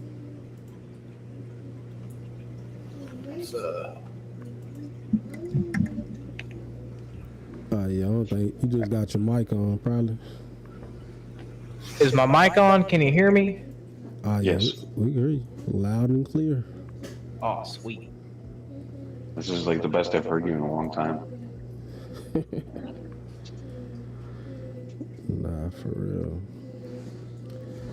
Yeah, this some I ain't never tried this out, but this part of OBS, it's different than StreamYard, so just really trying. I know testing it that. out. I think Rico Stan Yeah, this and website's completely new to me, this Video Ninja. yeah, Rico Stan. I've always been a StreamYard guy. It's been pretty Stefan easy P. for me. You said Rico Stan do what? He uses OBS, and so does Stefan P. I think, but I don't know what they What use was for that? the like. Stephen P. and Rico Stan use OSB, but I don't know what aspects of it they use.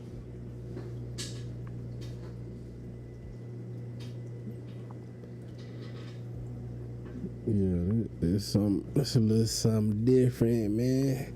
I like a challenge though, keep your brain fresh, man. That's right. Yeah. Can't always go with easy, I don't know about y'all, but I used to put my game level on hard, man. Yeah, I do that at work enough. I need easy mode at home. Yeah, shit on it. Nice. Yeah, I haven't ever figured out OBS yet, and I know it's really simple. I've seen tutorials on it. I just haven't had the time to play with it myself. Yeah. She done knocked the camera over, man. I think I've even got it downloaded. I just don't use it. It's time for you to go night night, baby girl. It's time for me to go night night. 2.5 hours ago. You said 2.5 hours, man. Shit. Yeah. She over here just doing everything, bro. I don't think she likes to be on the camera. She don't know it's on. She only 2, so at that age, you don't really know. You know what's what. Right. No, you don't. Yeah, you already know what's what, bro. All right, guys, I gotta cross. All right, Good my chatting guy. with you. All right, You guys can go down the salty path now. Nah, for sure. Cause All right, have a good night, guys. All right, you too, man. Appreciate you for being on here with me, man. For sure. No, I don't think I can hear Jeff on my side. But Jeff, if you hear me, good to be with you. See you tomorrow. Sounds good. Good night, Atkins. Alrighty, man. Let me go over here and fix it. Hey, Ack, you can hear me still? Yeah, I can hear you. I just can't hear Jeff. Yeah, I think Jeff finna roll out, my man. Yup. You have a good night, Jeff. Yeah, I think he rolled already. Sweet. Yeah, I gotta go over here and fix the camera, man. My little girl done knocked it down, dog. For real. So yeah, bro. What I know you saying the other night you had the saltwater fish, man. What you got off in there? So for Just fish, to recap. just off the head, I've got a clownfish, regular captive bred clownfish, nothing fancy, just the straight stripes. Yeah. A tail spot blenny, a captive bred royal brahma, a captive bred mandarin dragonet, a Okay. cherub angelfish, a tamini tang, and a possum wrasse. Okay. That's just the fish only tank, No. or you got some coral in there? It's a SPS dominant SPS? coral Okay. tank. Nah, for sure, man. You don't never have any problem with your fish picking at them? The cherub angelfish picks a little bit, but it's worth it. I was looking. He said it's worth it. I was looking at the angelfish, bro. All the angelfish almost is. It's kind of, you got to be cautious with them in a reef tank. Yeah, they are all gonna be nipping coral. Yeah. But the cherub, they're a lot smaller than the normal dwarfs, like the coral beauties or the flames. They only get to like 2 inches, maybe 2.5 inches. So they can't really do that much damage. They don't do that much damage, and I mean, and some of the acropora don't have the best polyp extension during the day, but at nighttime their polyps are out all night, so they're still able to feed. And really, if you keep him fed, he's not picking on the coral, he's picking at the rocks constantly, in the glass constantly. And normally if he's picking on a coral, it's because he's trying to clean off the coral. Yeah, not necessarily trying to eat it. Yeah, not trying to eat it. Yeah. And so I think the cherub angelfish is more of a algae eater and sponge eater than they are of a coral eater, like some other angels.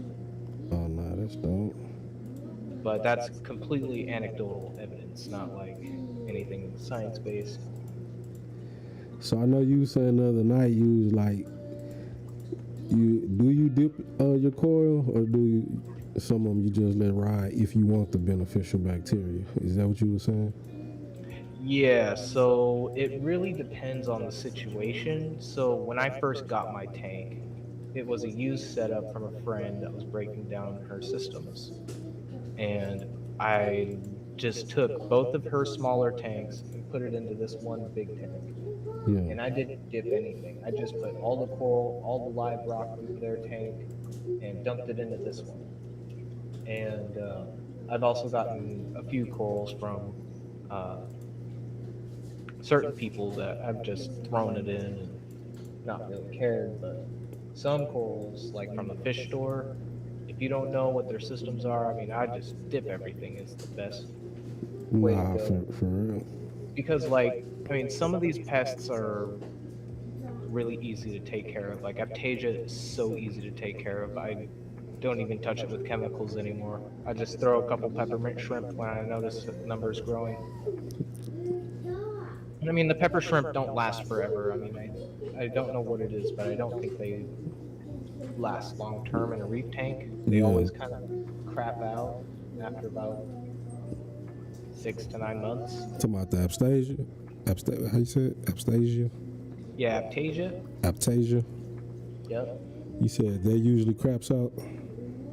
Yeah, they'll like, so I mean, unless you're really overfeeding, Aptasia is really easy to take care of in my experience. I haven't had it like completely take over. I've been able to control it. Why people don't really like it? Because it stings or something? Yeah, it's ugly and it stings the coral. Oh, okay. It really pisses them off, and they're like, say you spend a bunch of money on a certain coral and you have all these pest anemones sting the crap out of it and it dies. It kind of sucks. Yeah, bro, I had 2 Euphilia, like I'm guessing that was torches, some type of form of torches. And I was asking around, have anybody ever had, they sting each other? And they said nah, but man, mine stung each other, and that's wild. Like, they touched, and the green tip lost. I had a green tip and a pink tip. And the green tip, bro, lost. It retracted all the way. And and the pink tip is still good. Still got its colors, still, waving, puffed up. So that's how I know that's what happened. If it was as far as like water quality change or something, I'm pretty sure both would have crapped out. And the other coils would have been affected also. Right. But it was just him. Right. So I've only got one torch. I don't have the money to be buying a bunch of torches. Yeah. But those things sting the hell out of anything they touch. So I can imagine that they'll fight each other. I don't really like the whole garden look anyway of packing like 10 different styles or colors of torches together in one bunch. Like, I think getting one torch and just letting that grow out to a big, beautiful beast is a much more way better. Than having different ones. And I don't like them when they get like real spaghetti string. Right, I like them kind of short and thicker, so I keep them in a little bit lower flow. They don't get super stringy and thin. And, yeah, I don't like that because you see them at the fish store and they're always stringy and thin. But when you bring them home, you put them in some lower flow, a little bit lower light, they thicken up. And, yeah, that'd be cool. That'd be cool. So your hammers ever? Didn't you say you have some hammers? Yep, I got hammers and frog spawns too. They ever stung anything? Yeah, they're all starting to split heads. I've started with single polyps on most of them, and the biggest one has about 8 heads. The other one's about 4 heads, and the frog spawn is a funny story. So I went to take it off the frog plug with the clippers, right? Yeah. Well, it cracked the skeleton all the way up to the mouth. Dang. And so you would think that it would just die, right? Start growing up out of the crack. I super glued the thing together at the bottom, then I super glued it into the tank. And now the thing is 3 heads. Yeah, it had to regenerate itself. Yeah, so I thought that was pretty cool. But they're nothing fancy. They're just, one's a reverse hammer and then a splatter hammer and a green frog spawn. What'd you say the fastest growing coral you done had that you did? Milka stylo. Milka stylo? It's Milka stylo. Stylophora, I forget the species, but the genus is Stylophora.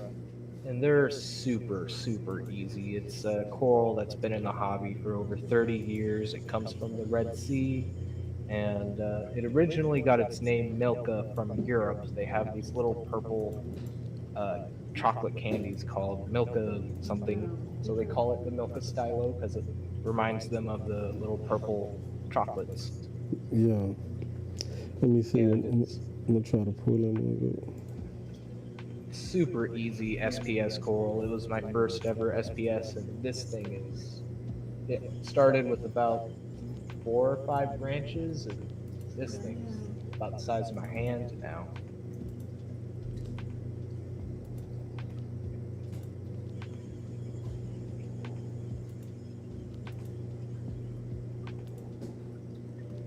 Let me see. Try to pull this mug up. So damn rainbow fish we was looking at earlier, Jeff said he got some. Nice. That mug real nice. Hey, you know how to spell that mug? Yeah, I can pop it in the chat. Oh yeah, pop it in the chat, man, so I can check it out. How long you been in the coral game? Over 2 years at this point, going into 3 years. But I've been researching saltwater for a lot longer. Since I started freshwater, I've been researching saltwater because I've just been so enamored by the beauty and the science behind it. I took a couple years of just researching and reading articles and watching videos of people with successful reef tanks, and I just kind of did my own thing, and it turns out to be pretty good so far. I haven't had major coral die off, like never crashed a tank. I haven't had... Oh, it's like a bird nest. Yeah, it's kind of like a bird's nest, but it gets big, like really big, and it's not as sharp as a bird's nest. Yeah. Okay. I had some pink bird nests. Oh yeah, I like that though. This the color it is? Yeah, it's purple, and you only get the purple under the daylight spectrum. If you're running blue lights, it's not going to look purple. It's just going to look like you can't see it in the blue lights because it doesn't fluoresce under blue.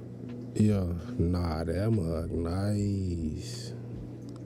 And once you get like a big colony going, it's really nice. You ever tried to frag it? Not yet. I don't really have a reason to frag stuff unless they're To frag. touching. Oh, okay.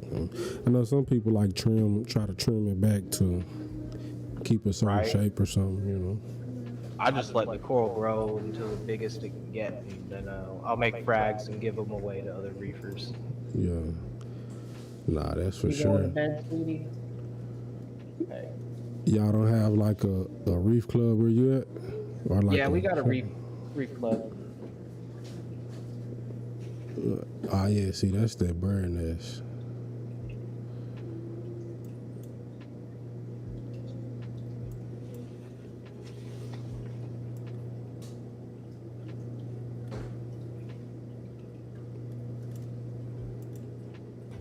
Another easy one that I have is I'll pop it in the chat. Montipora digitata. Montipora, yeah, I think I got that. But the digitata grows differently than the encrusting and the plating type. So it kind of grows these weird branches that go up and then they'll fold out once they hit a certain size. Oh yeah, no, I ain't got that one. And it's super easy. I got it from the $10 coral section. Score. Nah, for real. I remember Yeah, for real. I got a $10 coral section at my LFS, and I'm so thankful for it. Man, it's crazy. That's 80% of my corals, man. Bro, I found this fish store in the week after I found it, bro. It was going out of business, and they had the $10 corals, $20. I was like, bro, ain't no way. And then they started doing like the 20% off. Then they did the 40% off. Then they did the 70%. I was like, shh, it's crazy, bro. But this shit right here, though.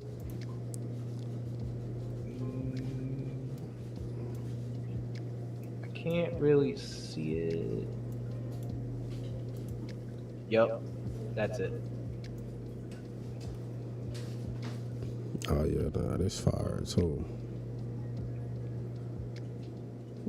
And you could start with the smallest little piece, and it'll grow. Yeah, no, I got the montipora, but it's like an encrusting, though. Yeah. That's a good one, too. I've got that. I've got a mixture of different SPS corals. I'm still trying to figure out, like which one it is, though. That be the only thing about coral, like, if you go to some fish stores, you talk to them, they really don't be knowing what they talking about, so they can't give you no information on them. No, a lot of times I feel like I'm schooling the fish store. Bro, exactly. So I go home, do my research, and then I go back and I'm telling them, and they like, yeah, I guess, you know, they really don't know. They really don't know. That's wild. Yeah, I kind of got something like this, though, bro.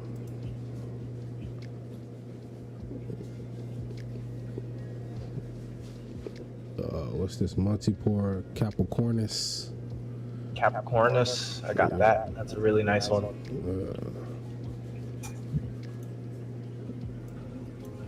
And then that Hollywood stunner. No, chalice. Mycedium, I believe. No, Echinopora is the genus, I believe.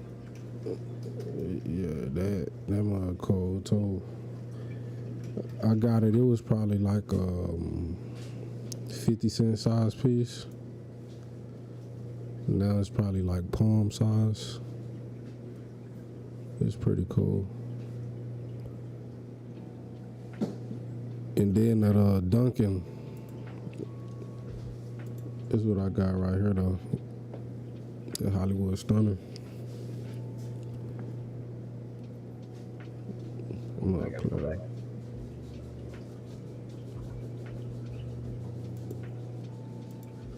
Yeah, that mug player. In that Duncan, you ever had a Duncan coil? I have had a Duncan coral, and I know they're supposed to be super hardy, but mine died. He said, mine died. Mine died, man. I don't know. Well, I was going through like this. My nutrients kept bottoming out. Like I couldn't get my nitrates or phosphates up, and I was dosing all this crap and phytoplankton and feeding all this food, and I just couldn't do nothing. Yeah. So I just stopped doing water changes. Yep. Then you was able to keep some nutrients in there. Yeah, I'm doing it like once every other month now, like 10 gallons. Yeah. On a what size? 45 gallons total, but I'm gonna be adding 20 more gallons to it soon. No, add a sump. What's that? You gonna add a sump to it? Oh, it's already on a sump. Oh, it's already on. So how you gonna add 20 more gallons? So the total system is 45. The tank is a 30, and the technically a 30, I guess is what they call it, but it's bigger than the 30 by the dimensions. And sump 15. And the sump is 15, and I'm gonna add a 20-gallon long as a frag tank. Oh, yeah, just add it to the system. Just add it to the system. It's already got a protein skimmer and everything. All I gotta do is get a light and a power head. Good. Oh yeah, that's player. And some plumbing. You don't be. I already got most of the plumbing. You don't be live streaming? Or like making videos and stuff no more? I mean, I make videos, but I don't make videos on how to do stuff because I don't want to be live for somebody throwing shit on me. I just show people what I'm doing, and if they like it, they'll do it themselves and research it. Yeah, so you ain't telling them to do it.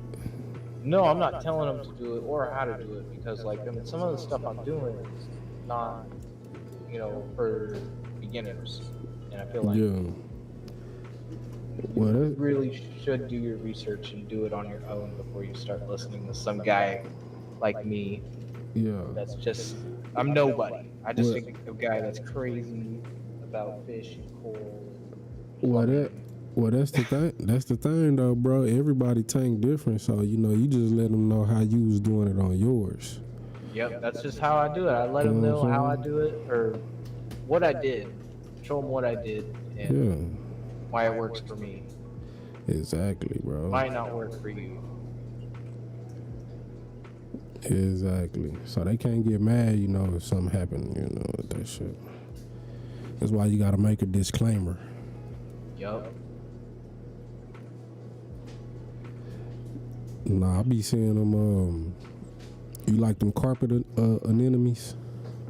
Oh, I'm not an anemone fan.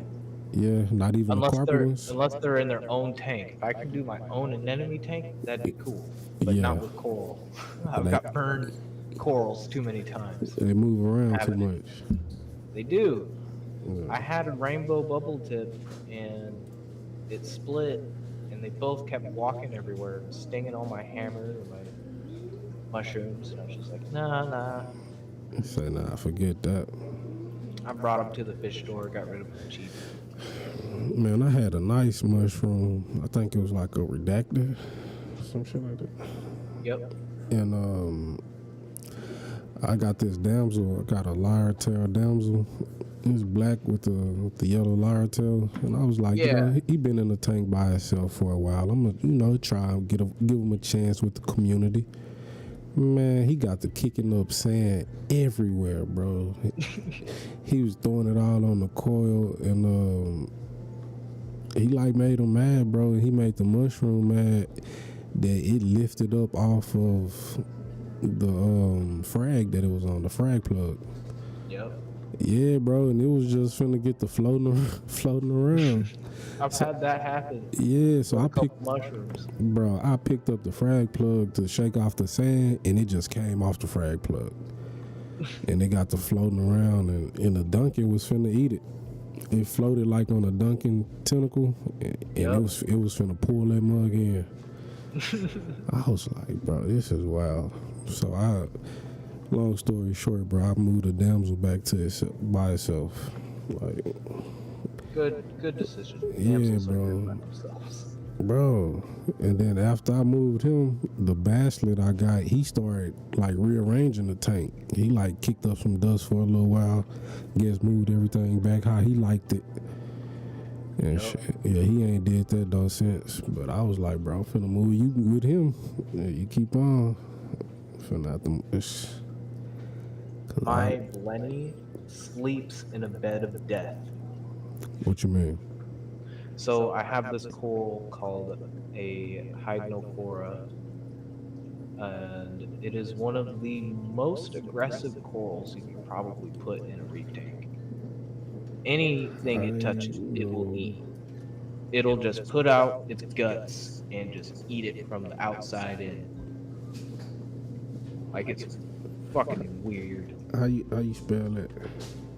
I'll pop it in the chat. It's kind of funny.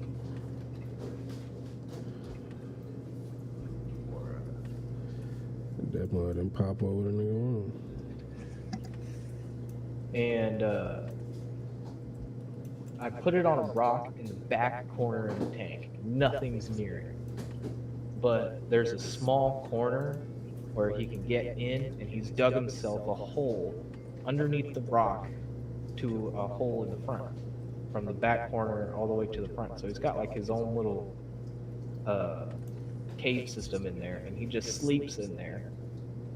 And The fuck? it's like just straight up, don't let that coral touch anything. Which one is it? Is it that? That ain't the one. You say this not? Hold on.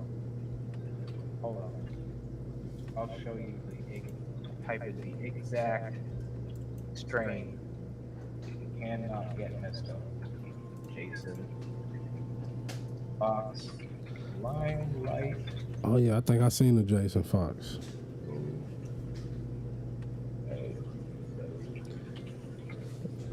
I see a TSA lemon lime.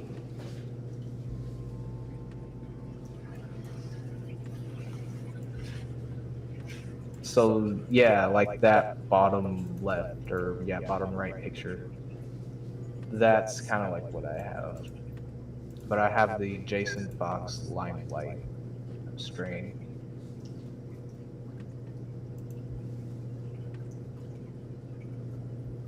God damn.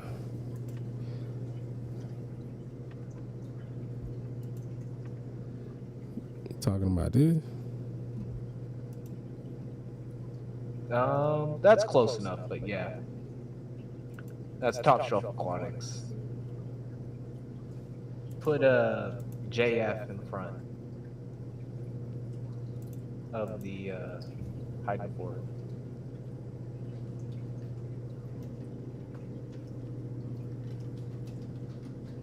There it is, that second one. Or that first one right there, that's what mine looks like. That's exactly what I have. The one I got clicked? Yep, that is the one I have. And my Blenny sleeps underneath that. That's his home. It's a really cool coral, but don't put it on your main rock structure and don't let other corals near it. But it's cool. Yeah. And there's like other forms of hydnophora you can get. There's branching hydnophora. There's that's a plating one. Yeah, this one look dangerous. Yeah, I've seen time-lapse videos of this coral eating an acan echinata. And if you guys know anything about acan echinatas, they are usually ones that eat other corals. So if that thing eats an acan echinata, you know that thing is aggressive. Yeah, that's crazy.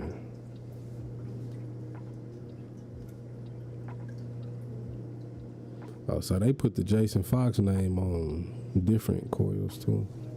Yeah, so Jason Fox is a aquaculturist hobbyist, and he sells coral online, and he sells them by like a premium named strain. So like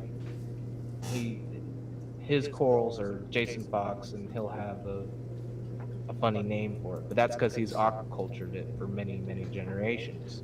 Yeah. These aren't corals that he's importing and then chopping and. It's something he kind of like produced or something. Yeah, he grows. These are all frags that he's either gotten from other hobbyists and been growing them to make frags of his own, or he's gone out and physically collected these and brought them back from the ocean himself. Oh yeah, that's fair. To aquaculture them for aquariums. So Jason Fox is a really cool kind of dude in the hobby. How long you been watching the inappropriate reefer dude? Oh man, longer than I've been keeping reefs. Yeah, yeah. Yeah, like he's one of the first channels I actually like locked into what he was doing, and when he started doing his 135 build, that's when I started watching him. And when he was breaking down his 45 gallon and it started leaking, and him setting up that super cheap 10-gallon tank with basic equipment. Talking about the one with the mangrove or not? Not the one with the mangrove, the one with the big ass frog spawn and the hang on back and cheap light. Yeah, I don't think I've seen it. It's had this big, huge frog spawn in it, and I was just like, oh, that is beautiful. So I kind of did something of my own. I got a hang on back and a cheap LED light, stuffed it full of different coral, and now it's only full of soft coral, and it's the easiest tank in the house. Yeah. Yeah, nah, I don't know, it's something about his content though that draws you in. Like, yeah. I don't know if it's like the long form or the way he edits. Yeah, the way he edits. I think it's like the way he talks and puts his persona on videos. Yeah, it'd be real cool. It'd be just him, you know? You could tell right. It's natural. And it's cool too, because if you guys have been watching him over the years, he's got 2 kids now, he's married, and like when I watched him, he was just married and then had a kid, and now he's got 2 kids, and so like you're kind of watching him become his own adult person, you know? Nah, for real though. He definitely have his own persona, bro. And he a freshwater scrub too, you know that? No. He caught the freshwater too? Yeah, he do the planting tank stuff. He got, I think he got a Caribbean shrimp tank, and he's got axolotls. Yeah. See, I didn't know that. I know he had the plants. I know he got the plants. For sure. What kind of candy cane you got? I got the kryptonite and the purple and green mouth. Man, I was looking at that kryptonite at that one store I was telling you about, and I kept seeing it, and it's funny because I was asking him what was it, and he did not know. So I could never like come back to the house and do any research to see what it was, but eventually, you know, I had got that candy cane, and then I started figuring out, okay, this is some type of I mean, I got that red and green one, with the neon green mouth. Yeah. I got that one, and then I kind of figured, okay, these are candy canes, and you know, I just gotta figure it out, bro. You know, and then these names be crazy, bro. I know, man. I don't. If you listen to how I talk, I don't use a whole lot of common names. I kind of use the genus names. Yeah. You learn it like that. Because these common names, they're different everywhere you go, with every single vendor. But if you can remember the genus names of corals, like this coral right here is colostra. Yeah. I can't type it, but you can, as you do research, you just, you know, read what's the Latin name of this coral, and you just kind of, you know, write it down a few times and memorize it. And that's the best way, is just kind of. And if you're interested in a coral name, just be like, oh, what's that one called? And if they don't know, they don't know. Stick to, if you know the genus, then you know the genus. That's what matters. You don't even have to know the species. If if you can get the genus right, I am proud. You good. Bro, this mug, when I had first got this core, I got this alien eye candy cane. Bro, it did some crazy stuff. I haven't seen it do it since, but it had let out like some tentacles, like some feeding tentacles type. Bro, I haven't saw it do that since though, but it was crazy. Yeah, I think it's weird. Mine throw their tentacles out all day. I'm talking about they was long though. Like it made me move everything from around it. I was like, oh okay. Wow, yeah, because I was like, damn, I don't know what that was.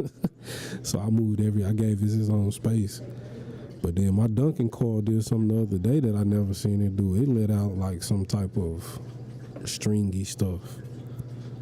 It was like silk, and it was long, bro. And then it kind of brown looking. No, it wasn't brown. It was like clear.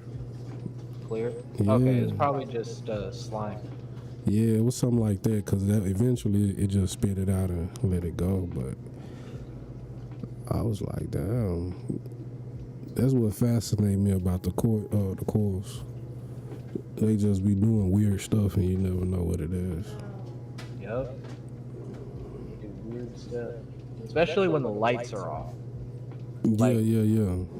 When you turn the lights off and come back in the middle of the night after a couple hours, the corals look completely different. Yeah, that's what I was telling Jeff. Animals and inverts that you normally don't see when the lights are on.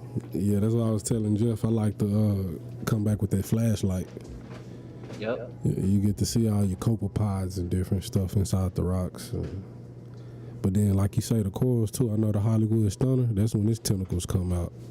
Oh man, I was gonna say, how's the sweepers on that Hollywood at night? Bro, I got him like in the corner in the front. I didn't. I said, bro, I don't want them to get a hold of nobody. And what tripped me out about that is growing so fast. The Hollywood stunner and the Duncan coil is the two fastest growing coil that I have. Yep. I got the Duncan coil. It had one head. Now it has 5. And the Hollywood stunner, like I say, it done got palm size. So they growing fast, bro. So I don't know. At this point, probably just try to keep it fragged up, put it in my other tank, bro. But because I ain't trying to lose any coil, you know, that's money. Shit, you just keep, sucks losing coil. I don't know if you saw the video I put out today, but I showed my little graveyard of skeletons that I keep next to the tank, and it reminds me of man, don't let this happen. You got yours outside the tank or still in the tank? No, they're out. I got a little bucket of dead coral skeletons. Man, I've been holding on thinking I'm going to get some life back, bro, but I don't think they're going to shake back, bro. They ain't going to shake it. They ain't going to shake back?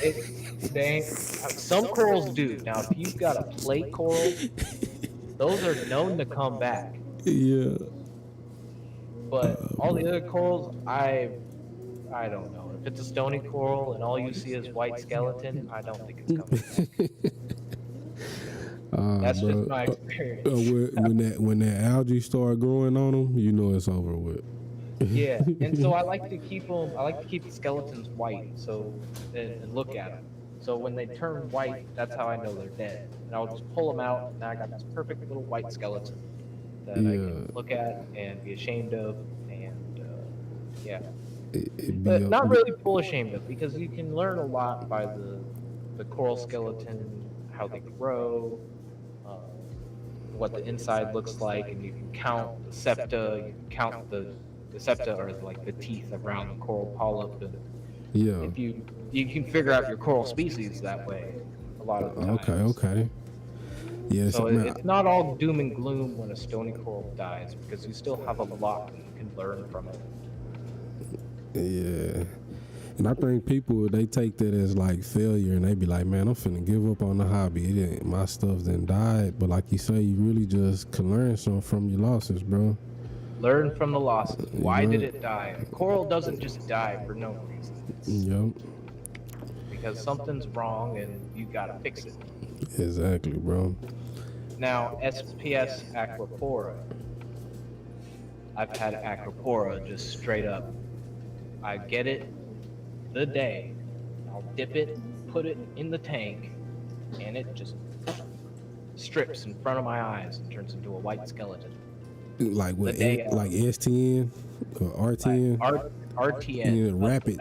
Rapid tissue necrosis. And that's when I'm just like, okay, that coral does not like my tank. I'm not trying so in that case, do you think though it was the dip?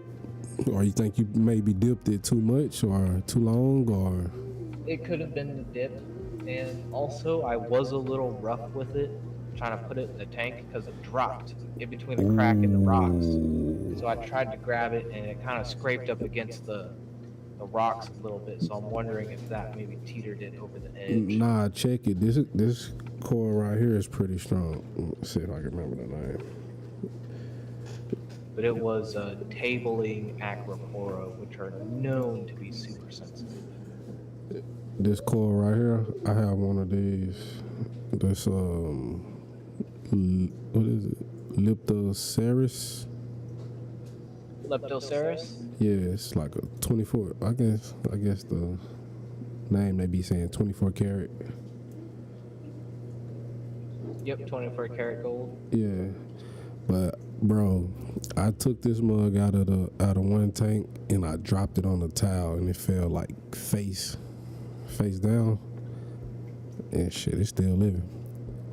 I thought it was gonna like crack or like something like that, but shit, I was looking at it. I had it between the tongs, and then like the tongs did some weird shit, and it fell. But the mug still lived, bro.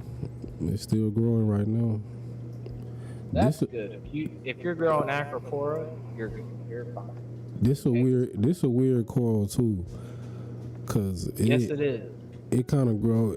It kind of have some tentacles that come out too, maybe 1 inch or something, maybe. But you wouldn't even know it.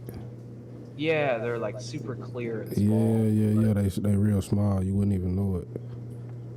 But that is a really nice coral.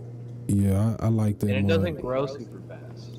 Nah, it just kind of encrusted over. But yeah, when I first got it, I looked up inside of it up underneath, and there was a lot of copepods and stuff living in it. I had to dip that baby though, cause there was a lot of stuff living in it.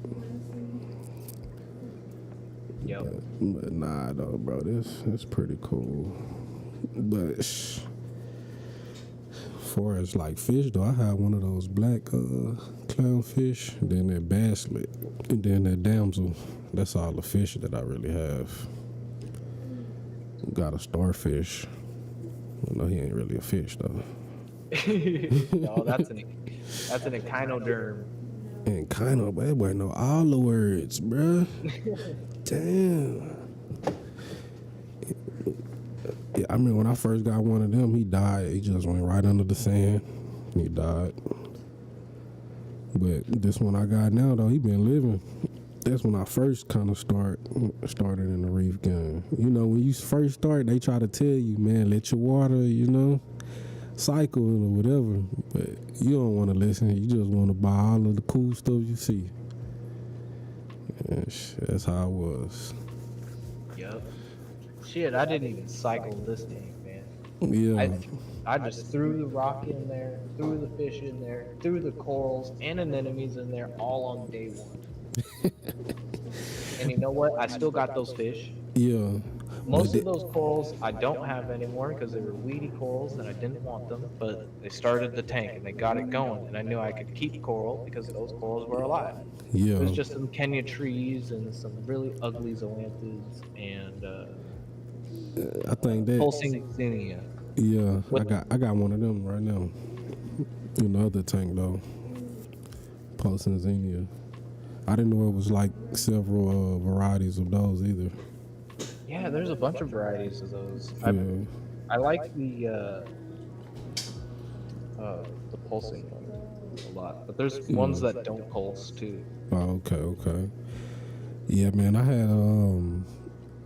had like a 15-gallon fluval, the flex, the curved glass. Yep. I wish like I had that thing go for 2 years. Like after the starfish died, and I had got a anemone, like a long tentacle or whatever. No, it was a bubble tip. And that mug died, bro. I didn't put nothing else in the water. Just had a snail or two in there. Let the water chill for 2 years. Then that's how I got in the coil. I just, the water was good. Yeah.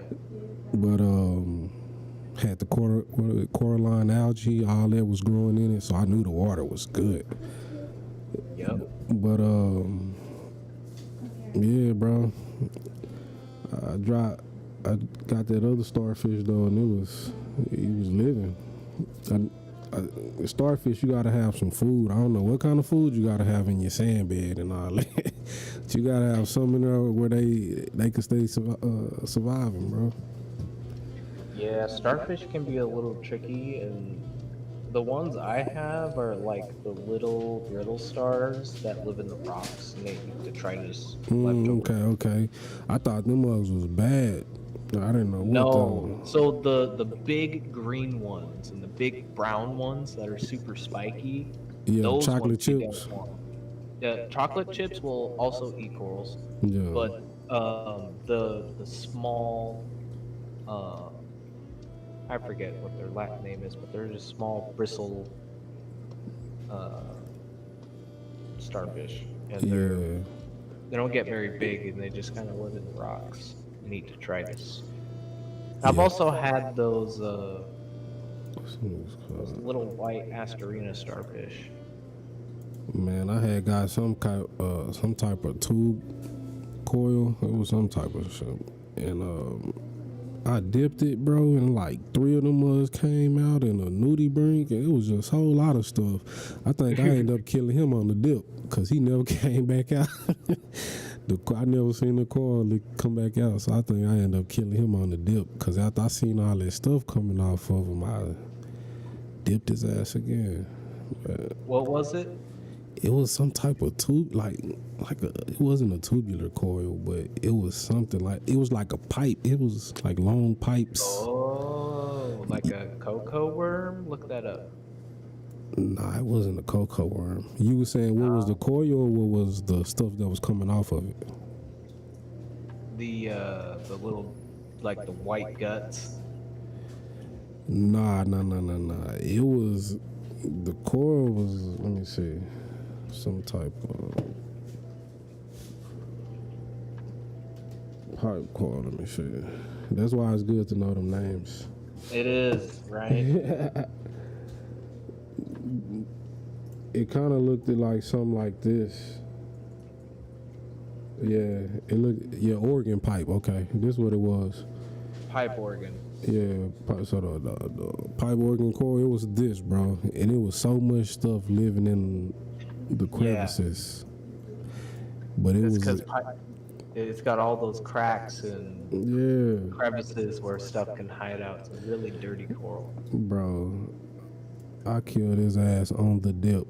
He never got to make it in the tank. But yeah, though, it was like 3 brittle stars and it was a whole lot of stuff. But that was before I knew that the brittles was cool.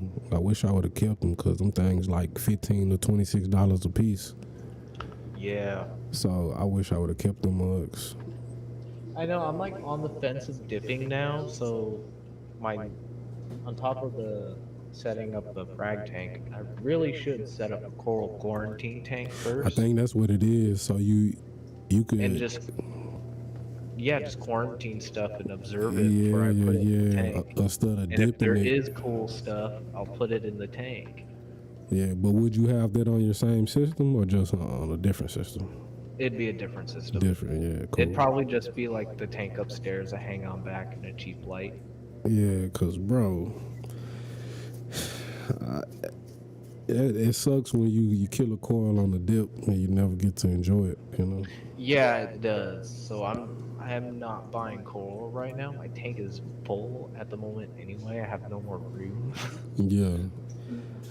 I think my problem is I want to see them grow too fast. Like, I really don't want to buy them big because I want to see the growth. But only way I would buy them big just to go ahead and fill the tank, but I really want to see them mugs grow. Yeah, now that I'm dosing Calclosser, everything is growing so much faster. Man, tell me about that, bro, because I've been wondering about the Calclosser. It's an old school trick, man. People have been doing it since the 70s. And like it is known to boost coral growth and it'll boost your pH. And it's like one of the tried and true things. If you want to grow coral good, you put it on Calclosser. And it feels like a shot in the foot with all these new things and carbon dosing and all this crap that really just overloads my brain. That I'm just like, I don't need that. I got Calclosser and Alpha Reef. I'm good. What the Alpha Reef do? Like it got different. So it's another dose thing that I'm dosing, and it's a all-in-one calcium, alkalinity, magnesium, and trace elements in one bottle. So you only need one dosing head, and it's not quite enough. Like I like the magnesium level, and I like the trace elements that are added because I'm not really doing a lot of water changes. Yeah. So the alkalinity from the Calclosser will put in alkalinity and a little bit of calcium and boost that as well as pH, and I'm dosing it based off pH. So you test your pH to see where you at, and then you dose based off that? So I have a pH monitor with the hydros, and it's constantly reading pH 24/7, 365 days a year. Okay. And send it to your phone? Yeah, it's all on an app on my phone, and I program it off my phone. What you got, like it's kind of like a Neptune? It's better than Apex, I would say. Yeah. It's Hydros. And Coral View is the maker of them, but Hydros is what they're calling it. And it is a really caustic chemical. Has a pH of 12.4 at full saturation. Hydros controller? Yeah, the Hydros controller is what I'm using.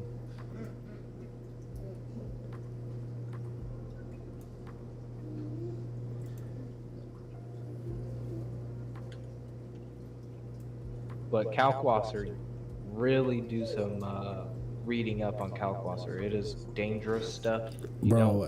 I've been doing, like, I ain't gonna say extensive research, but you know, every time I hear it, like say on that Polar Reef interview, Worldwide Corals did it. You know who that is? Yep. Yeah.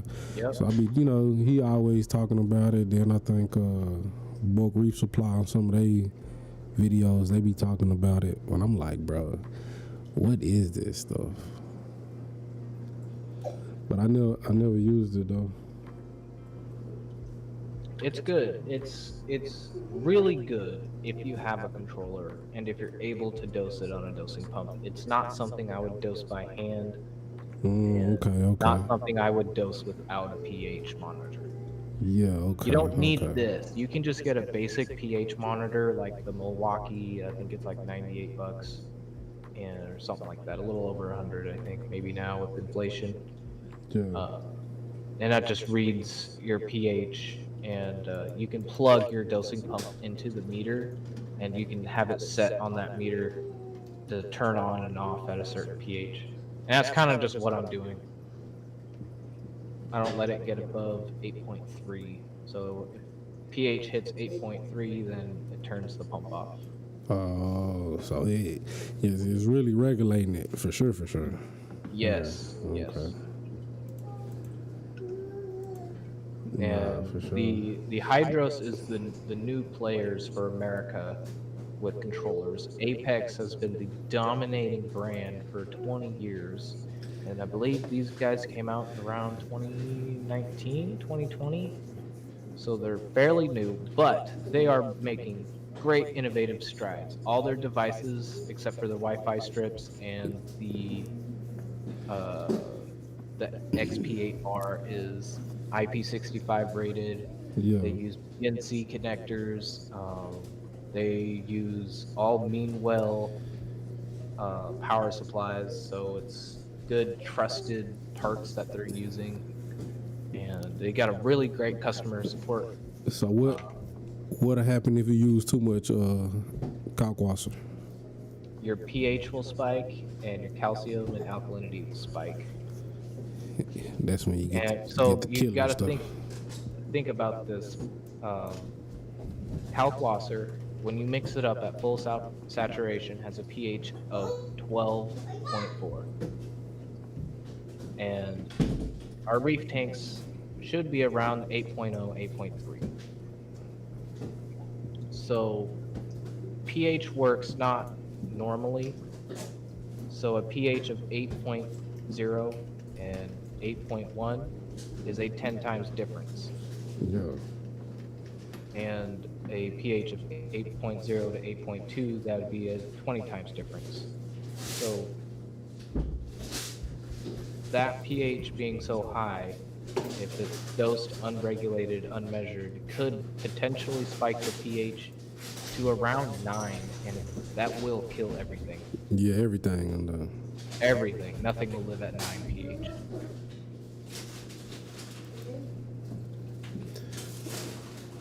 I'm trying to look for these fish tanks. You ever heard of what is it? Dreams Plus, I think, or Dreams One, or something like that. I don't know. You know, they making like some new.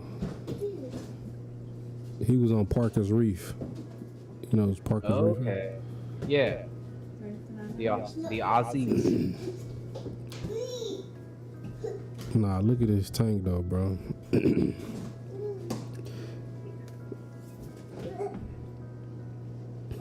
You see the what is it called, the wire, weir, WIR. Yeah, the weir, how Weir. it's like super thin. Yeah, but you see how it's going all the way across the glass though. Yeah. Instead of, you know how usually they just in the corner. Yeah, or in the middle. In the or something middle. like that. On this tank, that must going all the way across the whole tank. You ever seen this?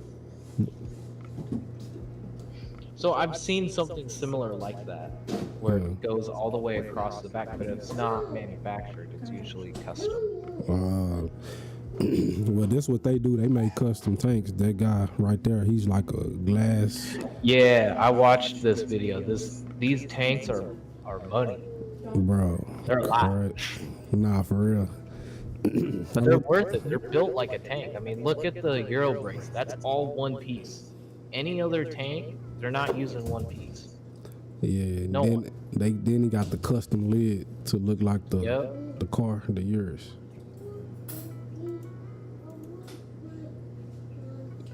Then It's got that Herbie style overflow, or it's got the 3 drains. Perfect. nah, what I really like though, my whole reason I keep coming back to this video is because of this right here. Let me see. I really want something like this. Where that mug at? Yeah, the lid being like a style of a Urus or a Lambo. It is pretty cool. Yeah. I don't know if I would run it though. Nah. It ain't even that for me. It's this right here. Where that mug at?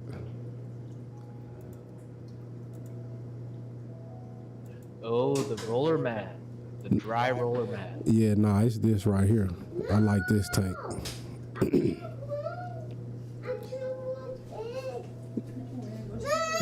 You see, he got like a manifold Yep. where each individual nozzle could turn, and you could turn the flow. You could control the flow with the ball valve. That's a badass tank. Yep. And then he say that they could put that built on any existing tank.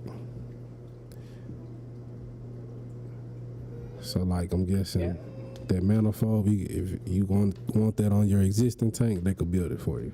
And that's what he said they did with all their designs. They built it with your existing equipment in mind. So they didn't want it just built with their tanks. They could add any of their stuff onto your existing tank. Right. And that's cool. So the roller mat, they could add that onto your tank. Or your sump, any sump you got. That's player. I put a roller mat on my cichlid tank. Yeah, what they do? Hey, bro, they poop like crazy, so I actually gotta change my roller mat. And just empty today. So I gotta change that. What kind of cichlids you got? It's a South American biotope, blackwater with festivums, Mesonauta cora. I've also got Severum cichlid, a blue acara. I used to have zebra acara, the Abanacara atiqueta, but I lost them. I sold off my breeding pair, and then I lost my spare male. I'm pissed. Damn. I wish I never sold them. Yeah, Those man. are like my favorite little dwarf cichlid is the zebra acara. I had F1s. Damn, that's crazy. Local breeder. But I've also got Giropari in there, Saitanoperca Giropari, and a Colombian Oscar. Okay. So, and a Siamese algae eater. And some plecos. All right. I had some synodontis upside down catfishing with my cichlids. I'm surprised they wasn't really bothering them. They was really cool with them. Those pictus can really hold their own. Nah, not the pictus. I had some synodontis. Oh, synodontis. Yeah, the upside down catfish, like corydoras. Yep. Yeah, they was cooling in there. The cichlids wasn't really messing with them. Yeah, synodontis are hardy. I've got a synodontis in there too. I forgot about that. It's the 1 or 2 since I got a Siamese algae. You really don't see them. No, not really until I put the food out. Yeah.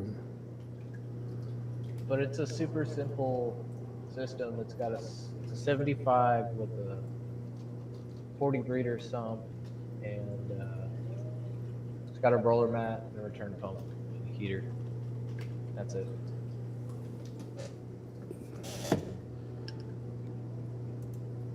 But the lights are off right now. I'm trying to I don't see. even think I can show you because I don't know how to work this thing. You just cut your camera on. I know my camera on the computer, but I don't have a way to You see? add. You I see? tried to get on here with my phone, but I couldn't hear it. Yeah.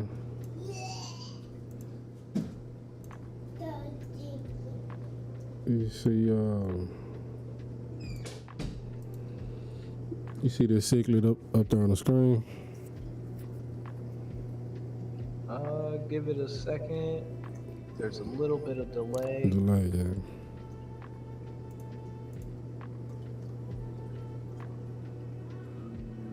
Yeah, like Malawi haps.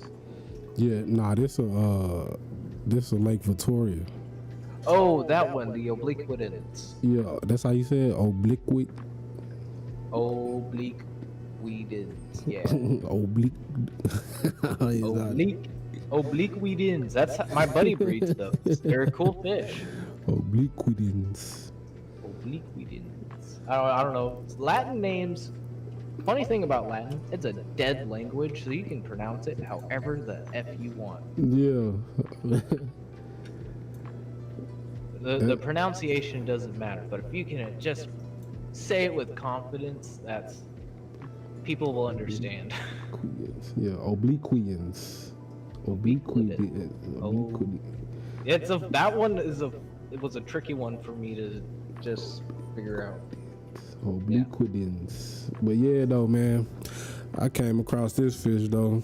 I was looking them up. They say they like near extinct though. Yeah, so there's not a big population in the wild, but they're super, I wouldn't say common, but they're prevalent in the hobby Yeah, to where they're not taking from the wild anymore.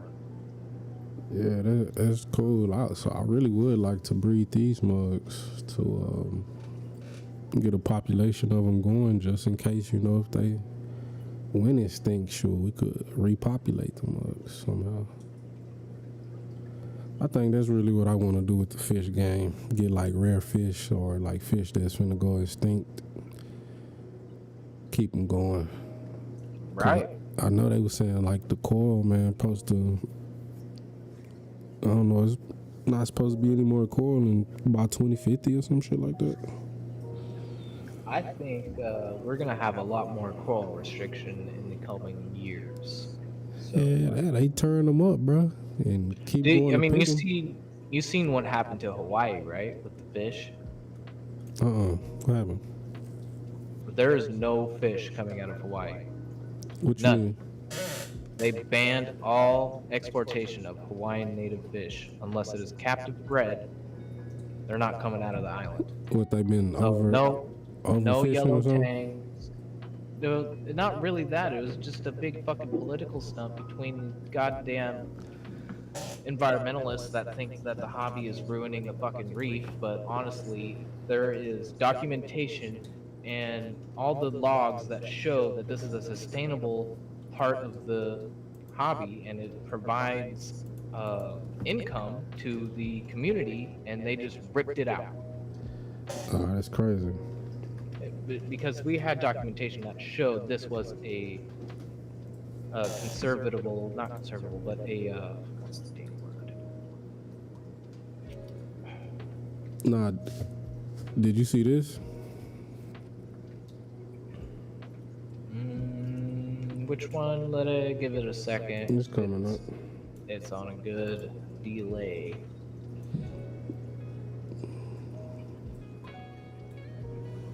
But yeah, so we're not getting any fish out of Hawaii for who knows how long. That's crazy. And who knows what other countries will do the same, you know? We're lucky that we got Australia, but I know and still Indo and the Caribbean for fish, but Yeah, wherever these motherfuckers at, it's saying the French Polynesian government.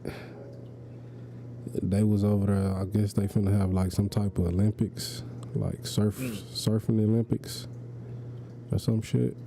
So they was trying to build a surf tower, and the barge snagged the coil. It got caught on the coil, and they like, you know, tore it up. And the local villagers, people that was there, was mad as shit. Like, Yep. They're very proud of their reefs, and it sucks to see them die. I mean, you saw what happened in Florida this past year. Everything was just They want bleaching. to build All the work that we've the been new doing for the past foundations. They're not even able however many years to trying go over to there with their repopulate badge. our reefs, and they just all bleach. Look and at they're this. running around with their heads cut Look. off trying to save it. This Yeah, is that's crazy. ridiculous. Monsieur le Président, Monsieur le Haut-Commissaire, vos équipes sont sur cette marche. Vous êtes responsable, Paris 2024. Vous êtes responsable. Regardez-moi ce corail-là. Cassé. She Cassé. mad. Look at that Cassé. shit. Cassé. Regardez-moi ce corail cassé. Honestly, Ça me plaît pas de faire cette vidéo, ça me plaît pas. if a barge killed my local reef, Ils ont Nah, for cassé real. plein de coraux sur le passage. La veille, reefs, je dis bien au people don't média, on a know, le reefs tsunami are par- bringing a lot of income for people and families, like not just the hobby, but the food fish, the fish and the coral. Yeah, and they stopped like them high tide situations, like some type Yeah, of they hurricanes and all that. Yeah, they protect the land and Yeah, they protect the land. Like when it builds their reef, like the skeletons, their coral skeleton, somehow it blocks those big waves. So Well, it makes sense, you know, in the aquariums as these stony corals grow, they block the flow. So you have to add more flow to make sure these corals are yeah, being good. receive. So you think about something like that, bro. That's why a lot of land's getting flooded. Yeah, ain't got the reef to protect it no more. Protect the land. That's why, but that's why I really like those conservations that be going out and trying to reintroduce the coral back to the sea. I think that'd be cool. You know, when they go take it back to the lab, regrow it out, then take it back out there, let it grow back out in the ocean. Yep. That'd be real cool, you know. But I see one of those places they had got hit hard by a hurricane or something. Like it had tore their whole facility up. It was crazy. So like everything they had been building, they had lost. Yep. That was in the facility. Yep. That shit, wow, bro.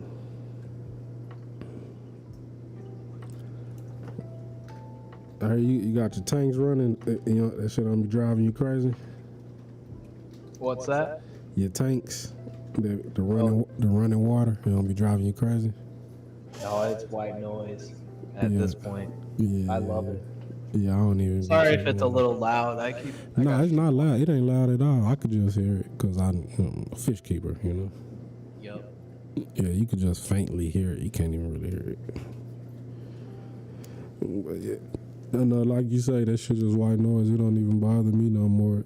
Really, that's like a diagnostics sound for me now. Right. Like when I don't hear it is when I get panicky. Yeah, like damn, if the pump stop working, or if I get to hearing it too much, then I know that I starts grinding. Yeah. That's how it is on the all-in-one. You know, when that water get down low, then you just hear that suction sound and it starts spitting out those micro bubbles in your tank. You like, oh shit. You gotta get yourself an auto top off. Nah, I do, bro. I do. It'll be the best thing you've ever done. You're gonna be like, why have I gone so long without it? Nah, I already know, bro, because the evaporation is crazy.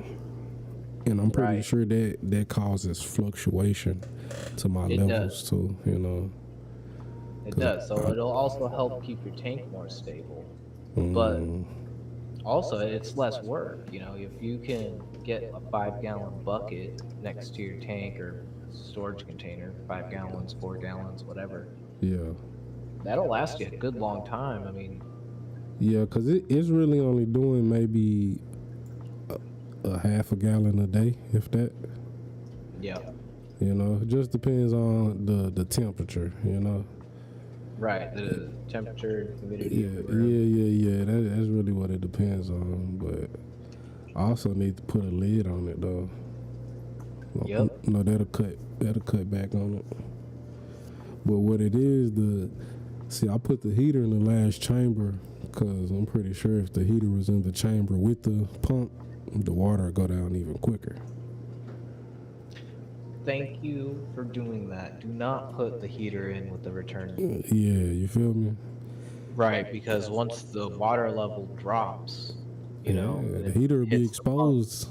The heater will be exposed, and then that's no good. So really, you don't want to do that. So you're smart for not putting it there. Hey, bro, it's all about researching, bro. You research what's the best methods, you know. You'd be crazy to think how many videos I watch, and these kids, they're older than me, I still call them kids, putting the damn heater in the return chamber. I'm just like, are you just idiots or idiots? But see, like, when I first got the 40, that'll break me. Man, see, I thought, I lost my train of thought way back when I was talking about the 15 flew off. So I was saying, I got that tank, and it was 2 years, you know, and some change, cycle. I was trying to say, I wish I would have never broke it down to add it to the 40. When I got the 40, I broke down the 15 and just added, you know, everything to the 40. I wish I would have just kept the 15 rolling because it was so cycled, and then just started the 40 new. But I added that water from the 15 to the 40, and then, you know what I'm saying? Right. I could have just took a few elements from the 15 to start the cycle on the 40. Exactly. But yeah, I broke down the 15, and then I was kind of mad at the 15 anyways because of those vermeted snails. Oh man, I hate those things. Bruh, they was everywhere. So I was like, I'm really gonna break it down anyways, but I wish I would have never done it. Just kept that mug rolling.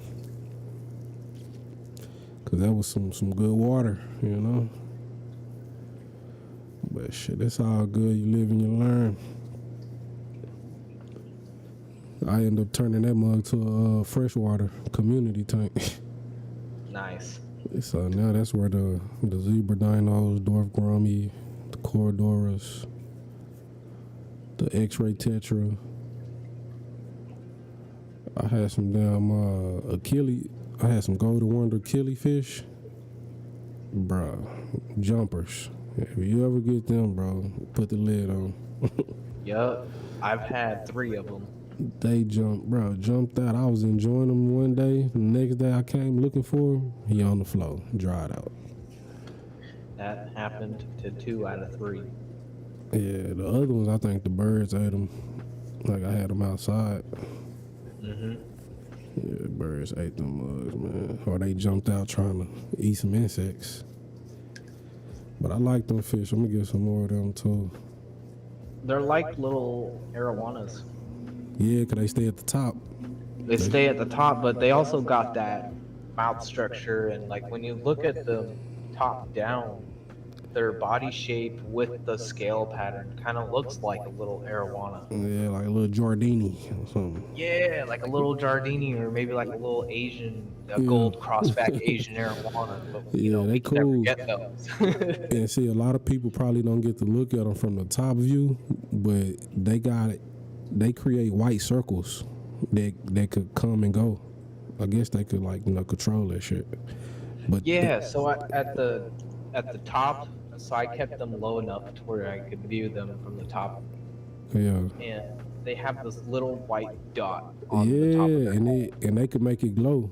It's crazy. Yeah, and I always called it their third eye. Yeah. And that's one thing that drew me to them. I was like, bro, I like that. So I had like 3, and I went and got like 3 more, and I was like, yeah, that was cool.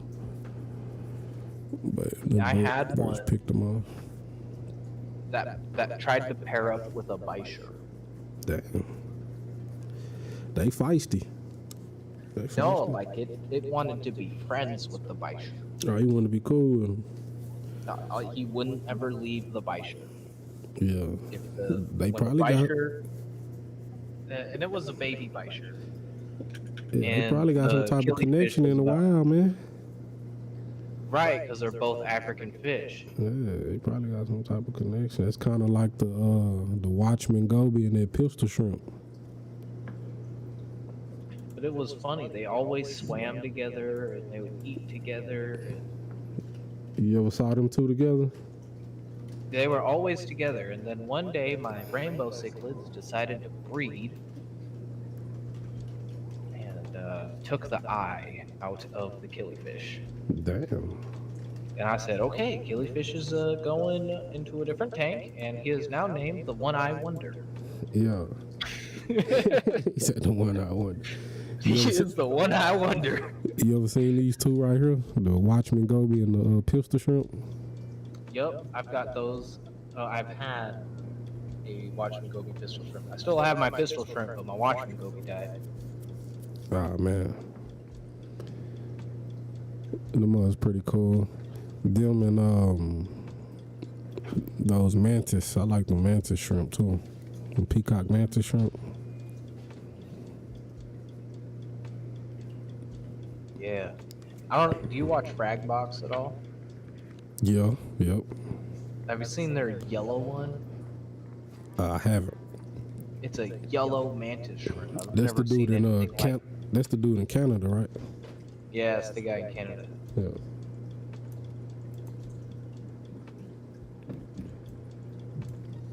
No, I'm gonna check them out.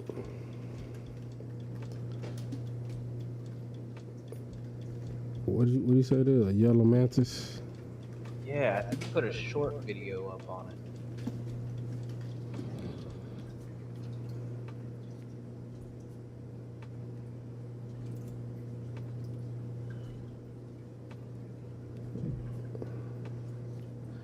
Oh yeah, that mother player.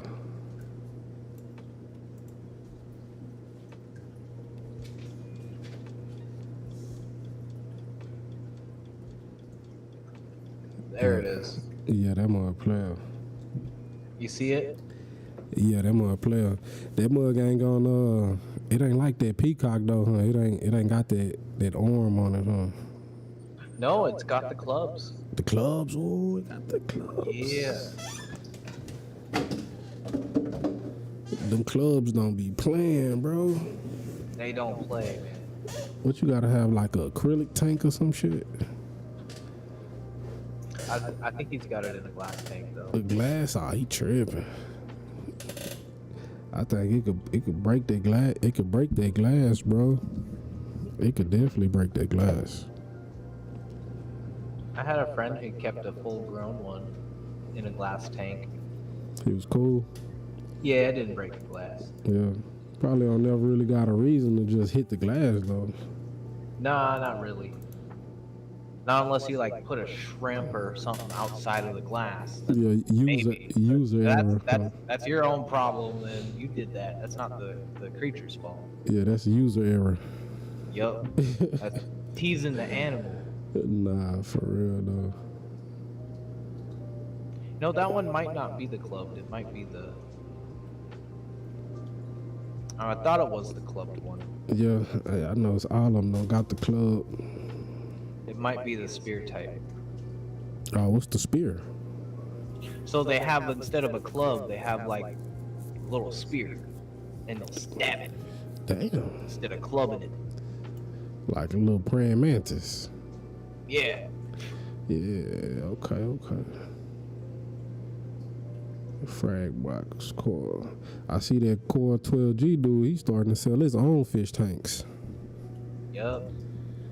That's some dope shit though. And then they just little nano tanks, so I know you could be able to sell and maneuver those a little better than big giant tanks. Yeah, Fragbox is selling tanks too. They're called Reef Casa tanks, and they're Reef small. Casa, yep, I saw those. Yep, I did. And they're see actually decently priced, like competitively priced compared to like a Red Sea or water box tank. But I'm starting to see the Red Sea tanks. What makes those different is they come plumbed already, right? Yeah, they do come plumbed already, but they also are prone to busting a seal. Leaking, yeah. I've seen too many videos of Red Sea tanks leaking, so. I know And that. honestly, I don't even want to get another water box tank. When I upgrade, I think I want to either go aqua forest or maybe even Cade. Yeah. The one you got now, it's an all-in-one or no? Or it's plumbed? So it's a weird one. It's a discontinued tank. It's an all-in-one that's drilled at the bottom in the middle chamber of the all-in-one. So it has a sump, but it's got the back chamber of the tank. Yeah, but you could drill, okay. Yes, but it's got a sump on it. And it's got a dual drain. Yeah. Okay. Nah, that's player. You ever looked in the aqua top? Not really. Not really. They got some cool tanks. I got an aqua top and I got a lifeguard. Lifeguard tanks are nice. Yeah, I like the lifeguard. It got that tempered glass, and then like the back wall is some type of glass too. You can see through it, so you can see like the sump action back there through the front, kinda, cause it's kind of like tinted glass. So it's just pretty cool. Them look straight.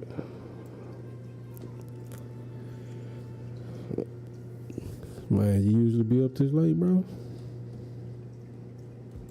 What's that? I say you usually be up this late? Yeah, all the time. Yeah. Shit, me too, man. On Wednesdays and Tuesdays I get off at 10 o'clock, so I'm usually up till 2. I'm probably fixing to get off here soon because I'm getting tired. Yeah, me too. Shit, I'm finna go hop in the shower, man, lay it down. Hopefully my daughter done went to sleep already. She terrorizing the house. For real though. You ain't got no kids? None yet. I'm about to say, yeah, hold off on that, man. Hold off on that. I'm holding off, man. This world's kind of crazy for me to bring someone that I want to raise in it. Yeah, nah, it be straight, man. You just keep them under your wing, you know? It be straight. Yep. But nah, for sure, man. I got 12-year-old cats, though. Those are like kids. Damn. 12-year-old cats. Yeah, they're getting old. They're my babies. A little old. They barely could probably walk. That's old as shit for a cat. Yeah, they're rescues. Oh, okay. Well, shit. Well, the first one was a rescue. It was a mama. She had a couple litters before I got her fixed, and I kept one of her sons, so she wasn't lonely. And yeah, I've had them for. Her son's going about 10 years old now, and she's 12 or 13 now, I think. Yeah. So they're up there. Damn, that's crazy. Hope my dog lived that long. Just be cooling. Man, I've been on here for damn 6 hours. Damn. Shit, I streamed, like, when I first just popped all this off, probably, like, in November, bro, I streamed for goddamn 7 days. I had my stream up for 7 days. I've seen a lot of streamers do that. Yeah. Not a lot, but it's nice when it does happen because it doesn't happen that much anymore. When I first started, there were a lot of streams that went on for hours and hours and hours, and it was just really fun. Yeah, for real though. That's why I made that Discord though, man. So we get more in tune with the fish community. Yup. Huh? I'll pop on that Discord. I gotta get the link on that, but I got you on subscribe now, and I'll be able to do that stuff. Yeah, nah, for sure, man. Appreciate you for stopping by. Sure, man. You hit the Discord. Sure, I don't know if you active you plan on being, but I give you a role. Everybody get a role when they first come in. You know, you be verified, and then since I done had this talk with you, I know you know a lot about tanks and fish and stuff. So I definitely giving you the tank specialist role, and I try to give roles to people so people know what other people do, what you specialize in, so they could talk to you directly and be like, hey man, I see you got the role of this. I know you know about this. So yeah, but I got different channels on there though too, man. Even got a stock channel, so we could talk about some stocks, different stuff. Hell yeah. So yeah, bro, I'm just trying to get it rolling. Shit. It'll happen. It takes some time. I've been doing this channel stuff for a few years, and it doesn't happen overnight. Although some people, it seems like it does, but I don't know. Man, they be paying for that shit, bro. I'm not saying anything.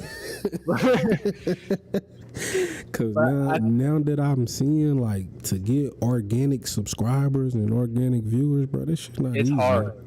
Yeah, it is bro. hard. I mean, if you look at some of these huge YouTubers, they've been doing this for over a decade, right? And we're coming in here with our cute little fish tanks and thinking we're gonna be the next big thing.